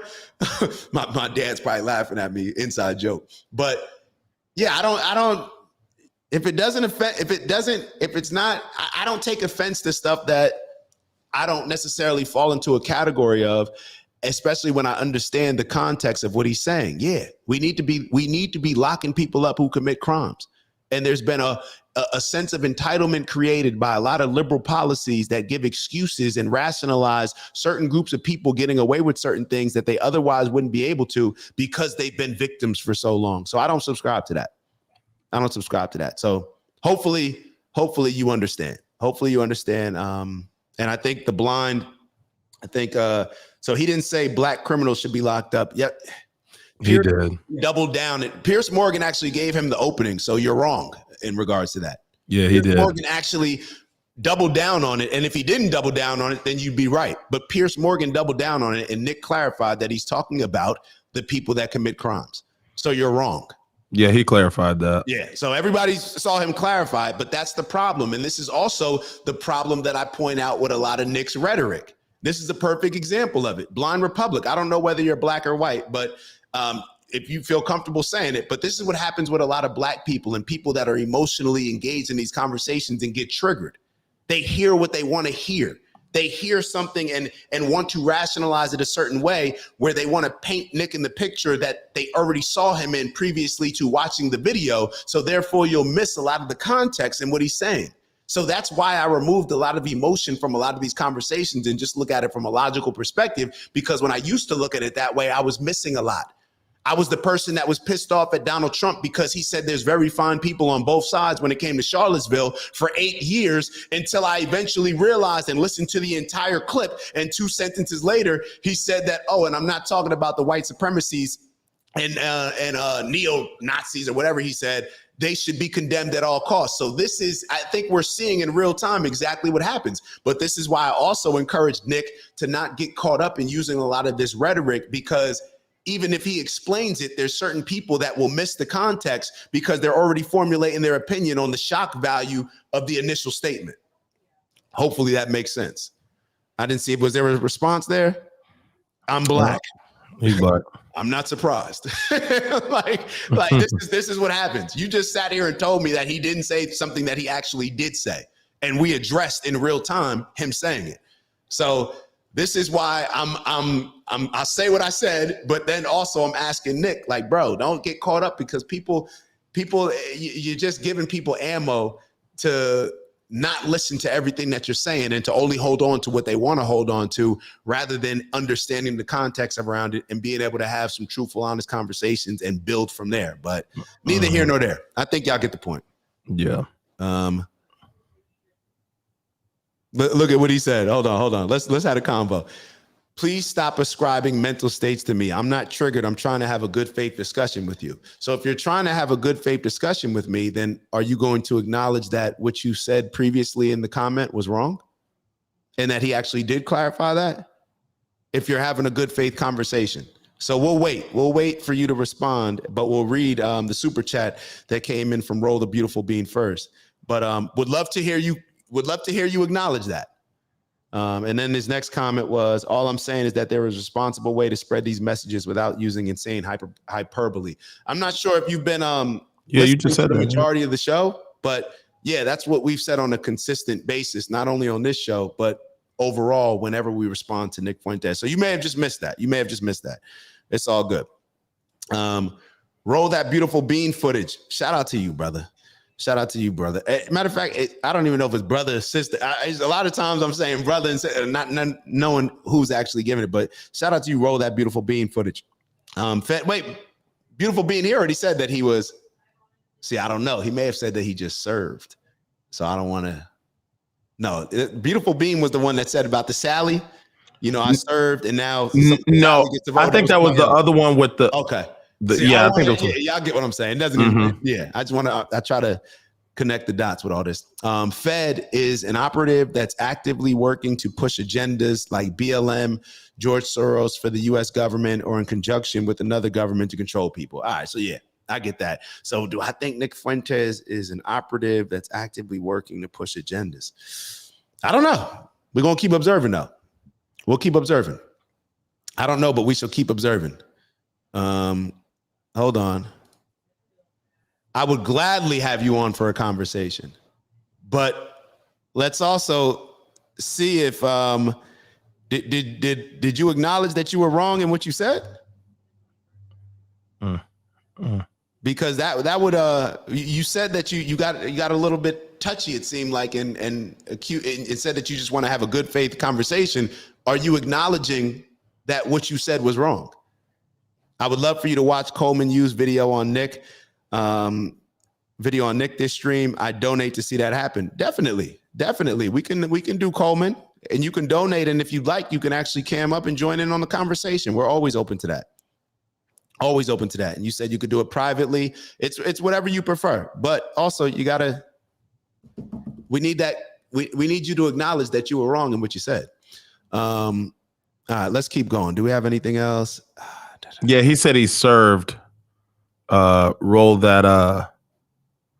Was it rolled the guy? Yeah. Oh yeah. I was about to say. I thought I saw that. You were right. Yeah, you were right. You were right. Yep. Yep. Okay. He served. Okay. All right. Are we still waiting for the blind Republic? You're not gonna. All right. It happens that way sometimes. We got a super chat by Murph. All right, so Murph 110, shout out to you. Truly appreciate you interacting with us. So we got, gentlemen, can you address the fact that Americans are leaving the U.S.? Is that a fact? That's what I was going to look up to see, make sure I'm not just shooting from the hip. Yeah, because we actually talked about it the other day. I think on this show. To this day? To this day. We talked about it the other day where it was, if I was another country, I would be definitely trying to appeal to Americans. Just like Americans, we always try to sell people on the American dream and try to sell all these immigrants and coming to America. I think that a lot of these other countries right now, there's a small window maybe of opportunity that a lot of these countries can take advantage of. And I think Earn Your Leisure, they actually did a conversation with, it was one of these countries in the Middle East, I believe, where they were saying like, hey, why are you staying in America? You got all these complaints about America. You're paying taxes and don't have a voice, a true voice. They were saying a bunch of things. Now I think it's an opportunity to really get a lot of Americans, to be open to, maybe I will consider moving somewhere else. But I didn't know, and I don't know if that's a fact. I'm just going off of your word as far as, that Americans are leaving the U.S. I was not aware of that. So it says, yes, a noticeable number of Americans are leaving the U.S., especially in 24 to 25, but it also important to stress the numbers are still small relative to the overall U.S. population. So I don't know, I think it's using the number like something around 1,200 to 1,300 people in the U.S. Have left.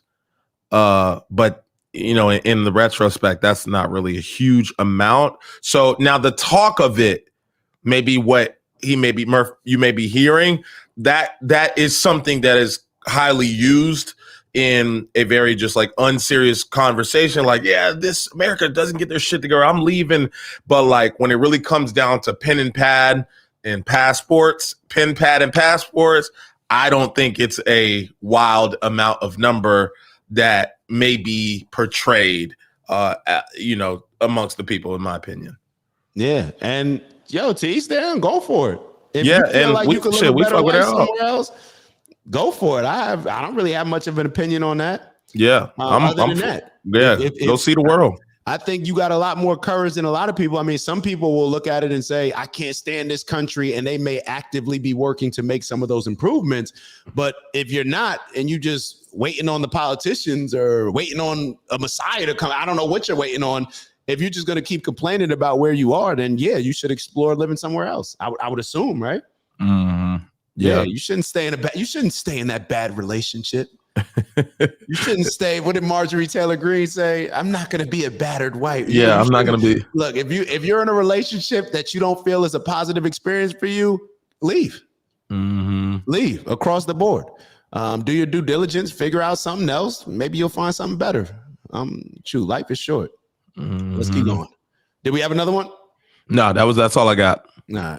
Yeah, well, definitely send your super chat in. You heard me, Katie? No, what I say? Hey, you heard him? Hey, we ain't going. Hey, let's keep it moving. Keep it moving. Yeah. You heard Carl? Like, yeah, keep him cutting. Oh, okay. You did hear me. Well, I think the first step to anarchy is when the government rigs the election, which is what happened. That is when the government loses its legitimacy, and its enforcers, consequently, do also. Well, that's exactly what happened in 2020. There was no evidence the government rigged the election. You know that.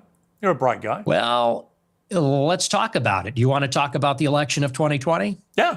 I think Trump lost Okay, it fair well. and square. I think he fought the wrong argument about the stolen election. I've said to him, to his face, I agree. The argument he should have said is that the deliberate suppression of things like the Hunter Biden laptop scandal from the media, by social media, by big tech, was actually a deliberate attempt to subvert the result of the election. And that's a much better argument because it's undeniable. When the New York Post that had that exclusive were basically shadow banned off all social media for the 2 weeks before the election, that was an absolute disgrace. And if I was Donald Trump, I would focus on that as being my main argument that that election was slanted against him.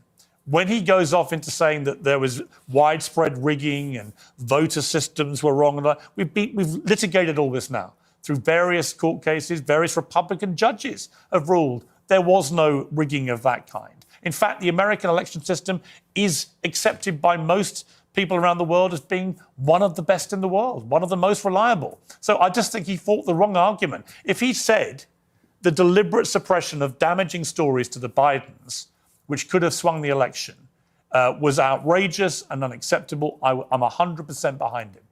But by building this spurious argument that it was all rigged through voting systems and so on, he lost me. Well, I agree about the voting systems, but, you know, when they went into the machines, I think that was ridiculous. However, what has to be accounted for is that in 2016, 35% of the votes were cast by mail.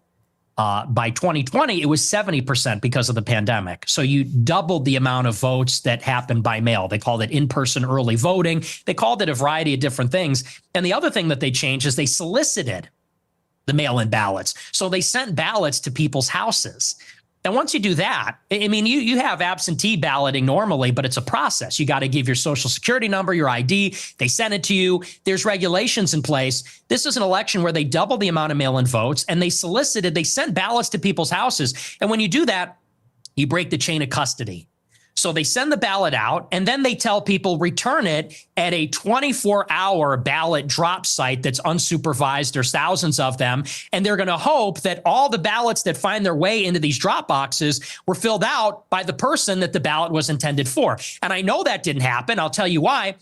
My uncle has been dead for 26 years. He got a ballot in 2020. It was mailed to my parents' house. And you know that was happening in nursing homes. You know that was happening in apartment buildings. But you also know that every independent body that has looked at this has concluded there was no widespread rigging, that it was a free and fair election, and Trump lost. And the bottom line is he should stop going on about it anyway because he won back the White House in 2024. By your, as you have been so keen to tell me, move on, right? No one wants to look back too far. That's a separate argument. I mean, you can. So if it was rigged, you should just move on because Donald Trump won anyway? Like, is that what I'm hearing? Now, I don't know. I don't really have a locked in opinion on this.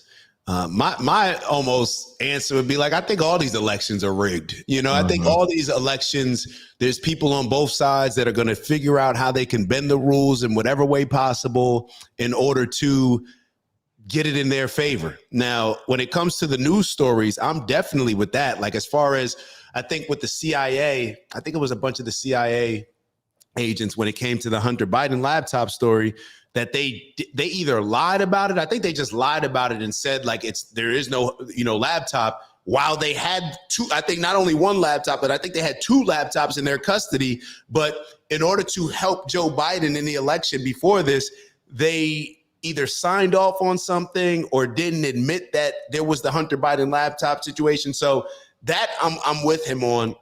As far as the other stuff, I'm not aware of it. I don't know if you can, formulate an entire opinion based on, certain people who were dead still receive ballots. I do understand, and this is the problem when you got two extreme sides of it, because when you have people on the other side that are saying like, hey, you shouldn't need an ID to cast a vote, but you need ID to buy liquor. Like, that's kind of, you know what I mean? Like, you should probably have some ID, or you should need ID to do anything else. If you need ID to fly, then perhaps it's a good idea to cast a vote, especially a vote. See, we don't look at voting as perhaps as serious as we should.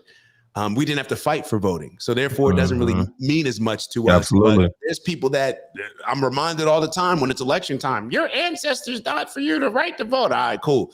If that's the case, then perhaps it should be okay to present ID to verify that you are who you say you are. But it gets all caught up in all the BS. Like I don't have enough information. Perhaps if Nick was on a good, on good terms with Candace, she'd be the one to explore that. I don't know, but that's kind of my stance on it. Say that he should stop talking about it, but whether it was rigged or not is actually relevant to what happened on January 6th, because what happened on J 6th is people were outraged about it. People were furious that, by the way, there's never been an independent ballot audit in all the states where there was alleged to be rigging. That has not happened. And certainly it did not happen up until January 6th. And people... Hold on, let me address, and Blind Republic, I don't know if y'all put it on the screen, the response. He acknowledged that. He said, well, Nick did walk it back, but you should still only believe the first thing that he said. All right, cool. But you wrote something that you said, if you need an ID to vote, then everybody should have access to a free ID. I mean, I don't have an issue with that. Like, cool. Don't they give all the migrants free IDs? I guess they can give Americans free IDs. But hold on. You don't need your ID to vote? I've always had to bring my ID. Nah, apparently in some places, well, the Democrats, they're pushing for you not to have the right to vote. They accuse Republicans of being racist by having a policy to where you need an ID to vote. Oh, okay. I see now. Okay. Yeah. And also, and Mickey did write a good point as far as be careful asking for free stuff from the government. Definitely. But I want to get to this point. Blind Republic, actually answer the question, though. Do you think that people should have to show ID to vote? Because it seems like you avoided that part of the question. Not saying that you were asked it, but I'd love to hear your thoughts on that. Because you chimed in and said if you needed an ID to vote, then everyone should have access to a free ID. Regardless of whether people have access to a free ID or not, you should have the right to vote. If you got to pay for it, then hey, it comes with it. Is it not worth $20 to cast a vote? Maybe to some people it is. J-Lo said if you can't afford an ID, you shouldn't be able to vote. J-Lo says. So see how we go pendulum to pendulum here? Like we go extreme to extreme. We couldn't just go down the middle, could we, community? Yeah, man. But even that's a good example. Even me, I was about to just say, all right, give them it for free. Like, you know what I'm saying? But it's just, that's not, like, the point is that you should have to identify yourself. Yeah, I don't know how we can work around that. Right. Can we just establish that? Yeah. It's wild, but let's keep it moving. We almost out of here. We almost done, but we're not rushing, though. We're not rushing. Yeah, no, we're cool. Said this is ridiculous. They're stealing it. In states where there was alleged to be rigging, that has not happened, and certainly it did not happen up until January 6th. And people said this is ridiculous. They're stealing it. There was that red honestly, mirage. if either you or Donald Trump or anybody else wants to show me, I said this to him when I interviewed him last, if you show me the actual hardcore, incontrovertible evidence, then great. I've never seen it. Joe Rogan asked him. He didn't produce it with Joe Rogan. It's just never been produced.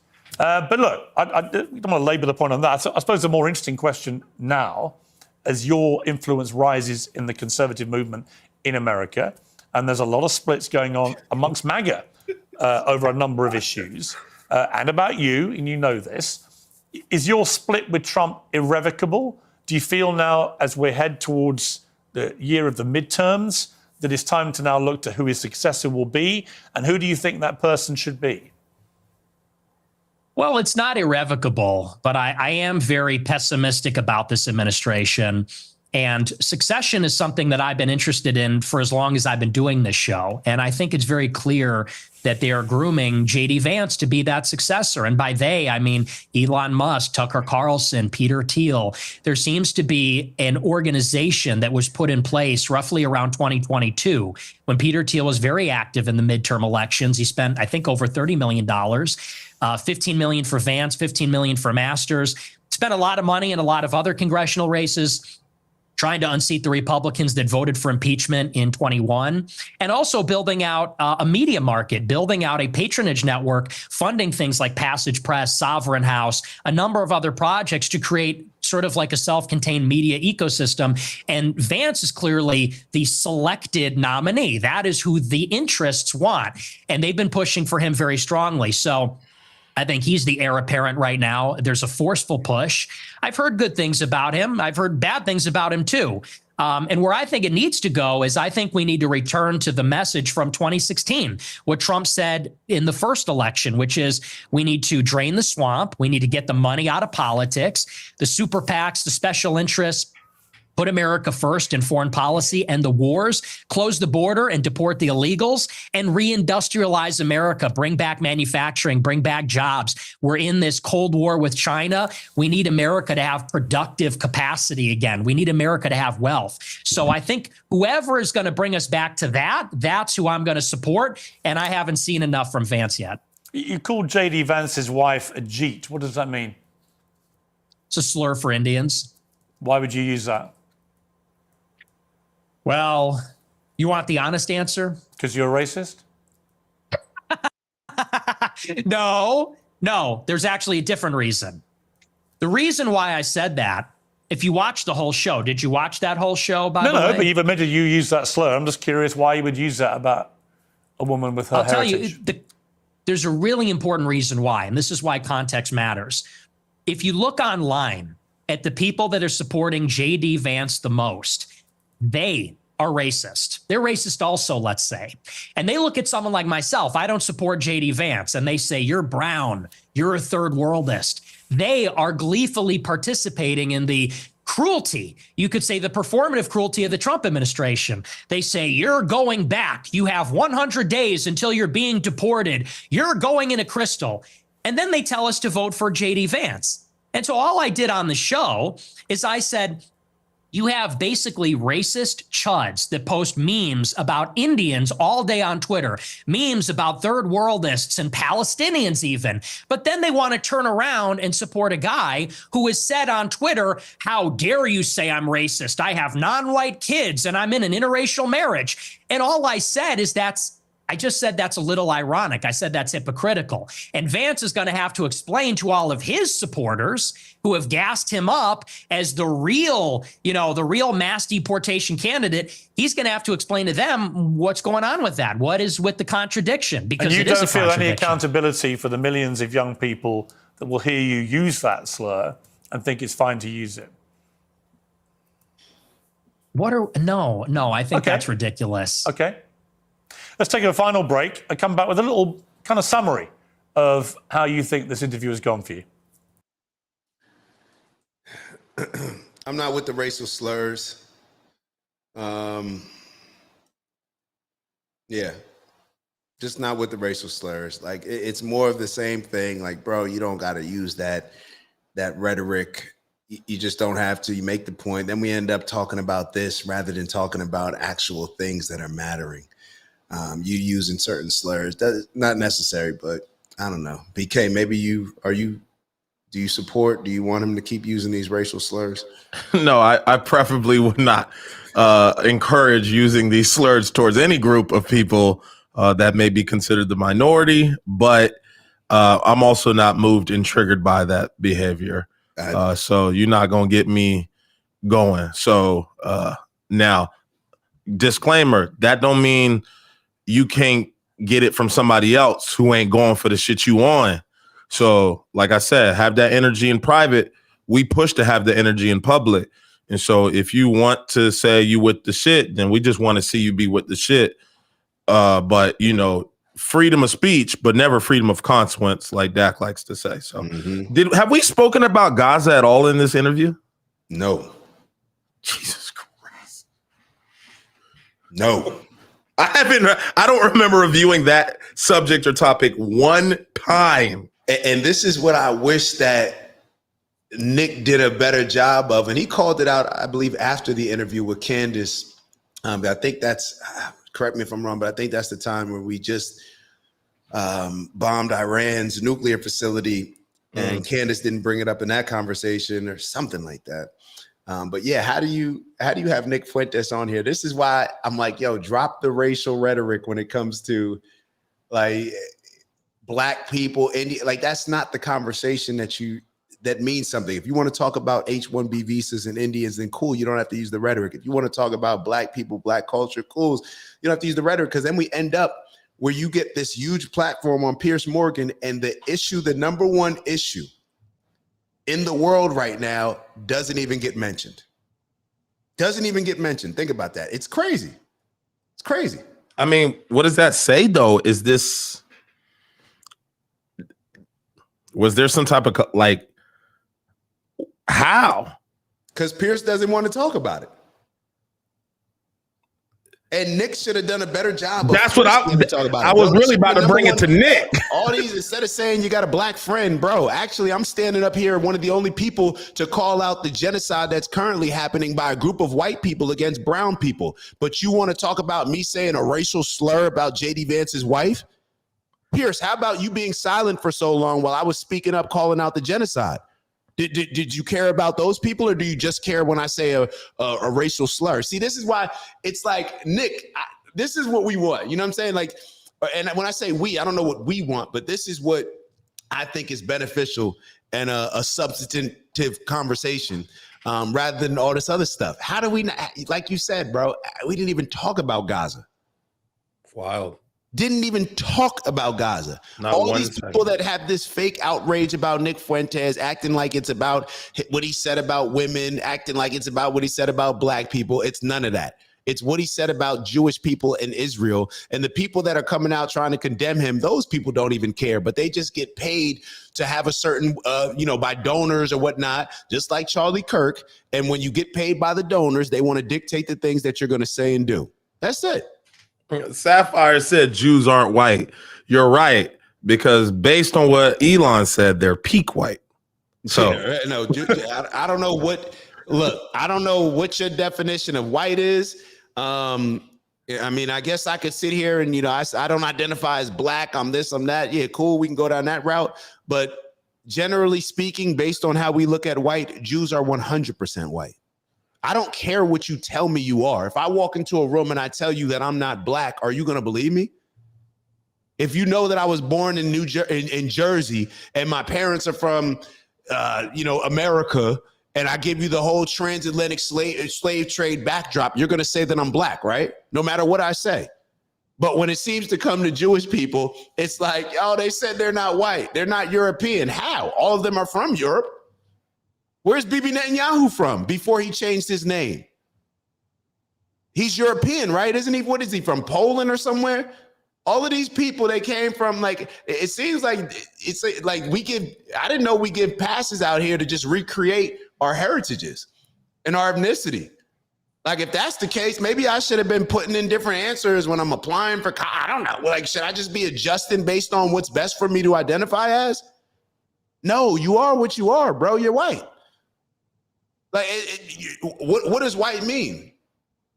If Jewish people, why aren't Jewish people white? Because of their religion? Because of their culture? Like, are Mormons white? Or are they different than white? It's a ridiculous argument in my opinion, but I mean, to each their own. To each their own. Like, to each their own, I guess.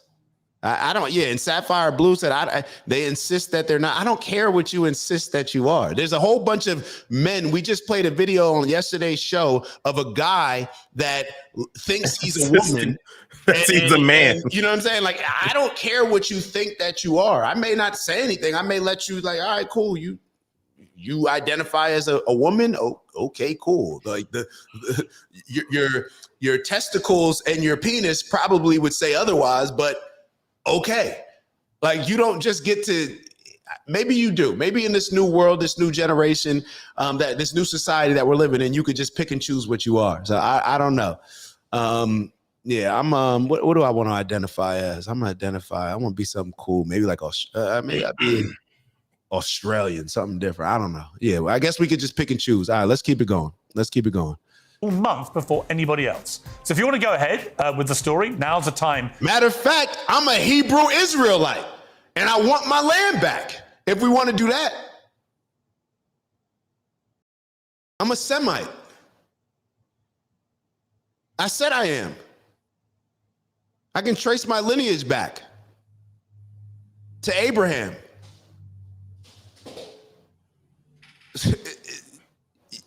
To join, and with the sale happening right now, you can get 50% off memberships, including the all-access plan. The Pendragon cycle. My fault. Right? I thought we were. Hours. Come on, Piers, long ass. Okay, Nick Fuentes, we've been talking for nearly 2 hours. What is your view of how the interview has gone?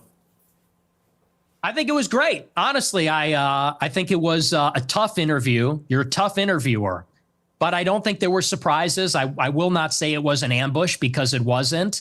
I sort of anticipated that you would make some choices about how you wanted it to go, and I was fine with it. So I thought it was terrific. As a Catholic, you're probably aware the Jerusalem Post has recently called on the Pope to openly condemn you. Would it matter to you if the Pope did? He's an American Pope, obviously. It would be very disheartening, yes. Why? Because he's our spiritual leader. He's the head of the church. He's the vicar of Christ. So if he condemned me, that would be very disheartening. And it would depend upon what he would say exactly. But yeah, I wouldn't like that. I wouldn't like that at all. If he condemned you because you've openly admitted to being a racist on this show?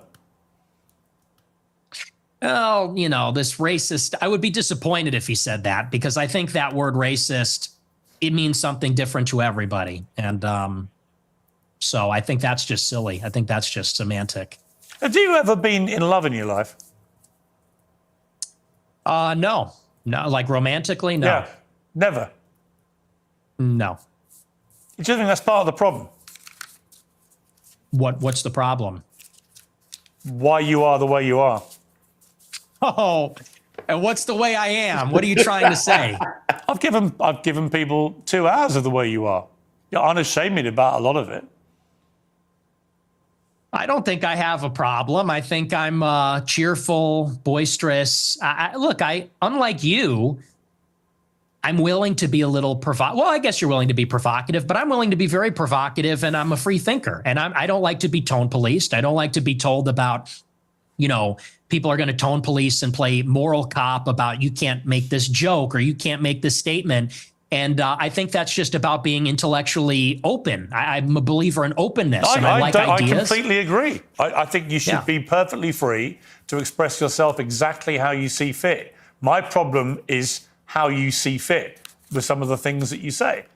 And we've been through a lot of them. And I think people who don't know you very well will have been shocked in parts and surprised in other parts. But in totality, they can see you for what you are. I think we've got a lot nearer to what the real Nick Fuentes is in the last 2 hours than we probably have seen from your other recent interviews. Would you agree? No, I mean, the clip thing, we've done the clip thing. We've all seen the clip show. Everyone's seen the clips. You think you're the first one to do the ADL rap sheet. So here you said this, and then here you said that. I've been playing that game for 10 years. So this is honestly more of the same, to tell you the truth. Nick Fuentes, I appreciate you coming on Uncensored. Thank you very much. Thank you for having me. Well, my thanks to Nick Fuentes, and my thanks to the hundreds of thousands of you watching this special live episode of Piers Morgan Uncensored. As I said during the interview, I think it was firm but fair, but you can all make up your own minds. If you like what you do, please like and subscribe the channel so that we can keep doing it. I'm back tomorrow. Until then, whatever you're up to, keep it uncensored. And I want to, so Blind Republic asked us to check out this video. I've actually seen, I think I may have watched a couple minutes on it, with Coleman Hughes. Video is called Nick Fuentes Knows Exactly What He's Doing. Would love to see you react to it. You've actually heard Coleman Hughes, BK. Oh. You probably didn't even realize it was Coleman Hughes. Remember when we were on our way back from, shout out to Professor and Steve? We were coming back from Hampton, Sydney. And we were in the car listening to Dave Smith debate somebody on Israel. Okay. That was Coleman Hughes. Okay. That's Coleman Hughes. So we'll be able to, we'll check that out. And Blind Republic, I just sent you my email as well. Definitely shoot me an email if you want to tap into some of that review. Would love to have you on there.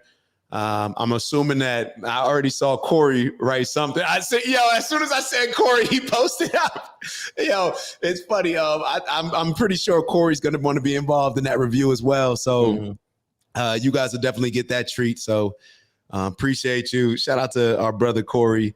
Does Nick's overall rating go up or down from this interview? Our next session got to be live. Headed out. Salute. You know what Corey talking about. What we discussed, remember the rating system when we were yes. Okay, yes. That was genius. That was genius. All right, so we'll actually, let's save this conversation for our next session. So I think we're getting ready to go on with Corey either tonight, or actually I got to fly to, I'm be traveling tonight, but maybe we could jump on tomorrow. We'll figure out when let's get in the group chat real quick, because we can kind of give, process this after a day or so and answer this question about Nick's overall rating. Does it go up or down from this interview? And we can also hopefully get into that Coleman Hughes interview as well, or his show. Yo, this is 6 hours and 43 minutes. And y'all been tapped in, bro. Yo, for real. Y'all been keeping the energy going. I need to get something to eat. Like I'm hungry, bro. Maya said you can't do tomorrow unless it's the morning, bro. Oh, she on my schedule. I can't do tomorrow morning. Oh, yeah, I can't do tomorrow. She's right. I have No, I mean, like I said, you said we're saving, so we're saving our response. No, but go ahead. But then we'll elaborate on it, but you could, what's your takeaway? I think, people want to know your takeaway. Yeah, I mean, I think this was definitely a chess game for Pierce. I think at first we might have seen some rattling by Nick when they started really like pulling certain shit that Nick just clip, like everything was a clip. You don't like black people. Ask me a question. Well, how do you feel? Do you feel like I'll be like just clip? But so like I said, I think initially when I first got on here, I don't know if that was directly to you. Yeah, I think we were talking privately. I gave Nick a C. No, you said it on here. Oh, I said on here, I gave him a C? That was like 6 hours ago. Yeah, 6 hours ago. After watching that with y'all and the viewers, I think I'm going to move that up to a C+. A C+, and we can argue about getting into the B- for me. Piers Morgan, I think I had him at a B-. I'm going to move Pierce down to a C+. That's fair. Slowly, Nick pushed up for me. Pierce moved down, because now yesterday I was more or less trying to digest the information. Today was where I more or less was able to form my opinion on what I was able to see, and not have to do both at the same time. So it's like watching it twice, in my opinion, gave me another opportunity to truly see the questions I've already seen. So now I can focus on, all right, let me focus on just what Nick is saying, because I watched it yesterday, et cetera. So I think that's what happened. I thought Pierce overpowered it at first, but nah, it wasn't. Pierce got to a point where it just got toxic.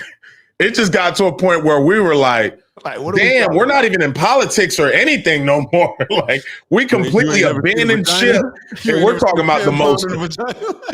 Like, I'm like, yo, this looks like a petty like VH1 documentary or Jersey Shore or some shit. So I'm not as impressed by Pierce running that play, because I think that's why I fought with Candace so much, because Candace always keep it in that place that, oh, I ain't got to go there with you, but I'm gonna keep you on your toes type of shit. Pierce just got a little bit like arrogant, silence, but he does it. He been doing this a while, man. He know how to push this thing, get people to kind of somewhat, I guess, give him their own rope to do what they want with the type of situation. I definitely can't really see a need, like you said earlier, before I wanted to see this again. You're right. I don't know if I would ever get any value between these two. They're just too polarizing. And I saw Nick more going into third and fourth quarter start transitioning to more of a more split or more explaining his opinion, but more of a split, like not so polarizing, more of like, let me explain to the people what's going on, my thought process, my reasoning. And I appreciated that from Nick, because I think like what a lot of the things that blind what may have been getting into or seeing, yes, that's what we don't want Nick to necessarily drive. But he's got his audience who beyond that sometimes. And so, like we said, his audience is split. It's a split of people that fuck with the shit that he be on, like policy and calling things out, whatever community that may be in. But at the same time, some of it just people will get a hard on by saying, let's sell t-shirts that say young or white niggas, like, you know what I'm saying? White ass niggas going hard as fuck. Like, I see the role, but we're also in content. We're also in this space. We're also in, this space and not always from the consumption side. So we see and we've met these people that y'all only ever seen them through your lens and through your computers and your phone. We know them in real life, and we know the people who they are and portray don't be who they be like that. And so when we look at people on these screens, we don't necessarily always take them for everything that they say, because we know, that's really not what they beat on. But in this social YouTube game, a lot of these people feel like they have to be that way to get on. So we can look past the semantics of it and go more focused on, all right, what is it that you're saying? You're not going to get me moved or triggered off that. Let me truly sit back and listen to the message. And so at the end of the day, we're able to take a different perspective in that, in my opinion. But that's what I think ultimately is what has been growing your channel, is that we're not moved by that. Like, bro, we don't care what Nick. Whoa. This is not my channel, bro. Oh, well, growing the channel. Growing our channel. Yeah, growing our channel. The people's channel. Yeah, so the people's channel. So I agree. Like, that's what's been allowed to grow this, because it's like, damn, like you think we don't see the comments? Like, they refer to Dak as black guy in the corner. Like, we hip to what the shit be, but we're also from the generation, like, bro, we crack jokes, we play with folks. Like, it ain't no sensitive shit over here, bro. Like, we come from the space where if you in the locker room and your jokes aren't funnier than the other guy, then you getting clowned on. Like, you got to be on your shit. You got to be good at your wording. You got to be good at your mouthpiece. You got to be good at your tonality. You got to be good at your points. Like, this is just a space we've always just been in. So it really don't even really move us in that space, because we kind of know how these boys be. It's like, yeah, you can be everybody racist to somebody black pull up in their face. Mm-hmm. We already seen this shit, bro. You're not going to get us off that. We're not getting play. We're not getting Black Lives Matter. Like, we don't really be off none of that, bro. So at the end of the day, we have a foundational belief of just doing what's right for humanity. All the color shit, man, y'all can have that. That shit, we've been singing that song for I don't know how long, and we still singing that shit. We not off that no more, bro. Change ain't coming from that one. I'm sorry. And you can keep beating the dead horse like they say, but it's not coming from that one. So I encourage people to take what you can from what's being described or what's being said and see, okay, how can we unpack this differently? Okay, well, case in point, he's saying all black people should be locked up. Okay, well, let's break that up. Well, let's look at the different opinions that we're seeing in the comments and what he's saying. Well, he did stated that, it's just people that are committing crimes. Well, it sounds like somebody who may be describing a situation where I just want less crime. And if they want less crime from that community, then how does that community feel about the crime that he's saying? Are they as compelled to address the issue like he is, who's not in the community? Why are we more offended by him saying it than we would a rapper or a sexy red or a person? Like, do we also get in our feelings? Are we keeping it consistent? Or is it as soon as the person puts black on it, we lose the battle? Because that's elicitation. And that means if you're always controlled by these trigger words, then you're always going to be in position where somebody can control what you say. Mm-hmm. And you're not in control. So it don't matter what's being said. I'm going to stand on what I'm standing on, and you're not going to get me to move. So you can critique. You got to critique what I'm saying. You can't really critique the player. I'm not moved off that. And so that's what we be living by. Like, we want to hear what you're saying, how you saying it, how you stand on it. And what I want to do is I'm going to address, for both of these guys, nobody spoke about Gaza. Mm-hmm. So I've got a bone to pick with both parties because I'm interested that there's no way that these two individuals didn't expect to address these conversations. But I'm wondering why, Pierce, you clearly didn't want to talk about it because you brought up everything else like his damn dad. Mm-hmm. But at the same time, Nick, this is one of the top things that you push in your narrative. This is one of the top things that you have been known for not being afraid to speak about. This is one of the top things that got you dismissed from platforms, banks, etc. How did you get into this space with a boomer who is well aware of what is going on and you didn't feel the need to bring this up? As if you came in here with straight freestyling. So I got to hold both of them accountable for still not doing that, which makes me think, what's going on behind the scenes, chat? Why didn't that convo happen? Is the little birdie in certain people's ears? Are we seeing the rise and the fall of, you know what I mean? Like, I'm going to start pushing that because there was no excuse for us to not have seen what we really expected to see here. Was not a duel on black people, on feminism, on women. We know what they wanted to say, but somehow, some way, one of the biggest influencers in the space found a way to get one of the biggest opposing platforms and didn't address one of the catapulting things that has gotten him his notoriety to this day. I don't think it's an accident that Nick chose to not go that route, and I gotta hold him accountable for not doing it regardless.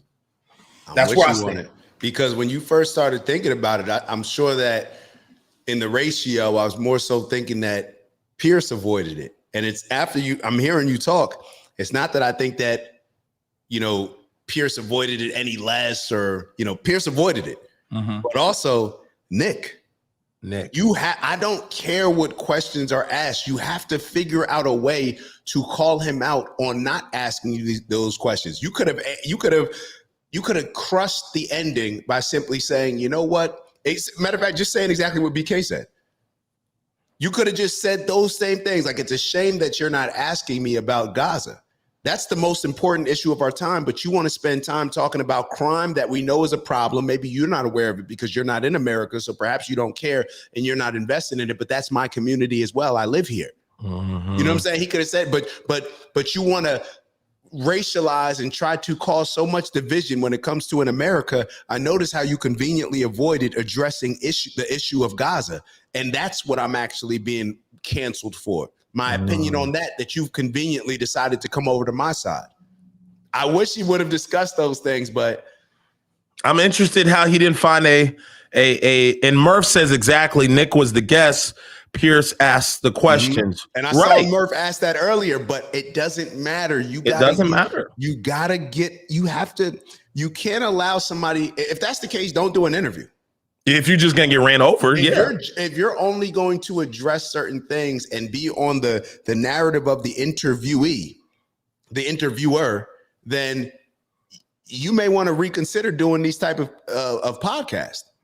Because you have to express the things that you want to express. Mm-hmm. You have to get across what you want getting across. Yeah. You're selling yourself to the people. Stop allowing Piers Morgan to control how you sell yourself to the audience.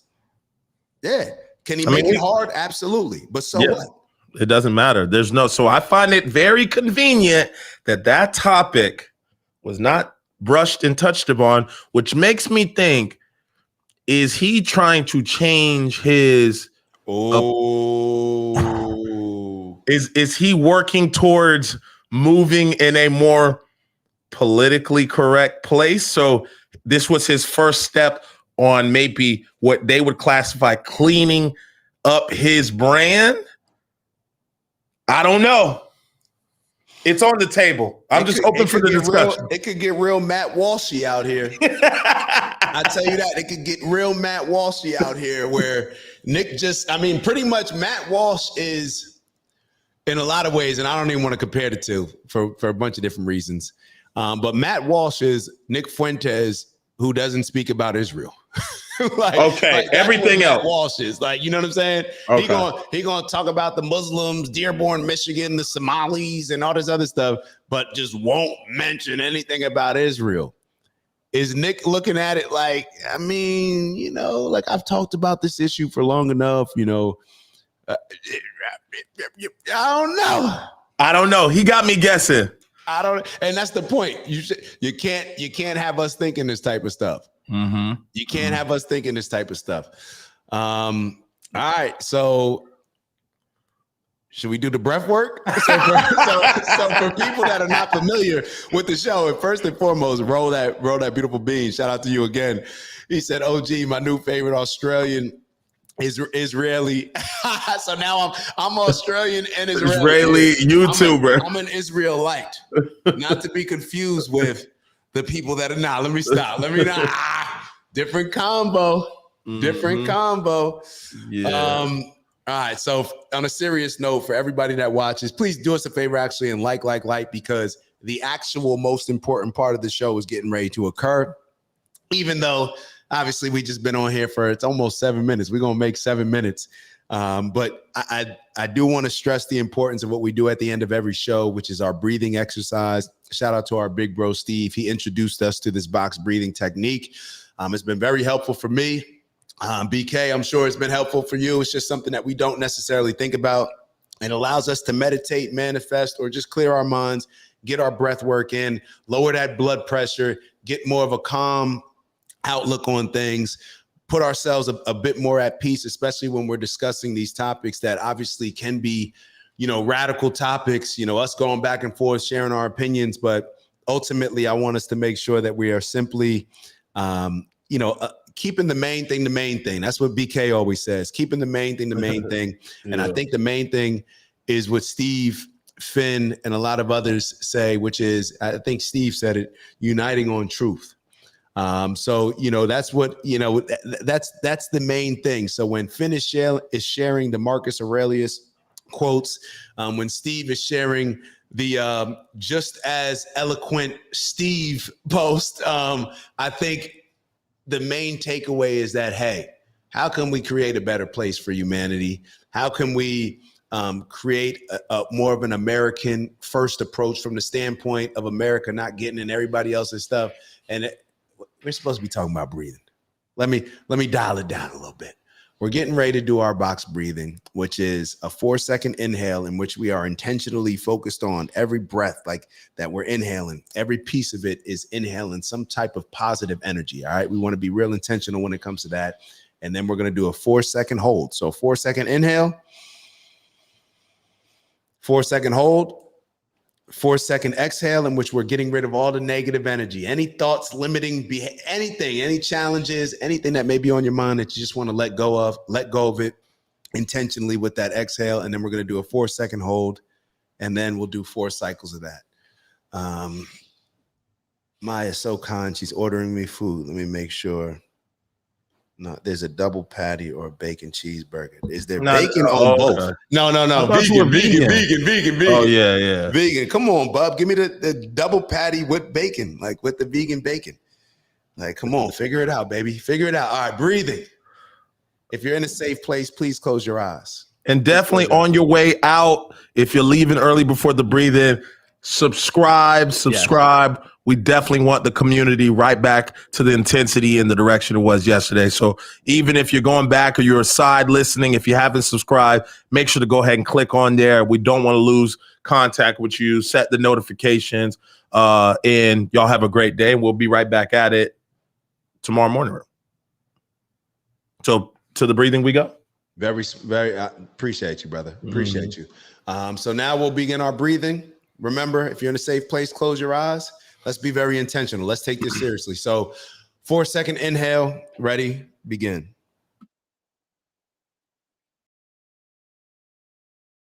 Hold. Exhale.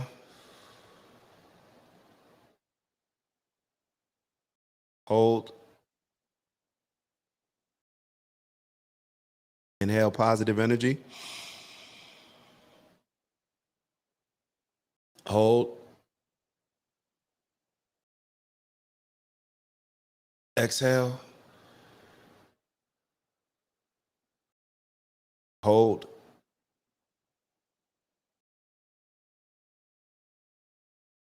Inhale. Hold. Exhale the negative energy. Hold. All right, on our last one, be very intentional with this inhale. Inhale that positive energy. Feel the positive energy coming through your system. Ready? Begin. Hold. Keep holding because we're getting ready to release the last bit of this negative energy. Get it all out of your system. Ready? Let it out.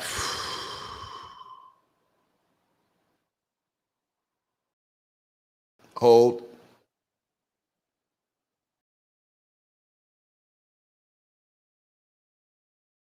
All right.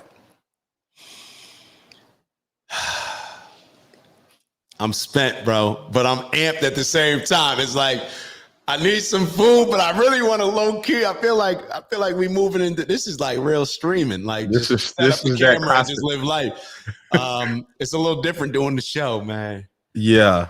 No, this was excellent. I mean, we know 2025 is definitely closing out here, and we got some shit on our chest we got to get off. And, this was a great way to, finish out the month and really get started on what our beliefs and our structures and our basis is going to be moving forward in the new year. And, this was also a great opportunity. So we definitely commend both parties as far as Piers and Nick, just giving us the opportunity to have content to drive these type of conversations from across the world. I'm seeing Kentucky, Australia, all over. So this content space is unfucking matched, what you can do.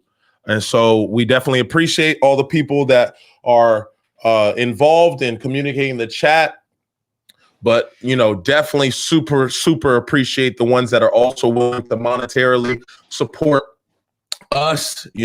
7 hours goes a lot easier when you hear the comments and people excited and they send in the bread. Like, this is what we're talking about, bro. We making this a party. We got Ireland in the building, like all different places. And at the end of the day, what is it wrapped around? This party is about truth. This party is about perspective. This party is about conversation. This party is about, instilling, a foundation, discipline, all the good things that we're looking for and that we know should exist no matter what part of the world you're at. And so we're beyond honored to somewhat be a part of this community and be on the forefront, and you guys even be willing to spend as much time as some of the guys you spent. It doesn't come without our appreciation and our love for this, like I said. So me and Dak were always speaking these ways. These conversations used to just happen on FaceTime 5, 6, 10 years ago. And then now, we've taken it to a platform where you guys are just within the conversation now. And we love every bit of it. So I definitely want to give a shout out to the community, our day ones, our day ones, and all the people involved, the behind the scenes people. This makes our heart full. So we absolutely appreciate it. And we look forward to continuing to provide value and provide entertainment, laughter, and all the above to this community. And it, just kind of leave it there for me.